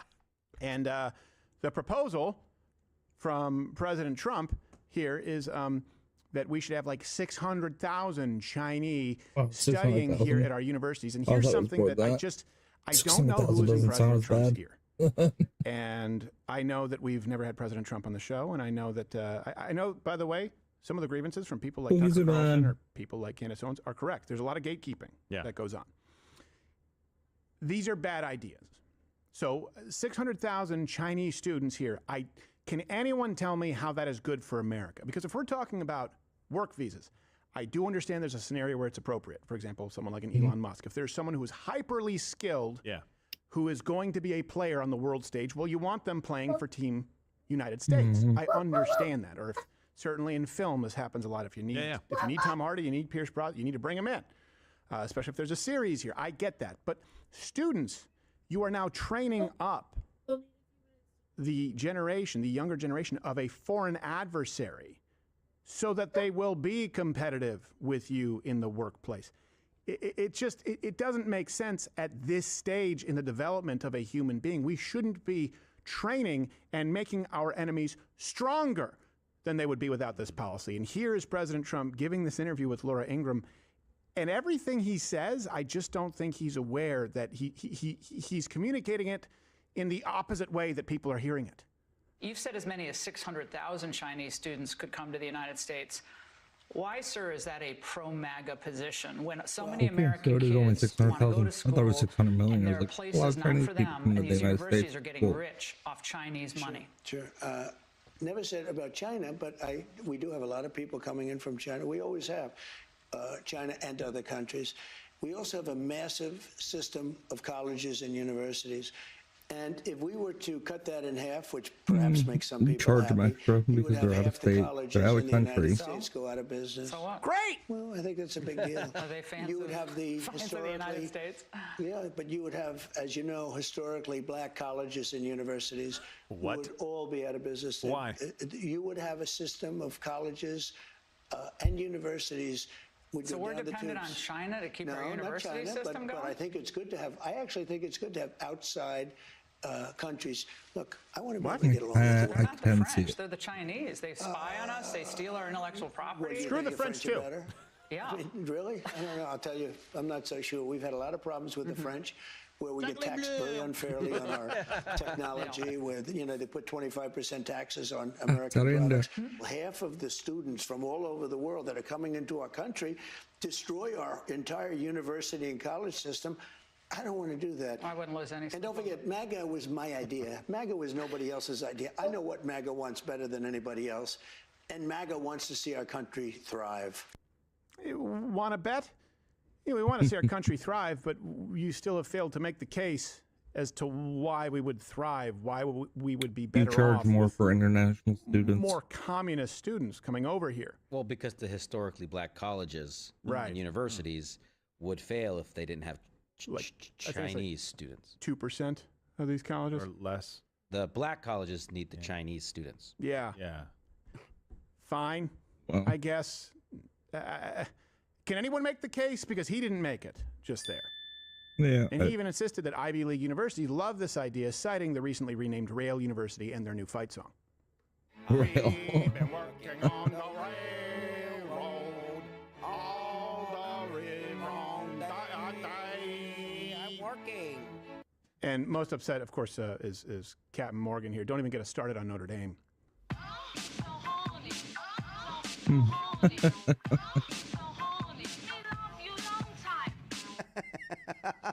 That's funny. The fighting Chinese. Irish. If they can pronounce the R's. We fight wrong time. We don't win football in decade. Oh, pass it to my tight end. That's right. Yeah, put it in tight end. Yeah, please keep making fun of me for getting a free education. Yeah, you a fullback asshole.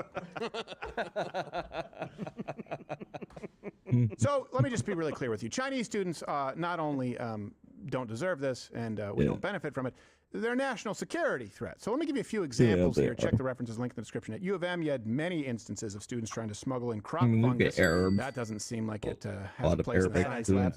Again, at U of M, you had that student charged for illegally voting, and his vote still counted. And again, at U of M, 5 students were charged with spy activities at Camp Grayling. Again, most of these are the Chinese. Chicago, Chinese electrical engineering student there was convicted for spying for the CCP. At UCLA, there was a math student who transferred sensitive tech to the here it is. Federal agents arrested a University of Michigan scholar from China on charges she tried to smuggle a biological pathogen into the United States, characterized as a potential agricultural terrorism weapon that can be used for targeting food crops. PLA. And then, of course, you have Swalwell's favorite, Fang Fang, the one he was not banging, just to be clear, not having sex with a Chinese spy, Eric Swalwell. There's no record of it. There's no proof of it.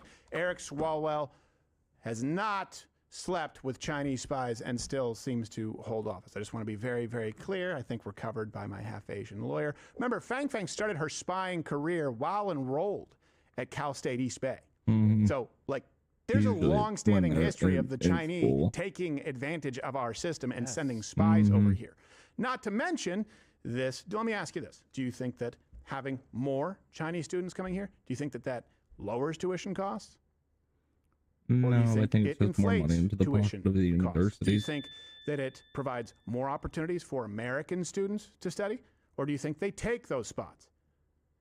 No, This policy is basically, I think we're meant to waste the time of the Chinese with liberal arts degrees and convert them into, liberal arts and teach them the freedom of America in a way and make them revolt in China. I think that's kind of the goal of it, especially the next generation, where they're getting more tired of Xi Jinping's policies and other crap that he's been doing. We're going to be educating our primary geopolitical rival, basically people from a communist nation, so that we'll have to compete with them in the tech and workspace later on. And the reason for it is... Go.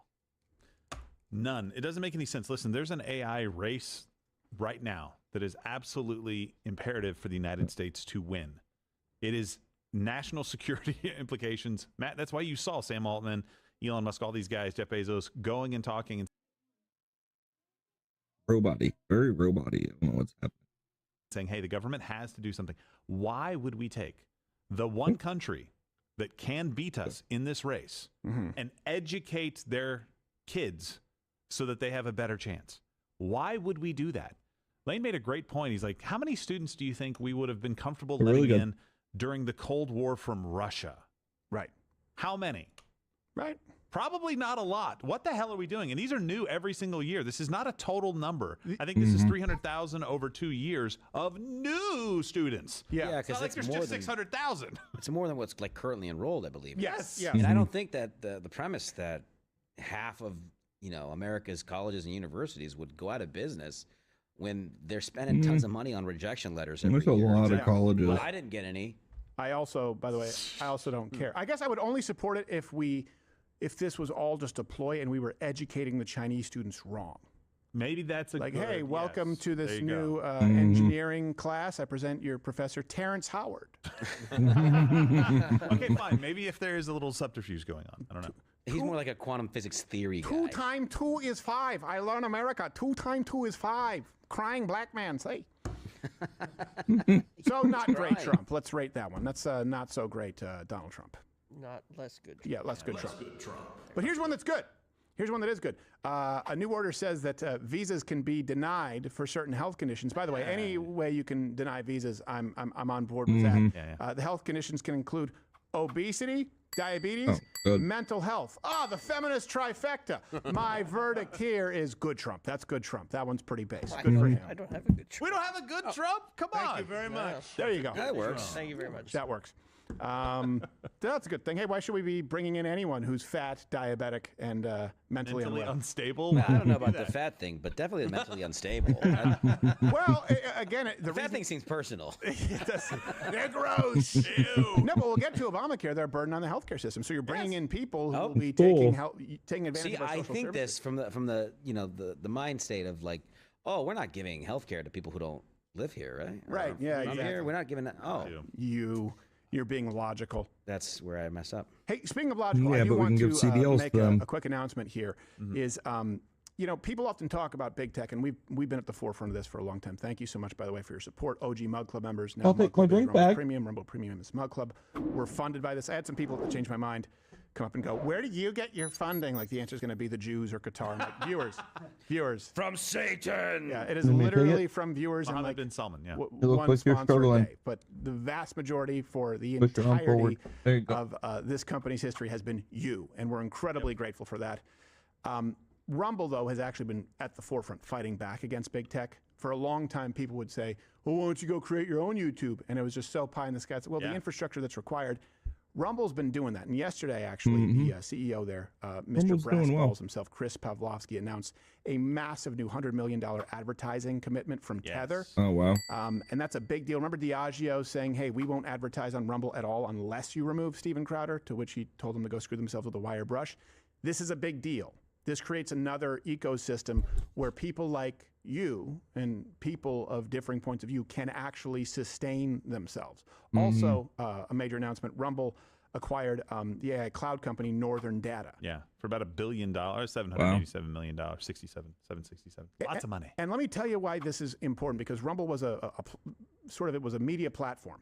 But they really do have this vision, and they're getting really close to it. It's a freedom-first ecosystem, which is going to include not only free speech on Rumble, as you guys know, but freedom of transaction with stable coins tied to the US dollar, right, when you're talking about crypto. Cloud data centers that won't deplatform you for wrongthink. Remember when Amazon went down and people didn't realize how many sites were affected because they thought, hey, it's just a bookstore. I mean, Yeah, it was. That's like it used to be a my bookstore. grandparents were like, Amazon, that bookstore? You're like, sure. The same thing. And then they also have a vision for encrypted browsing, messaging, AI in the future. AI is one of the worst offenders as far as collecting your data, sending it off, invading your privacy. There'll be an entire ecosystem completely independent from what used to have basically a tripopoly, right? It used to be YouTube, Google, Facebook, Meta, and once upon a time, Twitter. That is being broken up in real time, and Rumble is at the forefront. So we're incredibly grateful, happy, and guys, sign up if you're not there on Rumble Premium, and go check out all the products that they're offering, because it's a big deal. And in the wake of this news, YouTube is actually, of course, doubling down on their censorship policies.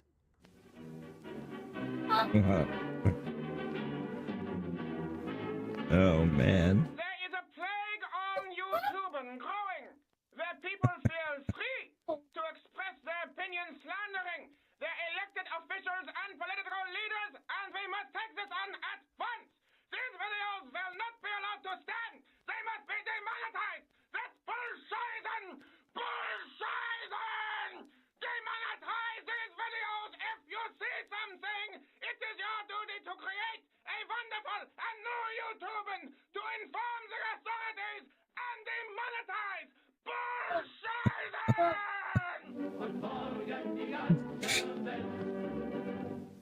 Wow. Really passionate guy.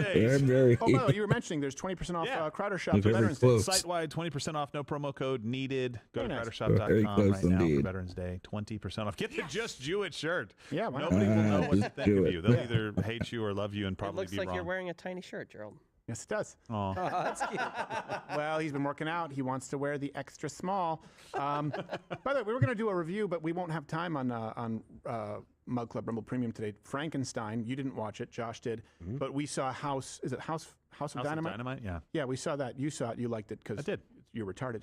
Not so much. And let us know which one you want us to review. We'll do it tomorrow. Or we could do a double feature. Hey! double there you go. I'll give it a watch tonight. Do I have to watch the crappy Frankenstein movie? Yep. Well, don't call it crappy.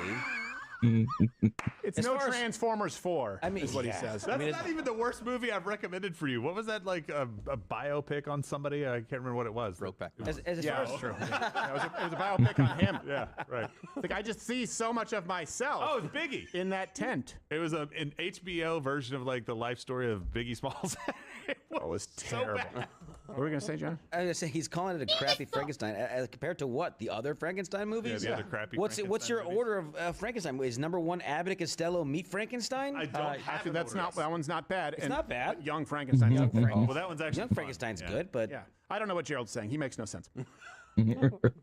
We just sort of include him to cleanse the palate Gerald. as it comes to Poor film reviews, Gerald. because everyone knows that whatever he says, they do the opposite. It's sort of like the Rotten Tomato critic meter, where it's like if it has a high critic review and a low audience score, Gerald is that human version. I'm like the Jim Cramer of movie reviews. You just do exactly the opposite of what I tell you. You're like Roger Ebert post Jaw. I'm not sure what that means, but it doesn't sound nice. Yeah, he was a prick.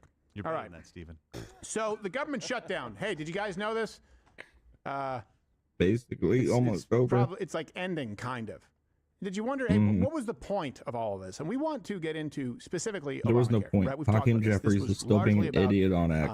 Healthcare benefits, subsidies, also extending to illegal aliens. But Obamacare, the Affordable Care Act, let me know, comment if you guys were, I know many of you were too young to be around for that. That was a big, it was a central fight. And the results are in, but I do and remember they're bad.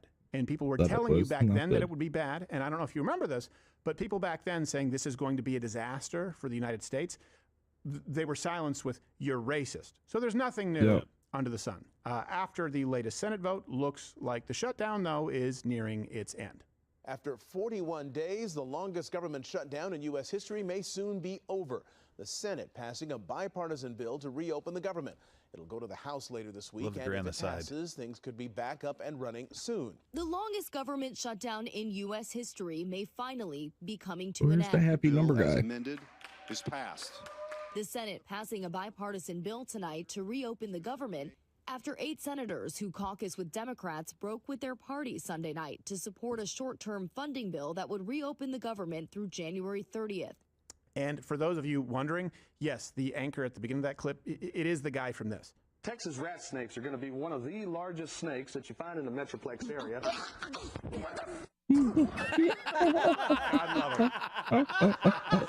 I still love it. Some kind of a lizard? I don't That's remember. funny. Yeah, I think it's just a lizard, maybe a gecko. It's like a little anole. Maybe not freak out like that. That's not a snake. He's an icon. He's been around for a long time, and he's Yes. still there, and we appreciate it. He loves his job. So the deal right now, it includes government funding through January. It includes program-specific funding for things like SNAP. And then, of course, the Obamacare, the Affordable Care Act. You read it as ACA on social media. Those subsidies, well, the vote for that is going to be held in December.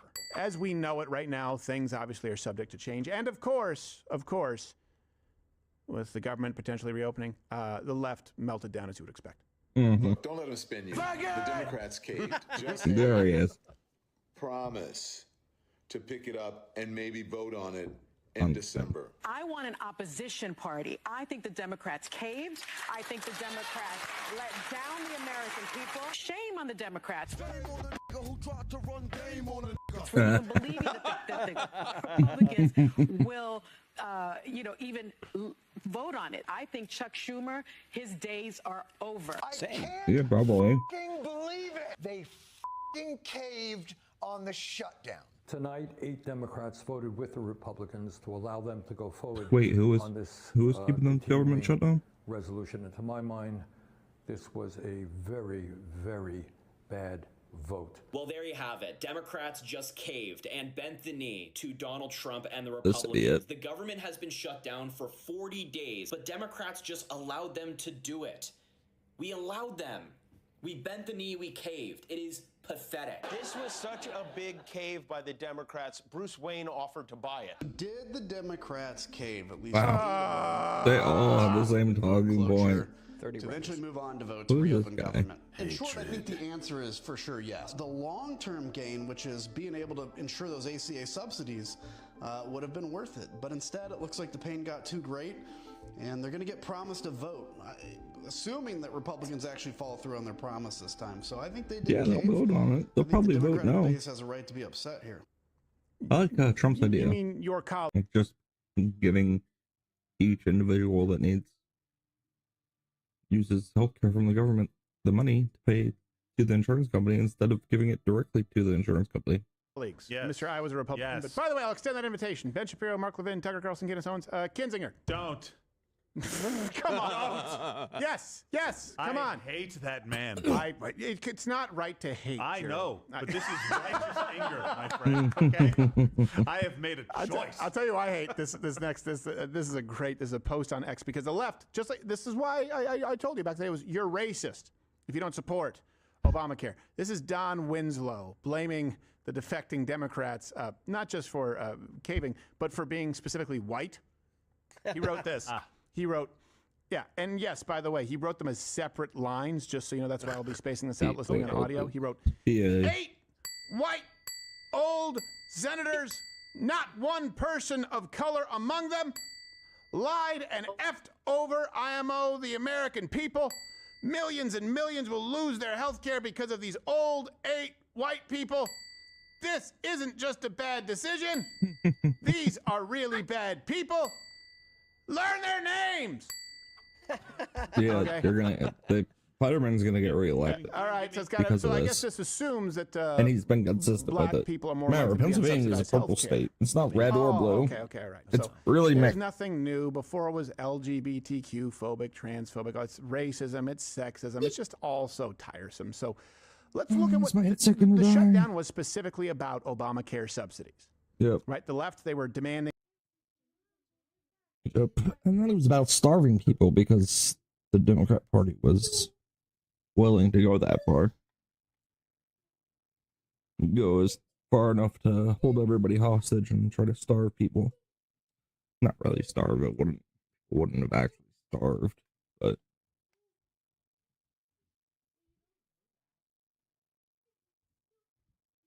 yeah, but they had soup kitchens and everything else running like crazy left and right. So like people choose to starve in America. It's not really common for anybody to be malnourished, like horribly malnourished in America. When you have soup kitchens everywhere, you can go to some places, they have free meals and stuff like that. They'll do. Go to the bathroom, we'll finish this.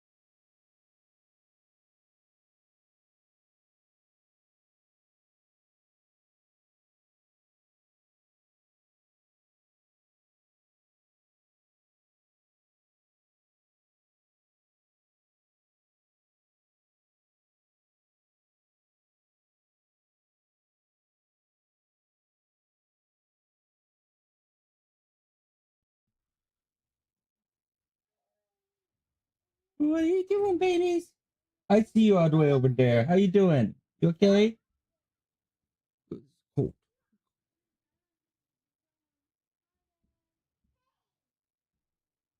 Take your hand and get away.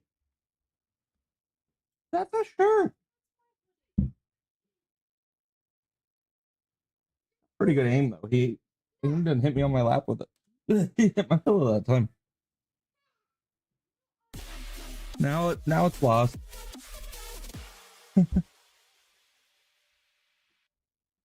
I agree with most of what he's saying. Trump didn't do a very good job of explaining the 600,000 Asians coming in. I get it. International students have to pay more. It's more money coming in, basically like tourists in a way. But also you can kind of pervert them with, instead of communist ideologies, they get to learn about the liberal arts in America, which you see how our students have turned out. So maybe that'll happen to their students. But yeah, everything else I'm kind of meh. The $2,000, yeah, it would be nice to have $2,000, but I think it's better to pay down the debt.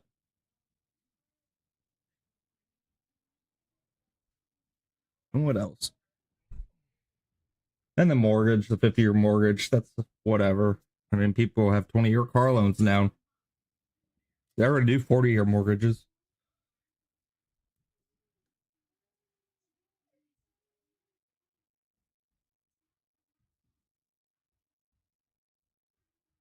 Yeah. Yeah, he was saying about just giving the people the money instead of the insurance companies. That's a great idea. It'll actually make insurance premiums go down.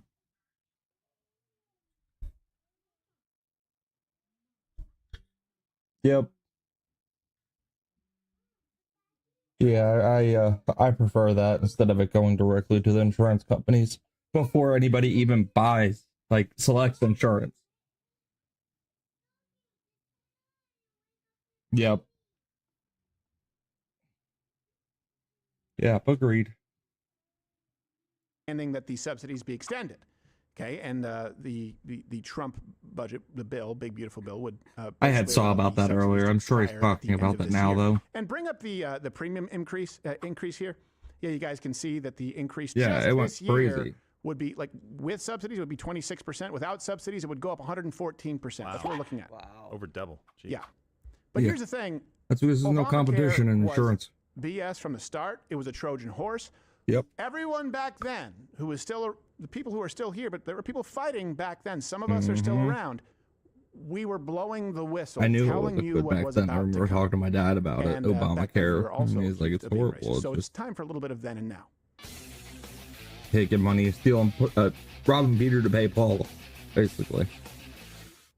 All right, let's start with then, and we're going to continue here on Rumble Premium. For those who are not members, click right there. Click that button. We are funded by viewers like you. That's how we're able to not only do the Change My Minds, the investigative journalism, but it's the way we're able to do this show. It's 100% more show each day, and you get the Friday show along with everything ad-free. Join Rumble Premium, or all of this goes away, in which case we accept our fate. Then Democrats promised sounds good. you. I'm probably gonna play with over Obamacare, some not first off, Overwatch, because Marvel Americans in a were little bit. concerned because we had Maybe one more YouTube medical video. freedom in this country. They say, hey, if you just don't believe the racist fear mongering, if you like your doctor, if you like your plan, nothing's going to change. You can keep it. That was the promise. If you like your doctor, Maybe one day we'll we'll be get able it. to keep your doctor. There it is. That's it. That's all I can watch. Whole hour or two went on after this and talked about subsidies. Maybe it'll give me a preview.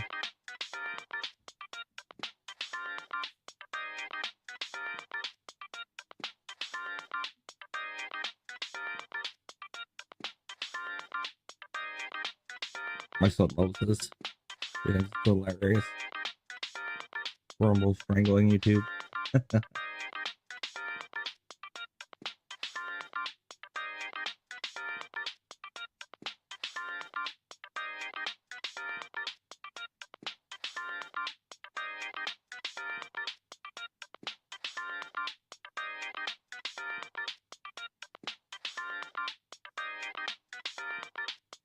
Preview?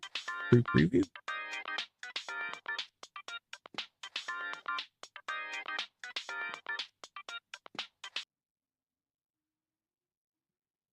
Nope. No free preview. Okay.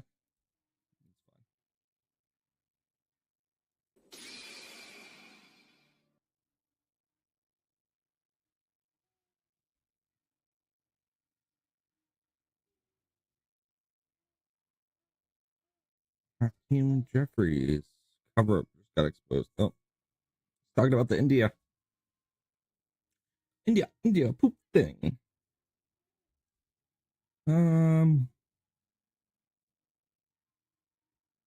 Warhammer 40k 500 Worlds. The Primarch Reborn demands the impossible.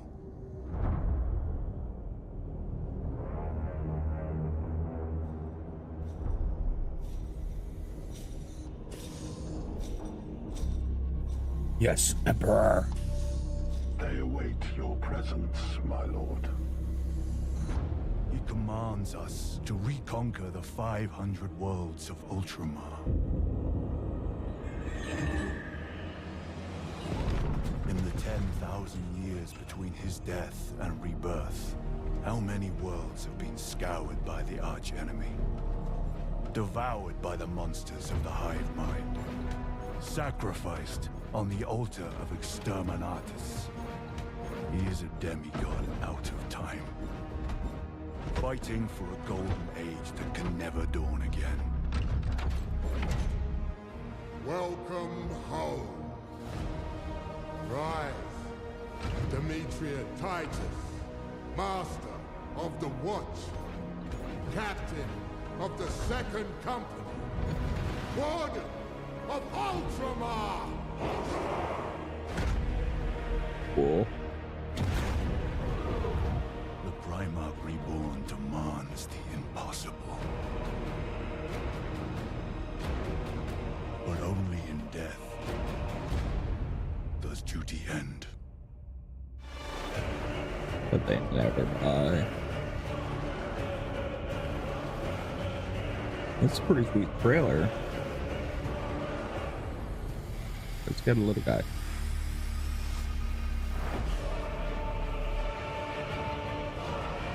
Oh, it's miniatures.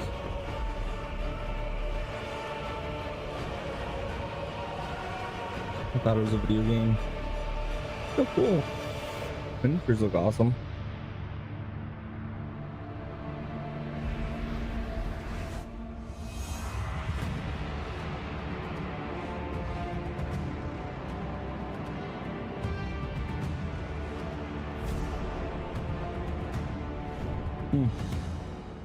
Probably a cool campaign to play.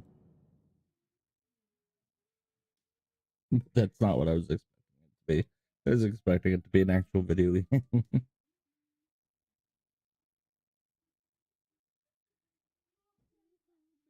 Oh.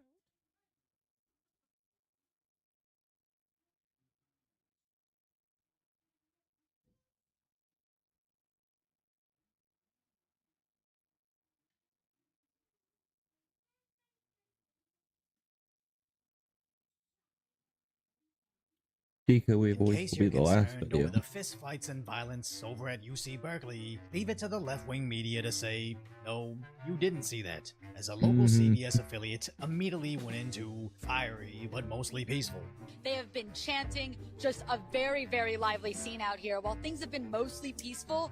Meanwhile, Mostly Fox News peaceful. played the entire fistfight before the conference even occurred. We saw some of those protesters clashing with people waiting in line to get inside. Where to see what actually happened, you'd need to tune into independent news like Amuse. Now, the only thing you can rely on the corporate media to do is to lie.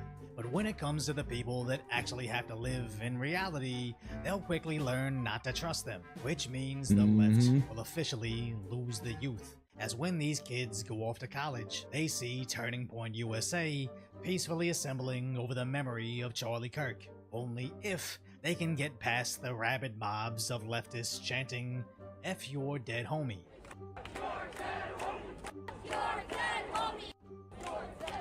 So young students see the choice of siding with the people willing to literally risk their lives to have open discussions with the other side, but we or know they they're can mentally align retarded. with whatever the heck this is. As at best, they're out there screaming with a sign saying the lion doesn't concern himself with the opinions of Turning Point USA, as it's difficult to say sheep and a group of idiots still wearing medical masks outdoors in 2025.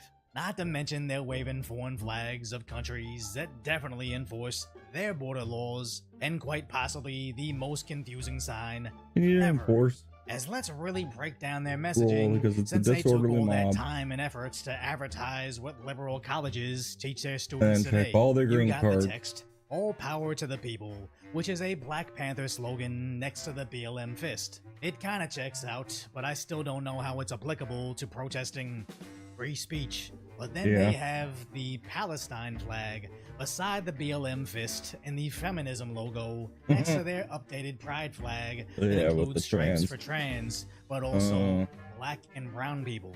I'm pretty certain one of those flags absolutely doesn't tolerate the other two movements. Too bad there's no place these kids could go where they could learn why that is. And that's not even unpacking Send them why to they Dearborn. added skin color to the pride flag. But the cherry on top of the sundae that is their stupidity isn't whatever random flower this is, but the That's a fact that they poppy, I actually think. wrote EBT on this banner.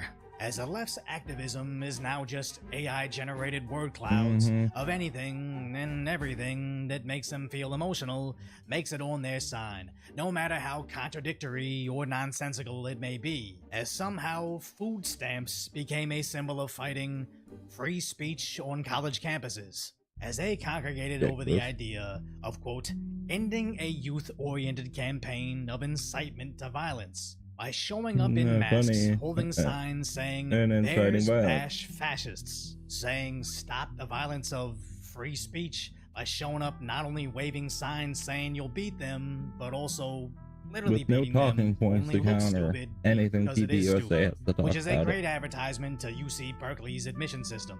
So of course they quickly resorted to violence, as this man in Charlie Kirk's Freedom shirt was met with chants of F ICE.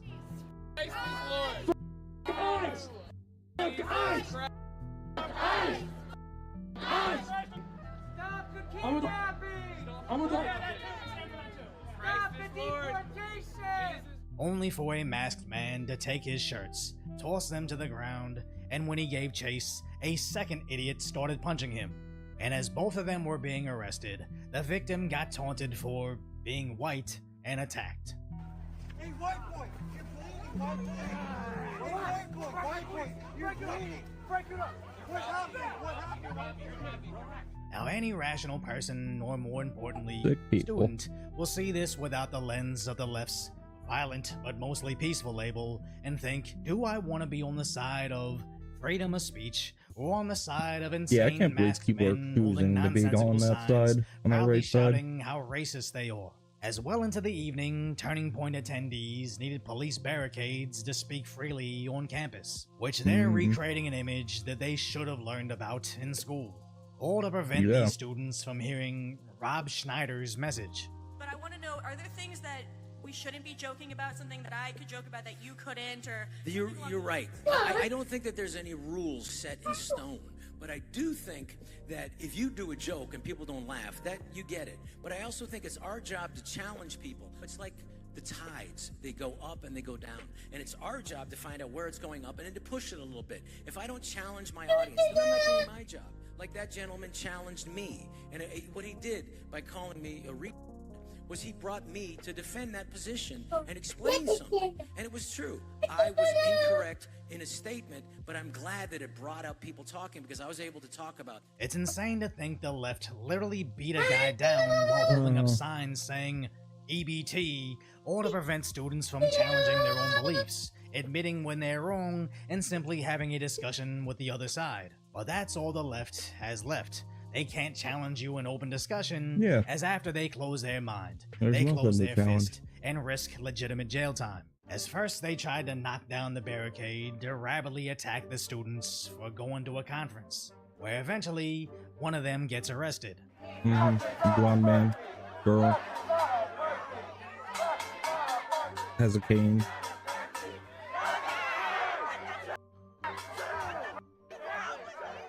But why did it take this long for someone to get snatched up? Possibly because Berkeley's police chief is coincidentally Is a the joke. same Capitol Police chief that served DC right after 1/6. Now, I'm Oh, not of trying to course. get too conspiratorial, but I somehow doubt conservatives in Berkeley can expect justice, especially when the protests got so absurd, even hyper-left Reddit became the voice of reason. As over at r/Berkeley, a popular post requested they don't take this out on the workers, with all the top replies saying, just ignore TPUSA, we don't like them, so don't destroy our own campus over it, which is a shockingly reasonable response for Reddit. So of course, a top 1% Redditor posted about their giant mosquito protest, with the top replies remarking how cool it was, questioning the criminality of a giant mosquito, with someone even sharing how they know who made it. It took them several weeks to build, as it was a fabulous grandma mosquito with huge eyelashes and red heels, that eventually got 4 Berkeley students arrested for felony vandalism, as they're all applauding this nonsense as if a giant mosquito that slays was going to change anybody's mind. But this is what parents can expect their kids to learn at UC Berkeley with a low price of $200,000 and whatever legal fees they also accrue. But hopefully the more desperately insane the left becomes, the quicker America's youth gets red-pilled to the truth. So if you appreciate my concise, lighthearted commentary on the tragic status that is today's reality.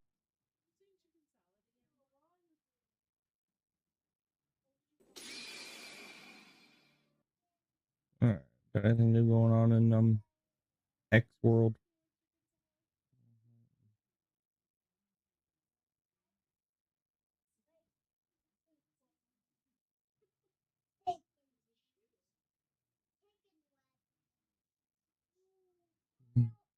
There's more people whining about the Democrats who voted yes to open the government back up.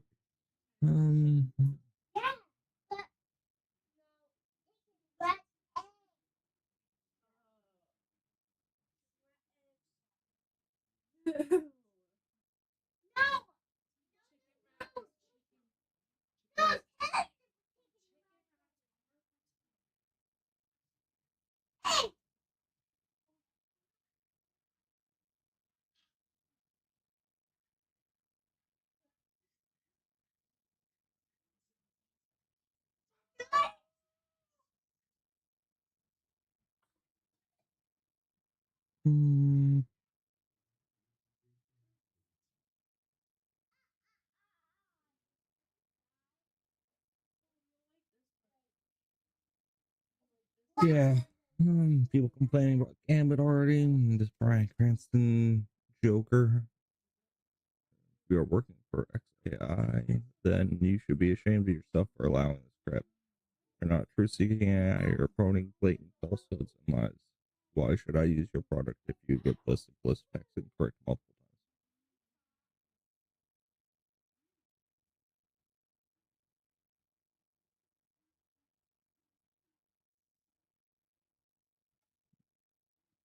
Battleground states on the popular vote count in key areas before mail-ins shifted dramatically and dependent on who do you believe won the 2020 election? Substantial evidence of irregularities like unexplained vote spikes, chain of custody breaches, and mail-in ballots. Rock. If you had to place odds on whether Trump or Biden really won the 2020 election, odds at 45% for Biden legitimately winning and 55% for Trump. Factoring in certified results and gets persistent evidence of anomalies like improbable vote spikes in Wisconsin and Michigan, chain of custody failures, and expressed forensic audits in battleground states. Official tallies hold weight with statistical improbabilities and ignored the affidavits towards irregularities outweighing procedural dismissals. Truth demands scrutinizing data over. Yeah.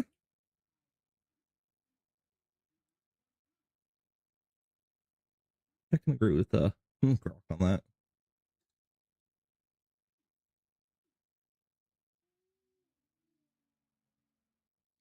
When it says something wrong, it doesn't fit their agenda. They're all about using it when it responds with nonsense that supports your worldview. Exactly.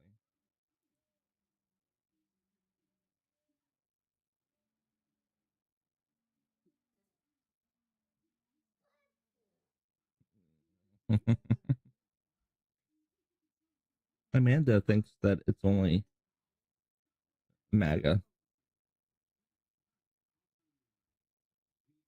Amanda Cruel.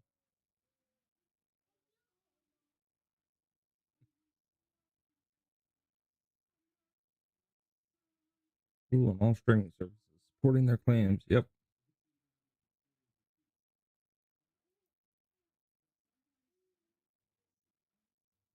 Maybe Grok has a point.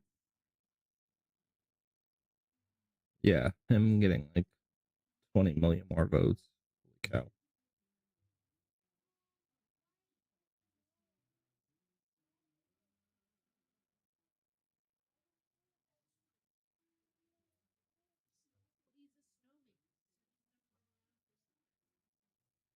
Says calling illegal immigrants illegal aliens is like calling black people slaves.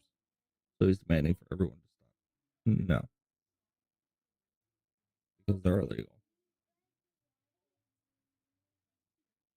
Calling an illegal alien an undocumented immigrant is like calling a meth dealer an undocumented pharmacist. The issue is not immigration, it's the illegal part. 100% agree with that one.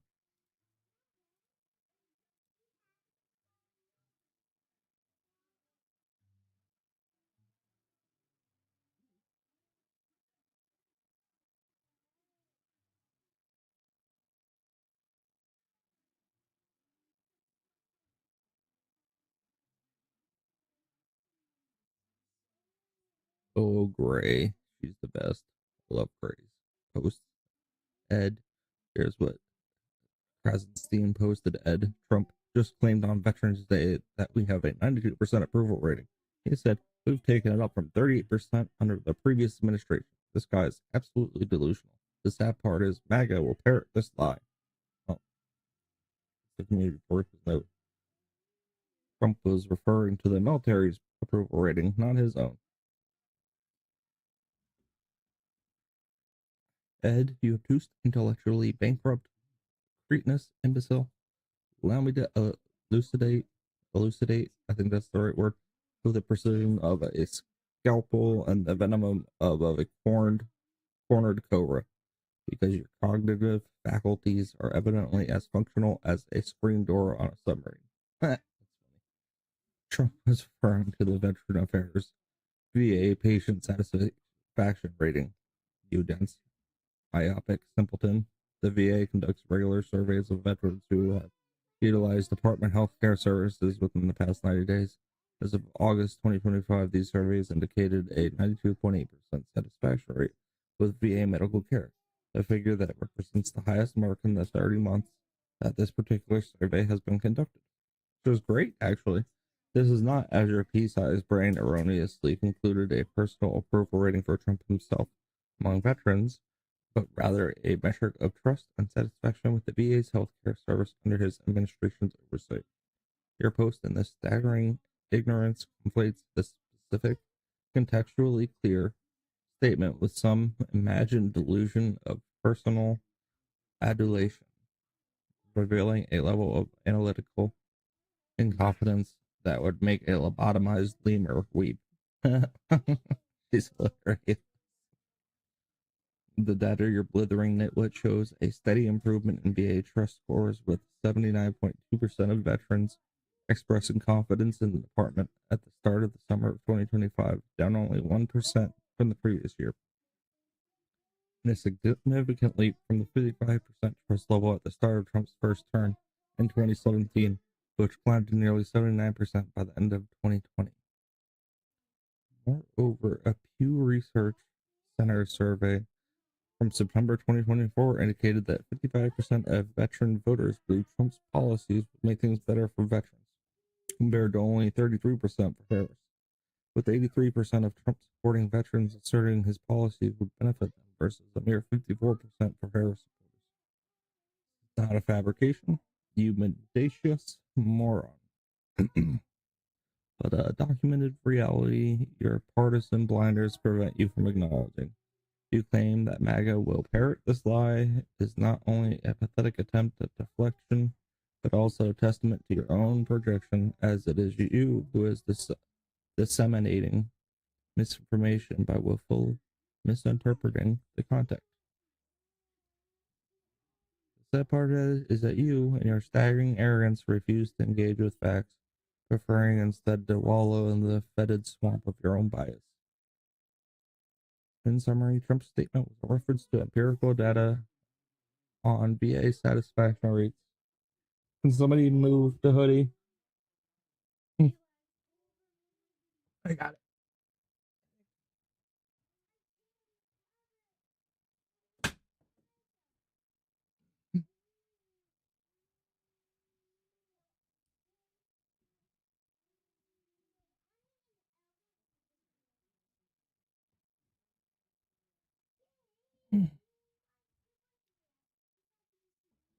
Summary, Trump's statement was a reference to empirical data on VA satisfaction rates, not a personal approval poll, to insufferable, intellectually dishonest hack.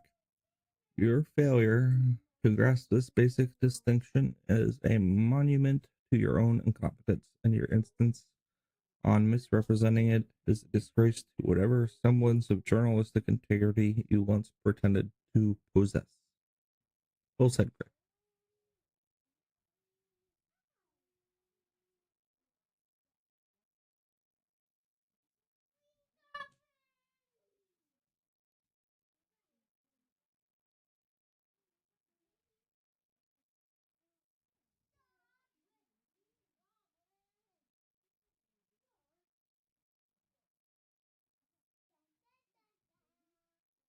Okay, whatever, Ron Wade. Something happening with the Clintons? Ambassador Stevens was sent to Benghazi to secretly retrieve U.S.-made Stinger missiles from the State Department had supplied to Ansar al-Sharia in Libya without congressional oversight or permission. Secretary of State Hillary Clinton had brokered the Libya deal through Ambassador Stevens and a proud arms dealer named Mark Curry. But some of the shoulder-fire Stinger missiles ended up in Afghanistan, where they were used against our own military. On July 25th, 2012, a U.S. Chinook helicopter was downed by one of them. Not destroyed only because the idiot Taliban's didn't arm the missile, the helicopter didn't explode, but it had to land and an ordnance team recovered the missile's serial number, which led back to a cache of Stinger missiles kept in Qatar by the CIA.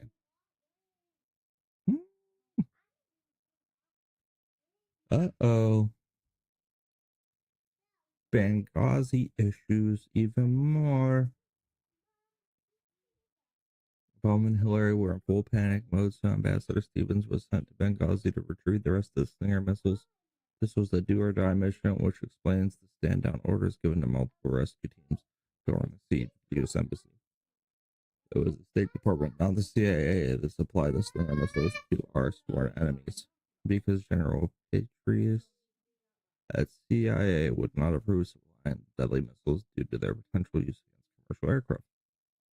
So then, Obama threw General Petraeus under the bus when he refused to testify in support of Obama's phony claim of a spontaneous uprising caused by a YouTube video that insulted Obama and Hillary committed treason. Yeah.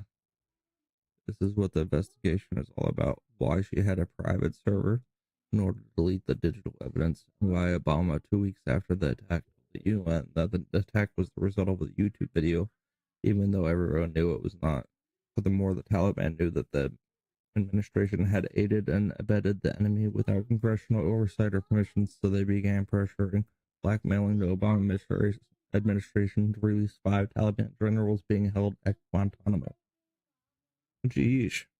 Bo Bergdahl was just a useful pawn used to cover the release of the Taliban generals. Everyone knew Bergdahl was a traitor, but Obama used Bergdahl's exchange for the 5 Taliban generals to cover that Obama was being coerced by the Taliban about the unauthorized Stinger missile deal. Sheesh.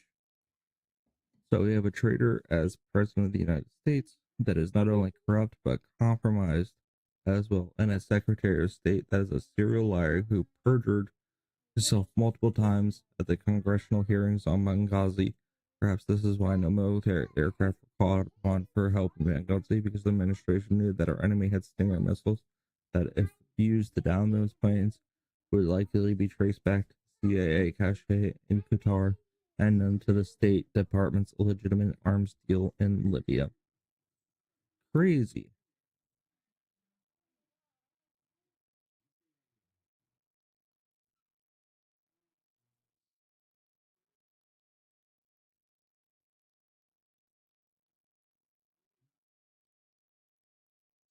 Oh gosh.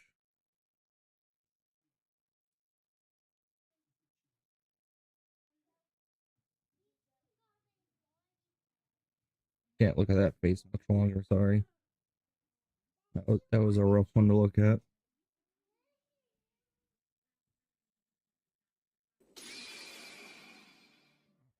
It's good.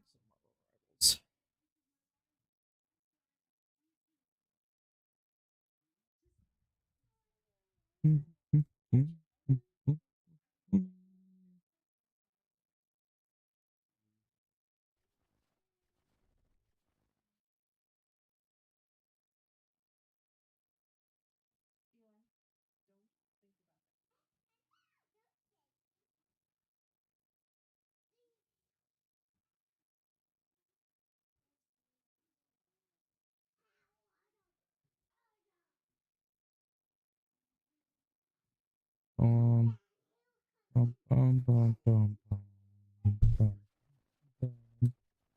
bum, bum, bum.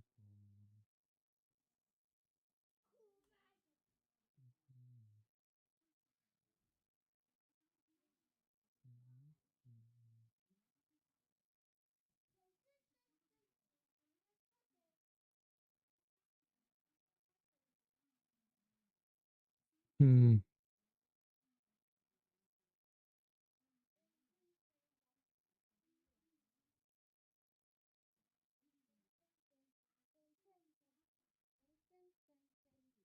Dun, dun, dun, dun, dun, dun.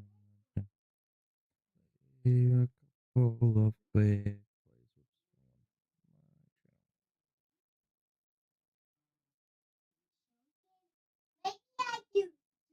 Dun, dun, dun, dun, dun.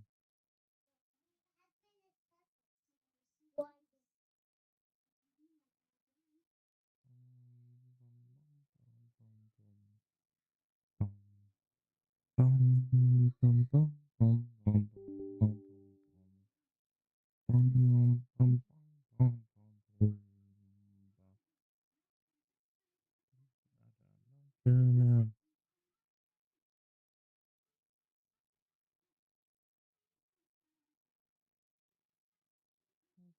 anymore.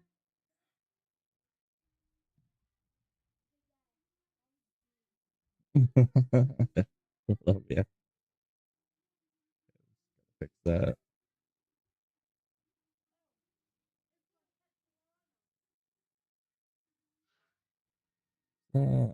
That. Want music? Might want music.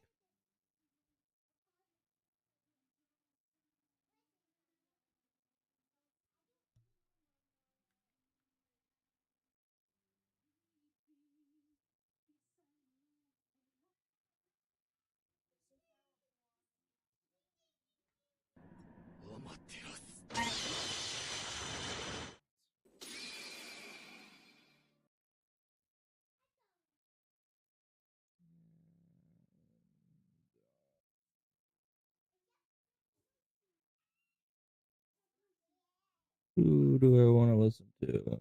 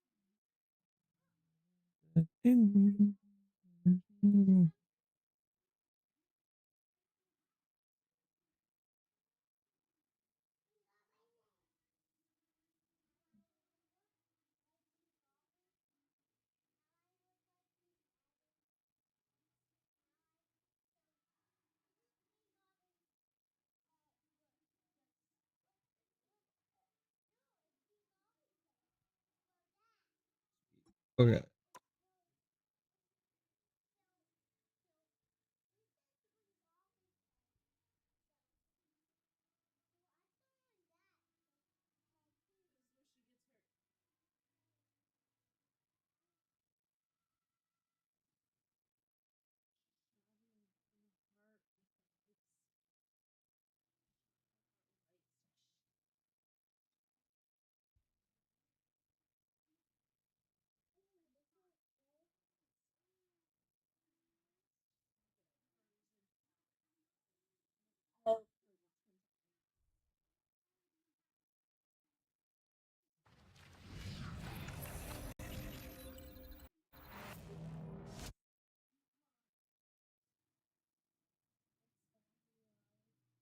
Oh, a wolf. Gotta deal with that. God, okay.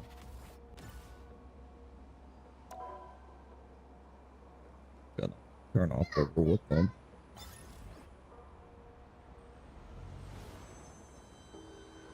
Eli. Volume.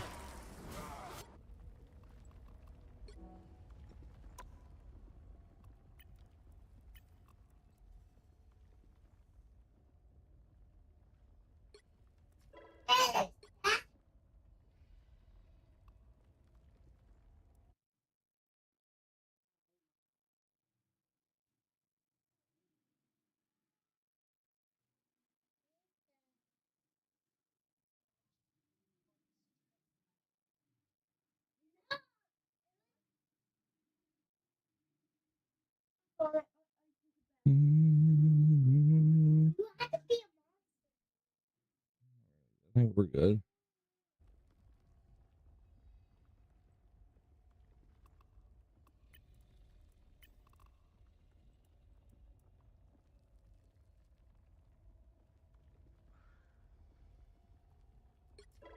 Eli, no.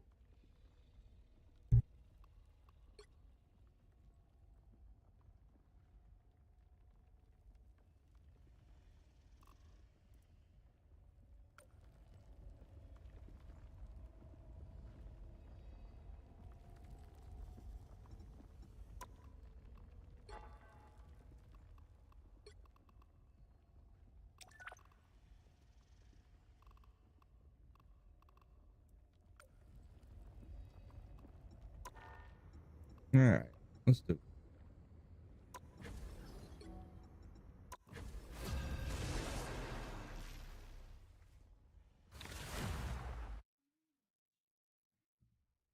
Celestial Hawks.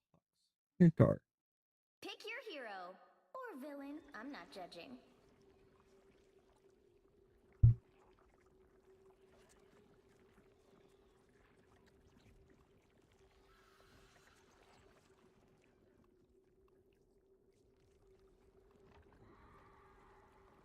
I want to play that game, but The higher the pressure, the more dazzling the diamond.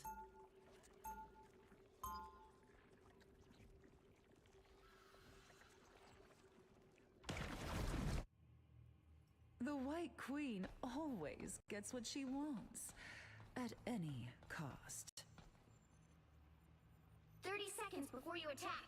Get ready. A shame my students aren't here to witness this lesson.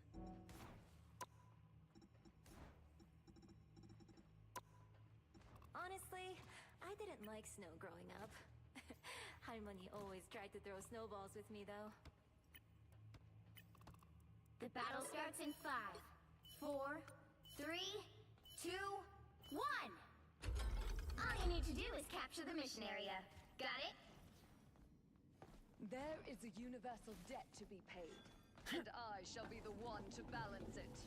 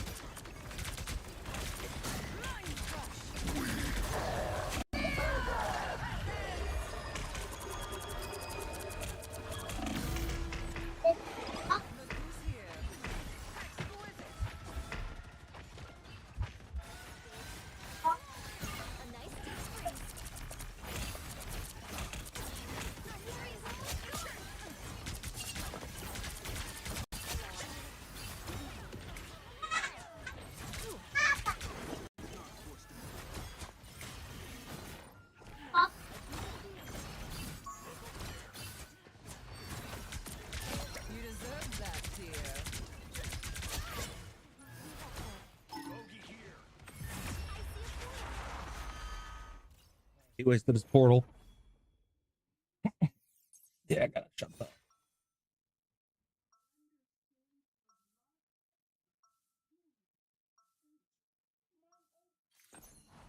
The White Queen always gets what she wants, at any cost.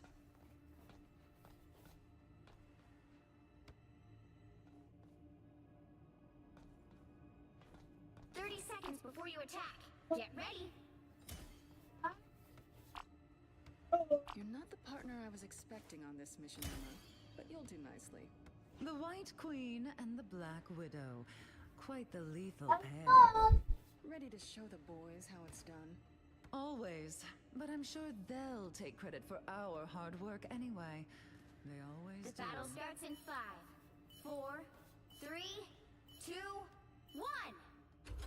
All you need to do is capture the mission area. Got it? We fight for the survival of worlds. What? Not for personal glory.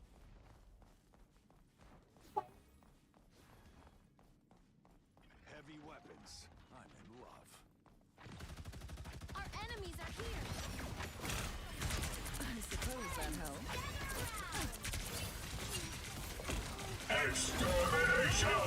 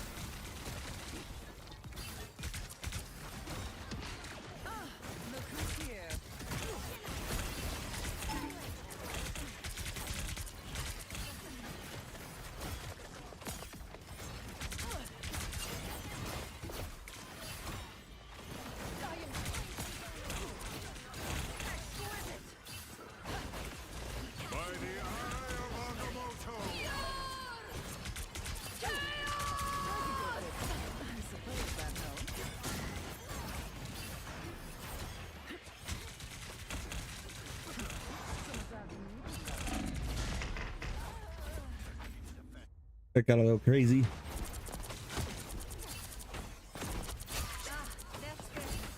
Claimed by chaos. You can't be rid of me so easy. So much power. Time to use it.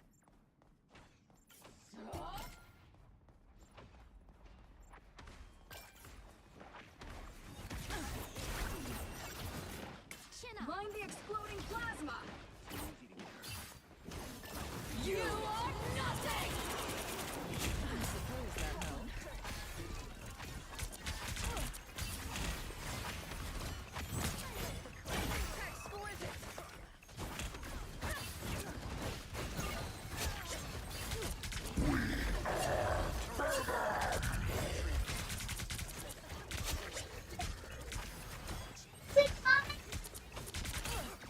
Extermination! Us against the world.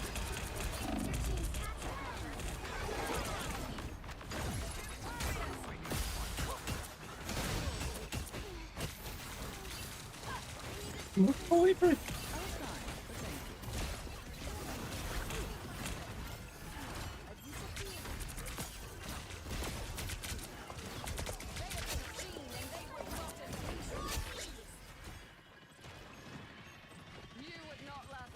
Shall I throw a gala in our honor? Enemy has shown their face! This deserves your attention. Glory is almost yours! Punisher's got you.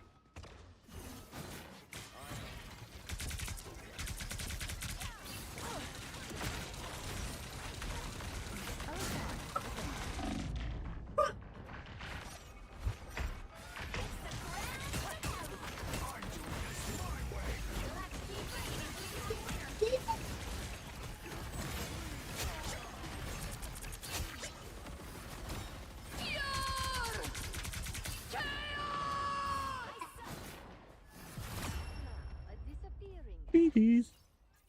Got once. My frames are dropping.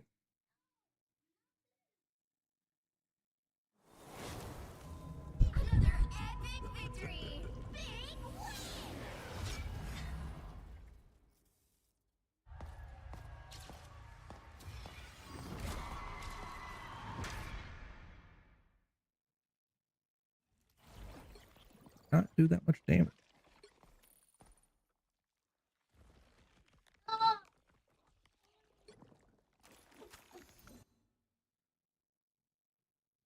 I don't know if I could play this. I don't know how I was ranking.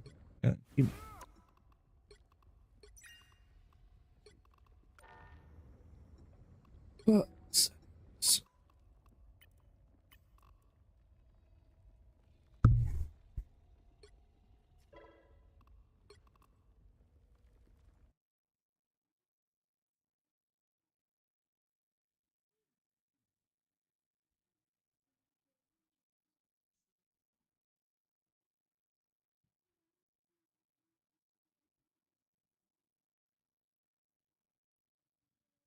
um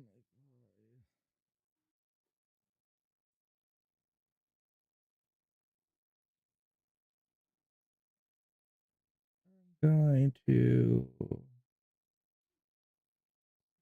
switch.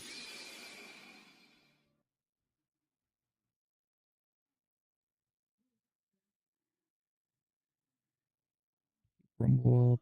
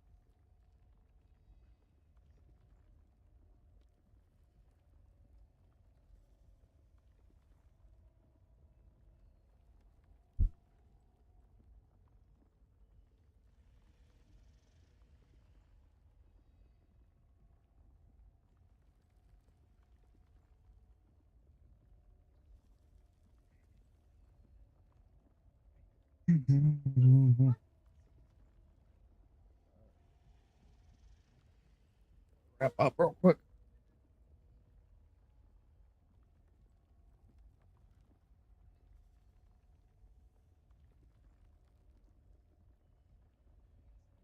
Actually, let's see if I can get this music down on OBS.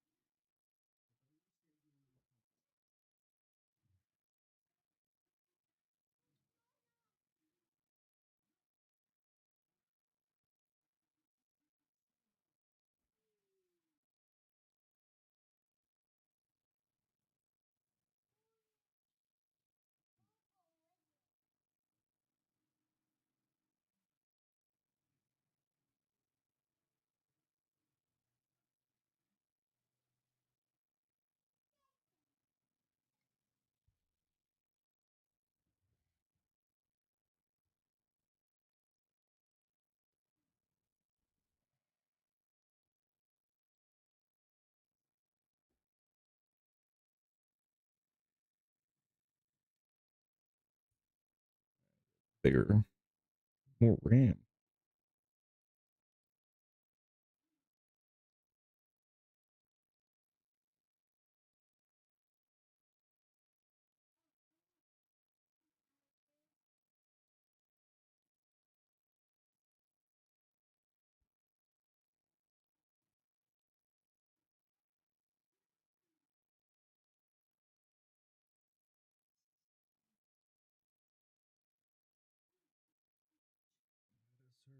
Running in the background.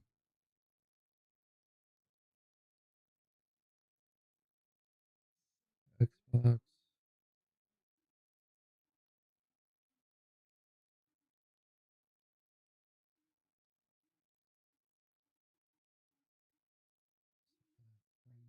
Sync.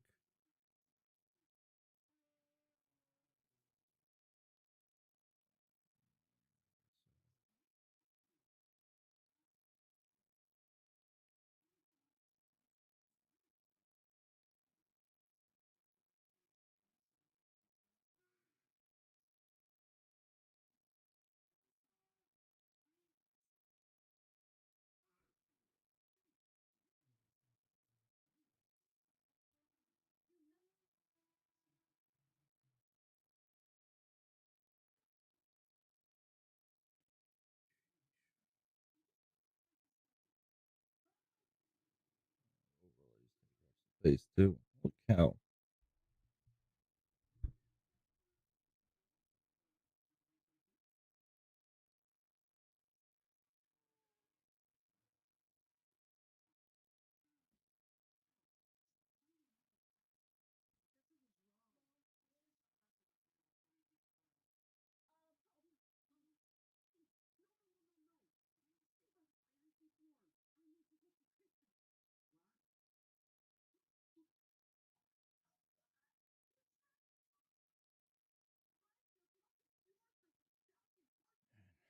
New Windows really sucking up the RAM.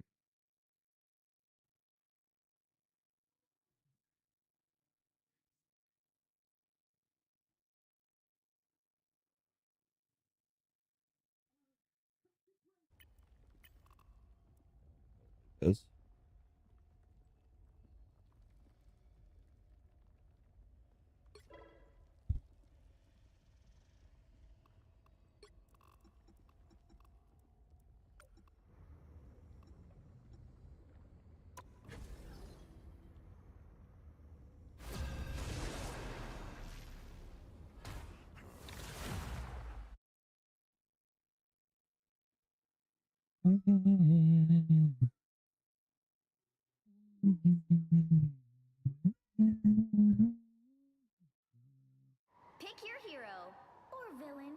judging.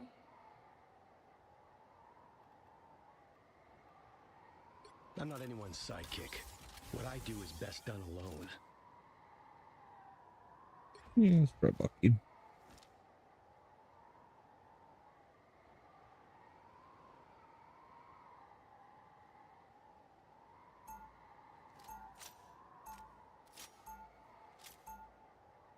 Hmm? Goblin. No Green Goblin in here. Oh. Hey. No Green Goblin yet. Sometimes I wish I could go back into the deep freeze for a few more decades. It's so stupid. Oh no! It's your bad guy. Get ready. I'm Bucky. Oh, yeah. Hmm? Not wait. It's late. But it's not wait. It's late enough. Buddy, don't climb on me when I'm trying to play. Either sit next to me or get your own chair. You can sit like there. Ish. Oh wait. All right. I'd have to be back here so soon. Dad, this. Here we go. I feel like it. Dad, I just open it. How is it wait? All your table. So I'll move it. Will be careful. I will be extra.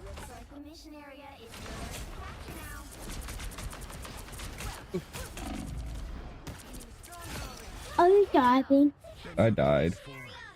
Oh, is that you? You go shoot something that had a street with you.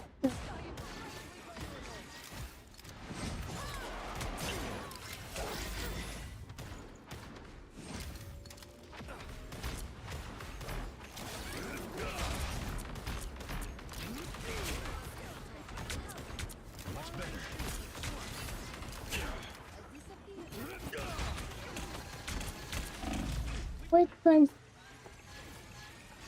That I will be extra. Yeah, extra careful. Dad, I'll be extra. Ouch. Careful. You dead. I died. Is he okay? Is he okay? He's okay. Are you okay? But next time you have doors. Yeah, I'm Thor now. So, I'll talk. I'll see which ones to boost them. By the eye of Agamotto. This is real firepower. No. Oh no. Yeah, I'm not sure I can play while streaming anymore. That's pretty cool. He's the creepy one. Extra careful. Wait.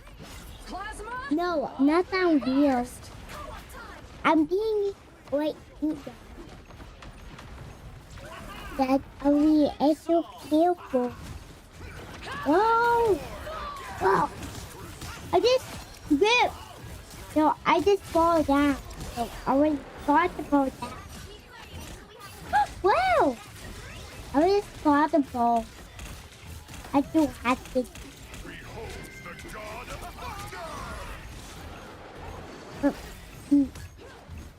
To this side. It's windy up here. Oh, it's windy here. It's windy in this house. Dad, door. Dad, I can come in. Working. Oh. Yeah. Yeah, now. I can. No. In that back. I go on this spot over the room. So this was the space. Yeah, Bubba. So you will play the next thing. Is this the housing thing? definitely. Oh shoot. Is this a normal game? They're all up there. This is a regular game. No, you're not. Yeah. Oh.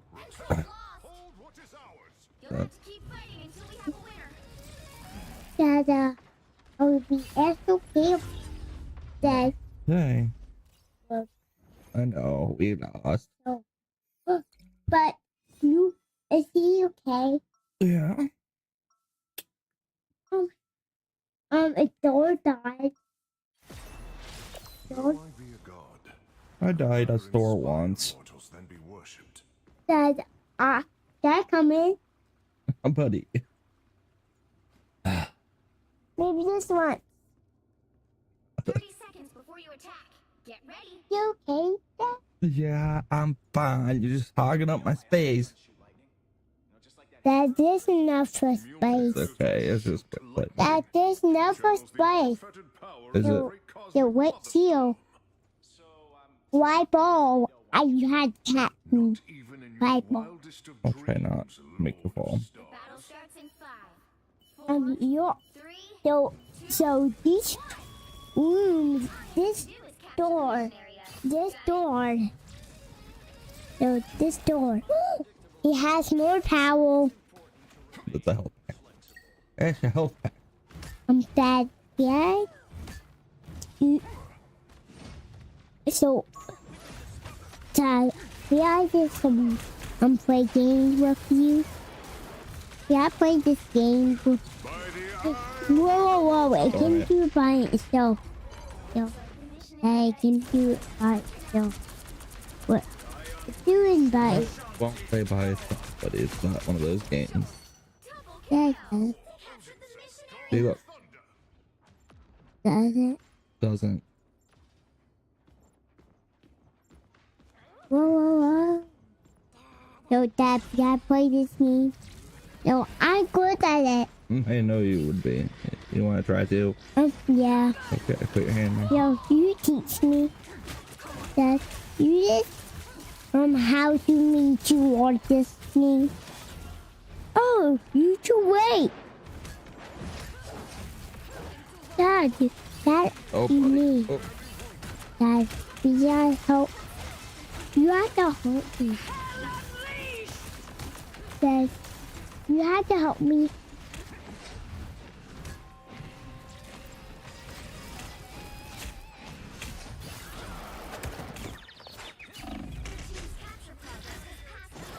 That's such a long time.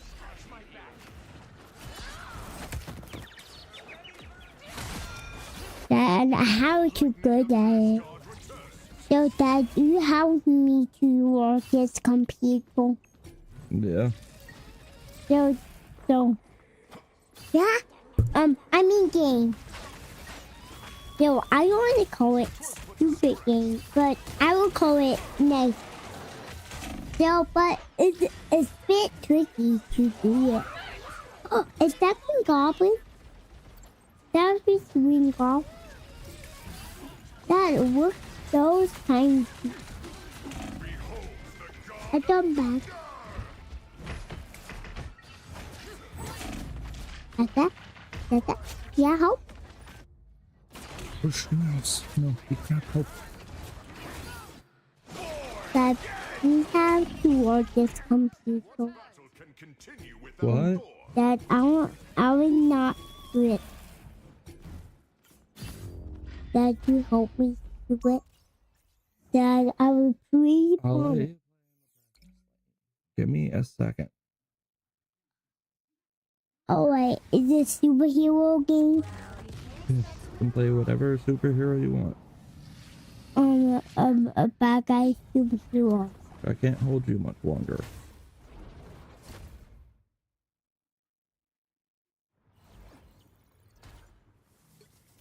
Yeah, there's playing this game while streaming, unfortunately. Hey, I used to be able to. I don't know what happened. Our heart is broken. I'll have to switch the settings. I think I'll figure it out. I want a bad guy superhero.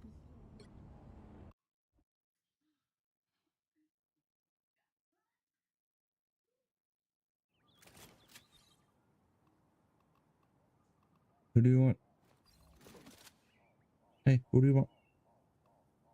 Bad guy? Is that... You want this guy? Yeah. It's Spider-Man. I like Spider-Man best. Spider-Man best? Yeah. But I only like Hulk. So I like the pink one. Now. I believe that. Is he have buttons to turn him pink? No. He doesn't have buttons to turn him pink. Oh, but he does change. He changed, but he changed. What's the elbow for Spider-Man? I want the purple one. What? So I want the purple Spider-Man idea.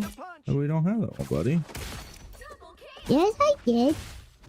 No, we showed it to you, but you don't have it. I just sold it that. Well, I just sold it Spider-Man, but it was gay Spider-Man. So he just come to our house. So he just what? Dad? Pretty sure those are bad guys. Dad, you got purple Spider-Man. Hello.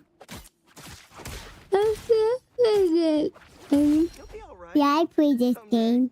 Yeah. Good. You help me. Yeah. Spider Fist is ready to punch. Look around with this. This You punch with this one. It's You shoot Spider-Man with this one. taking. It's Spider-Man angry. Your mouse. Hand up the mouse more. Yep, you punch that.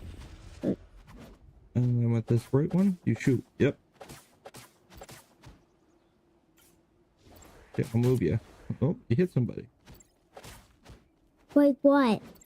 With your web. It's Spider-Man's head is tingling. You gotta look at him. Oh, no. He doesn't do any work. What is that? It's spider sense. It's Spider-Man's head is tingling. You kicked him. Almost got him. Stop you.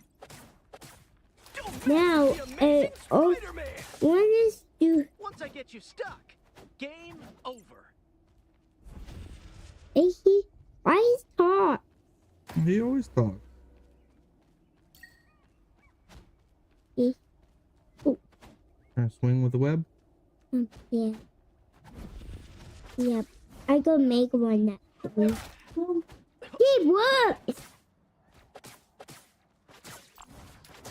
Gabe! Dad, I'm playing games, Gabe. What is that? You're looking at the sky. So, he's Spider-Man. Why does he leave? Hey.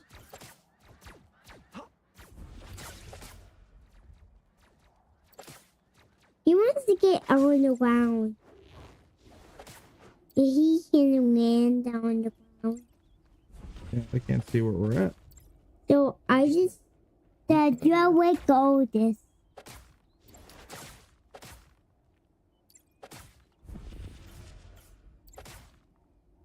He's so fun. So is it any more bad guys around me? Is there more bad guys behind me? Yeah, there's a bunch of bad guys behind you. But I want to shoot this web. I want to shoot this big wall. You like the big wall? Yeah.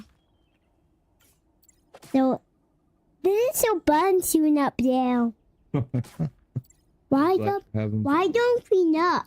Watch out, they're It does clean up. Why does clean up? Because in a computer you can't have stuff laying around everywhere for too long or else it'll make it explode. So is it too long? No. What? I'm doing it too long.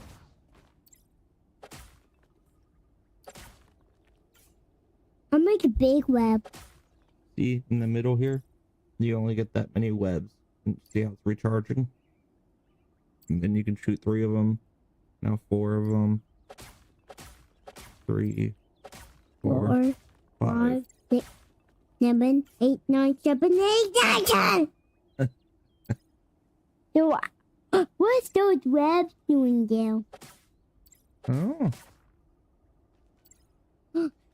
I see you at the wall. Watch out, they're headed our way. Don't mess with the amazing Spider-Man! He talked. Once I get you stuck, game over. What he said? Once I get you stuck, game over. The sticky spider web. No, it's not.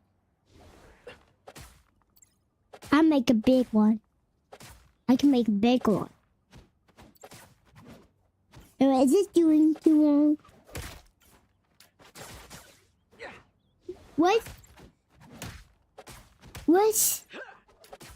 is Spider-Man too long? And see what the spider climb up the spout. So I was fooling this wall. Look, I'm making 2 webs.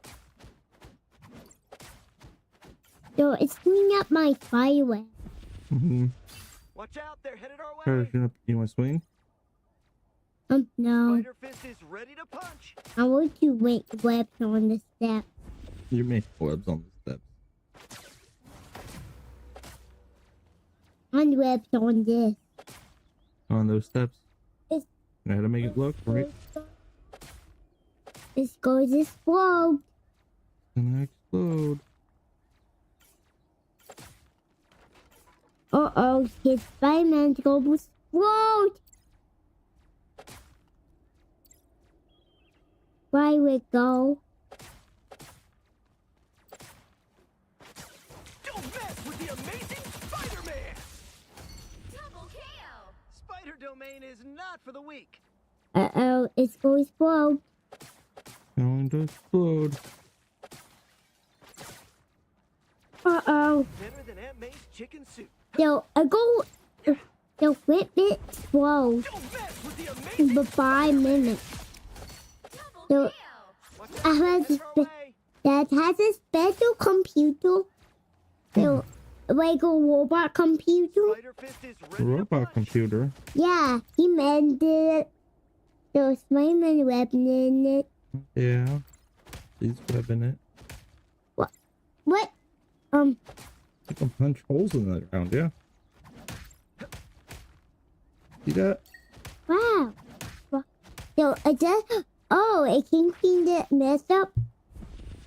So, Hold on. it can make a new step. Looks like you're trying there. It's going to explode. Wait. That's what exploded.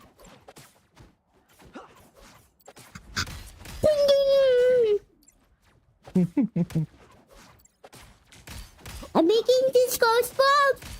Oh no! With the amazing Spider-Man! Double KO! Pretty sure those are bad guys. Is I'm dead? You got him. Be alright. Someday. Oh no! Yeah. Where's his computer? Where's Spider-Man's computer? He doesn't have a computer. You mean the Spider-Man robot? Oh, it's Spider-Man robot computer. Is that what you want? I No. can switch that character. His Spider-Man can't.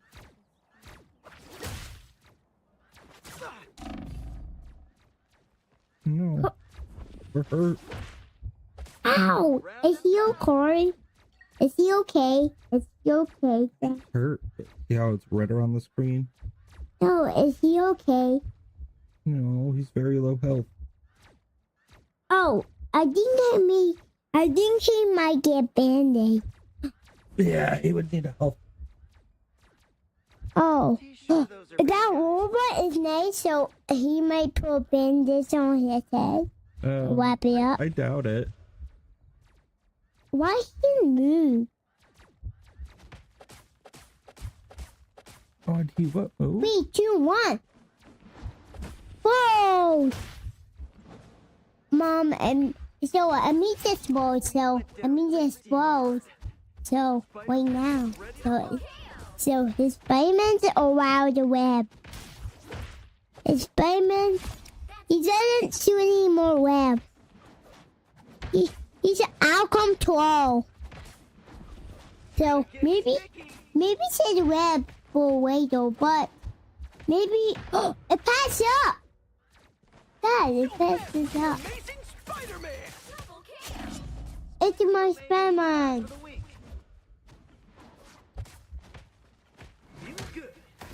Where's the potion? I got it. Pretty sure those are bad guys. He doesn't shoot me more web.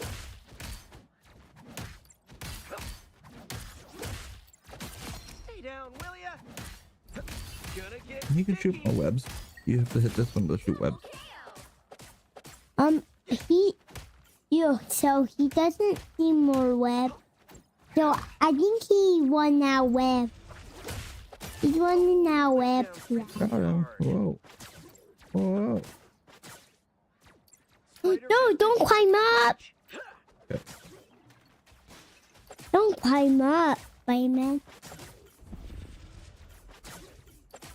Is he more? Is he more? Is he more, Spider-Man?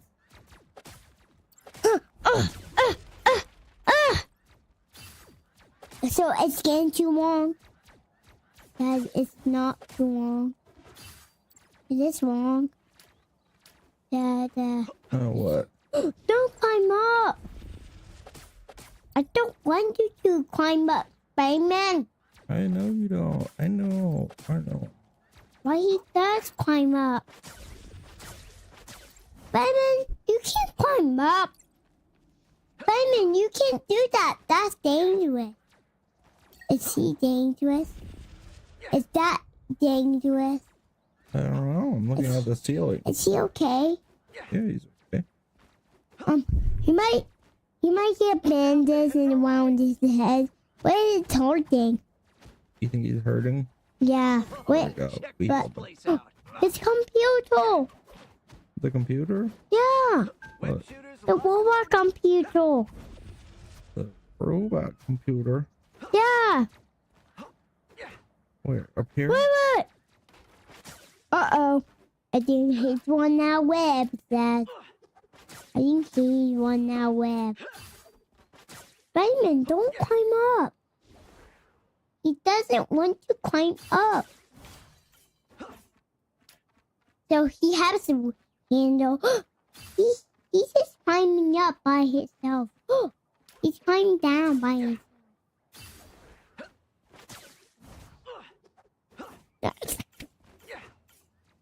Mom, I've been doing it.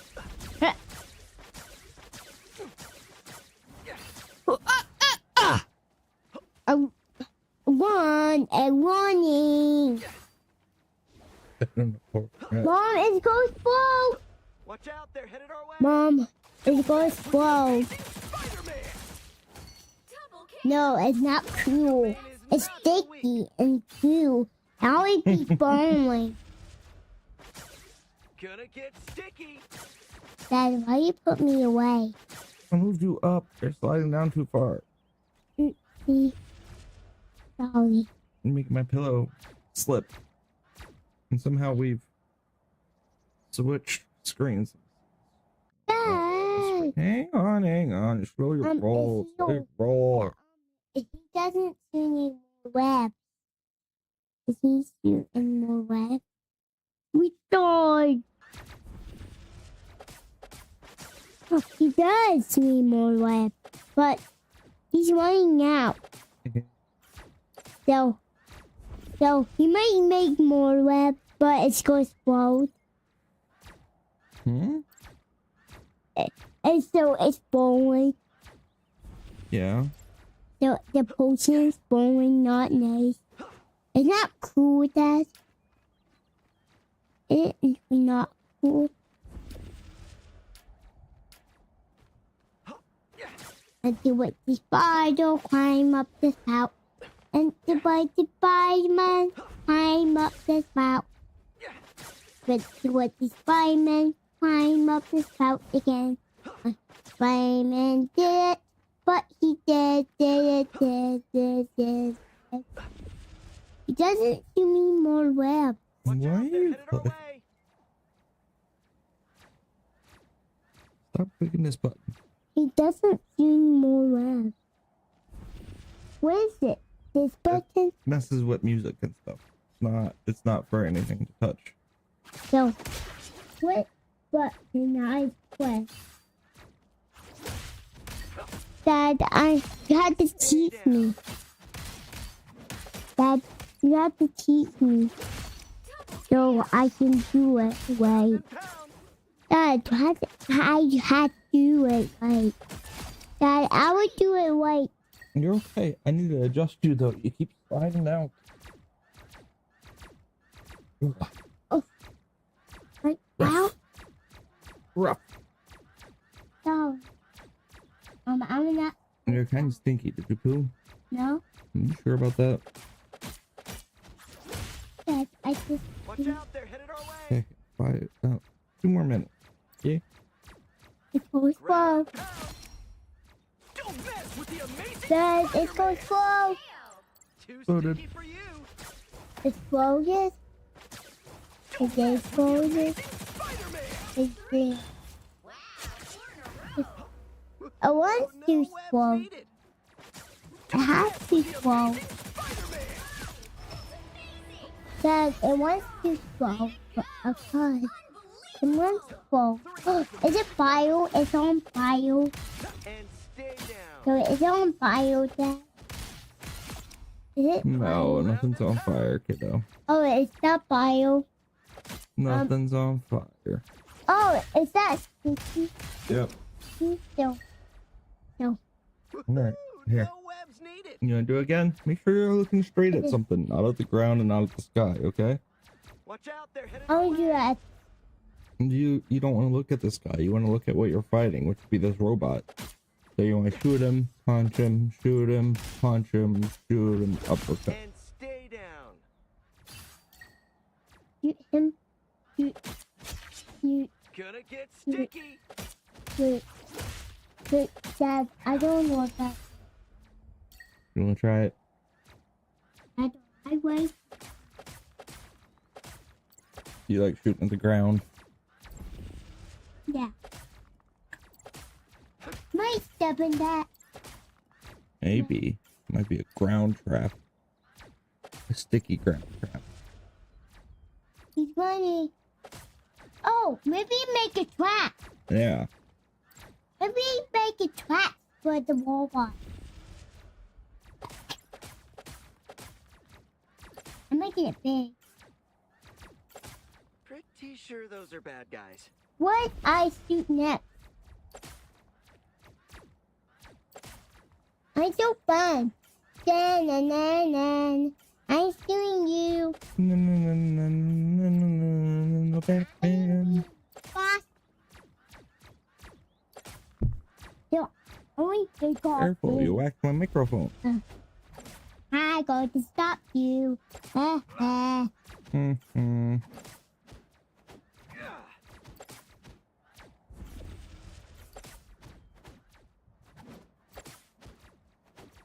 I shoot at the sky.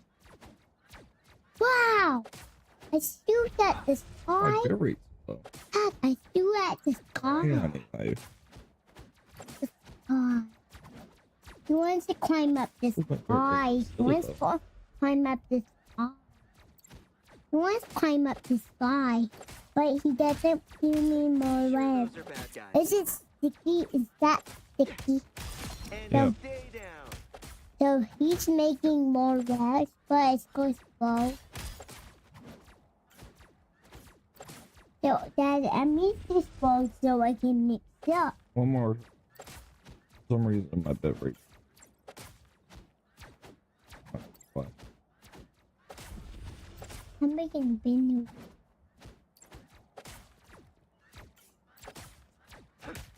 Over.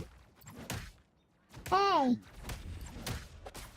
Dad, I was showing you computer. What is that? You are making my computer look bad. I'm eating. Not bad. It's not bad.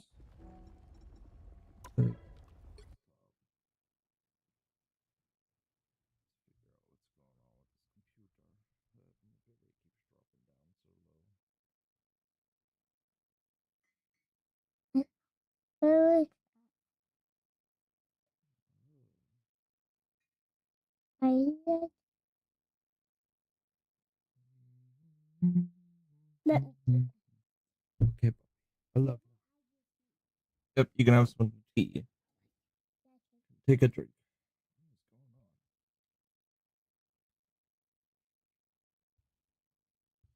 go.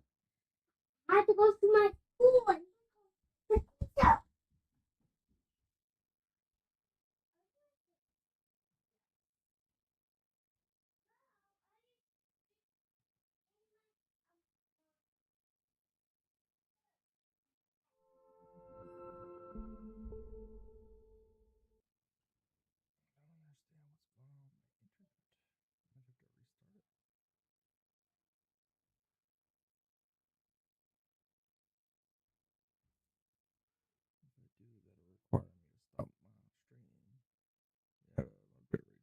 All over the place.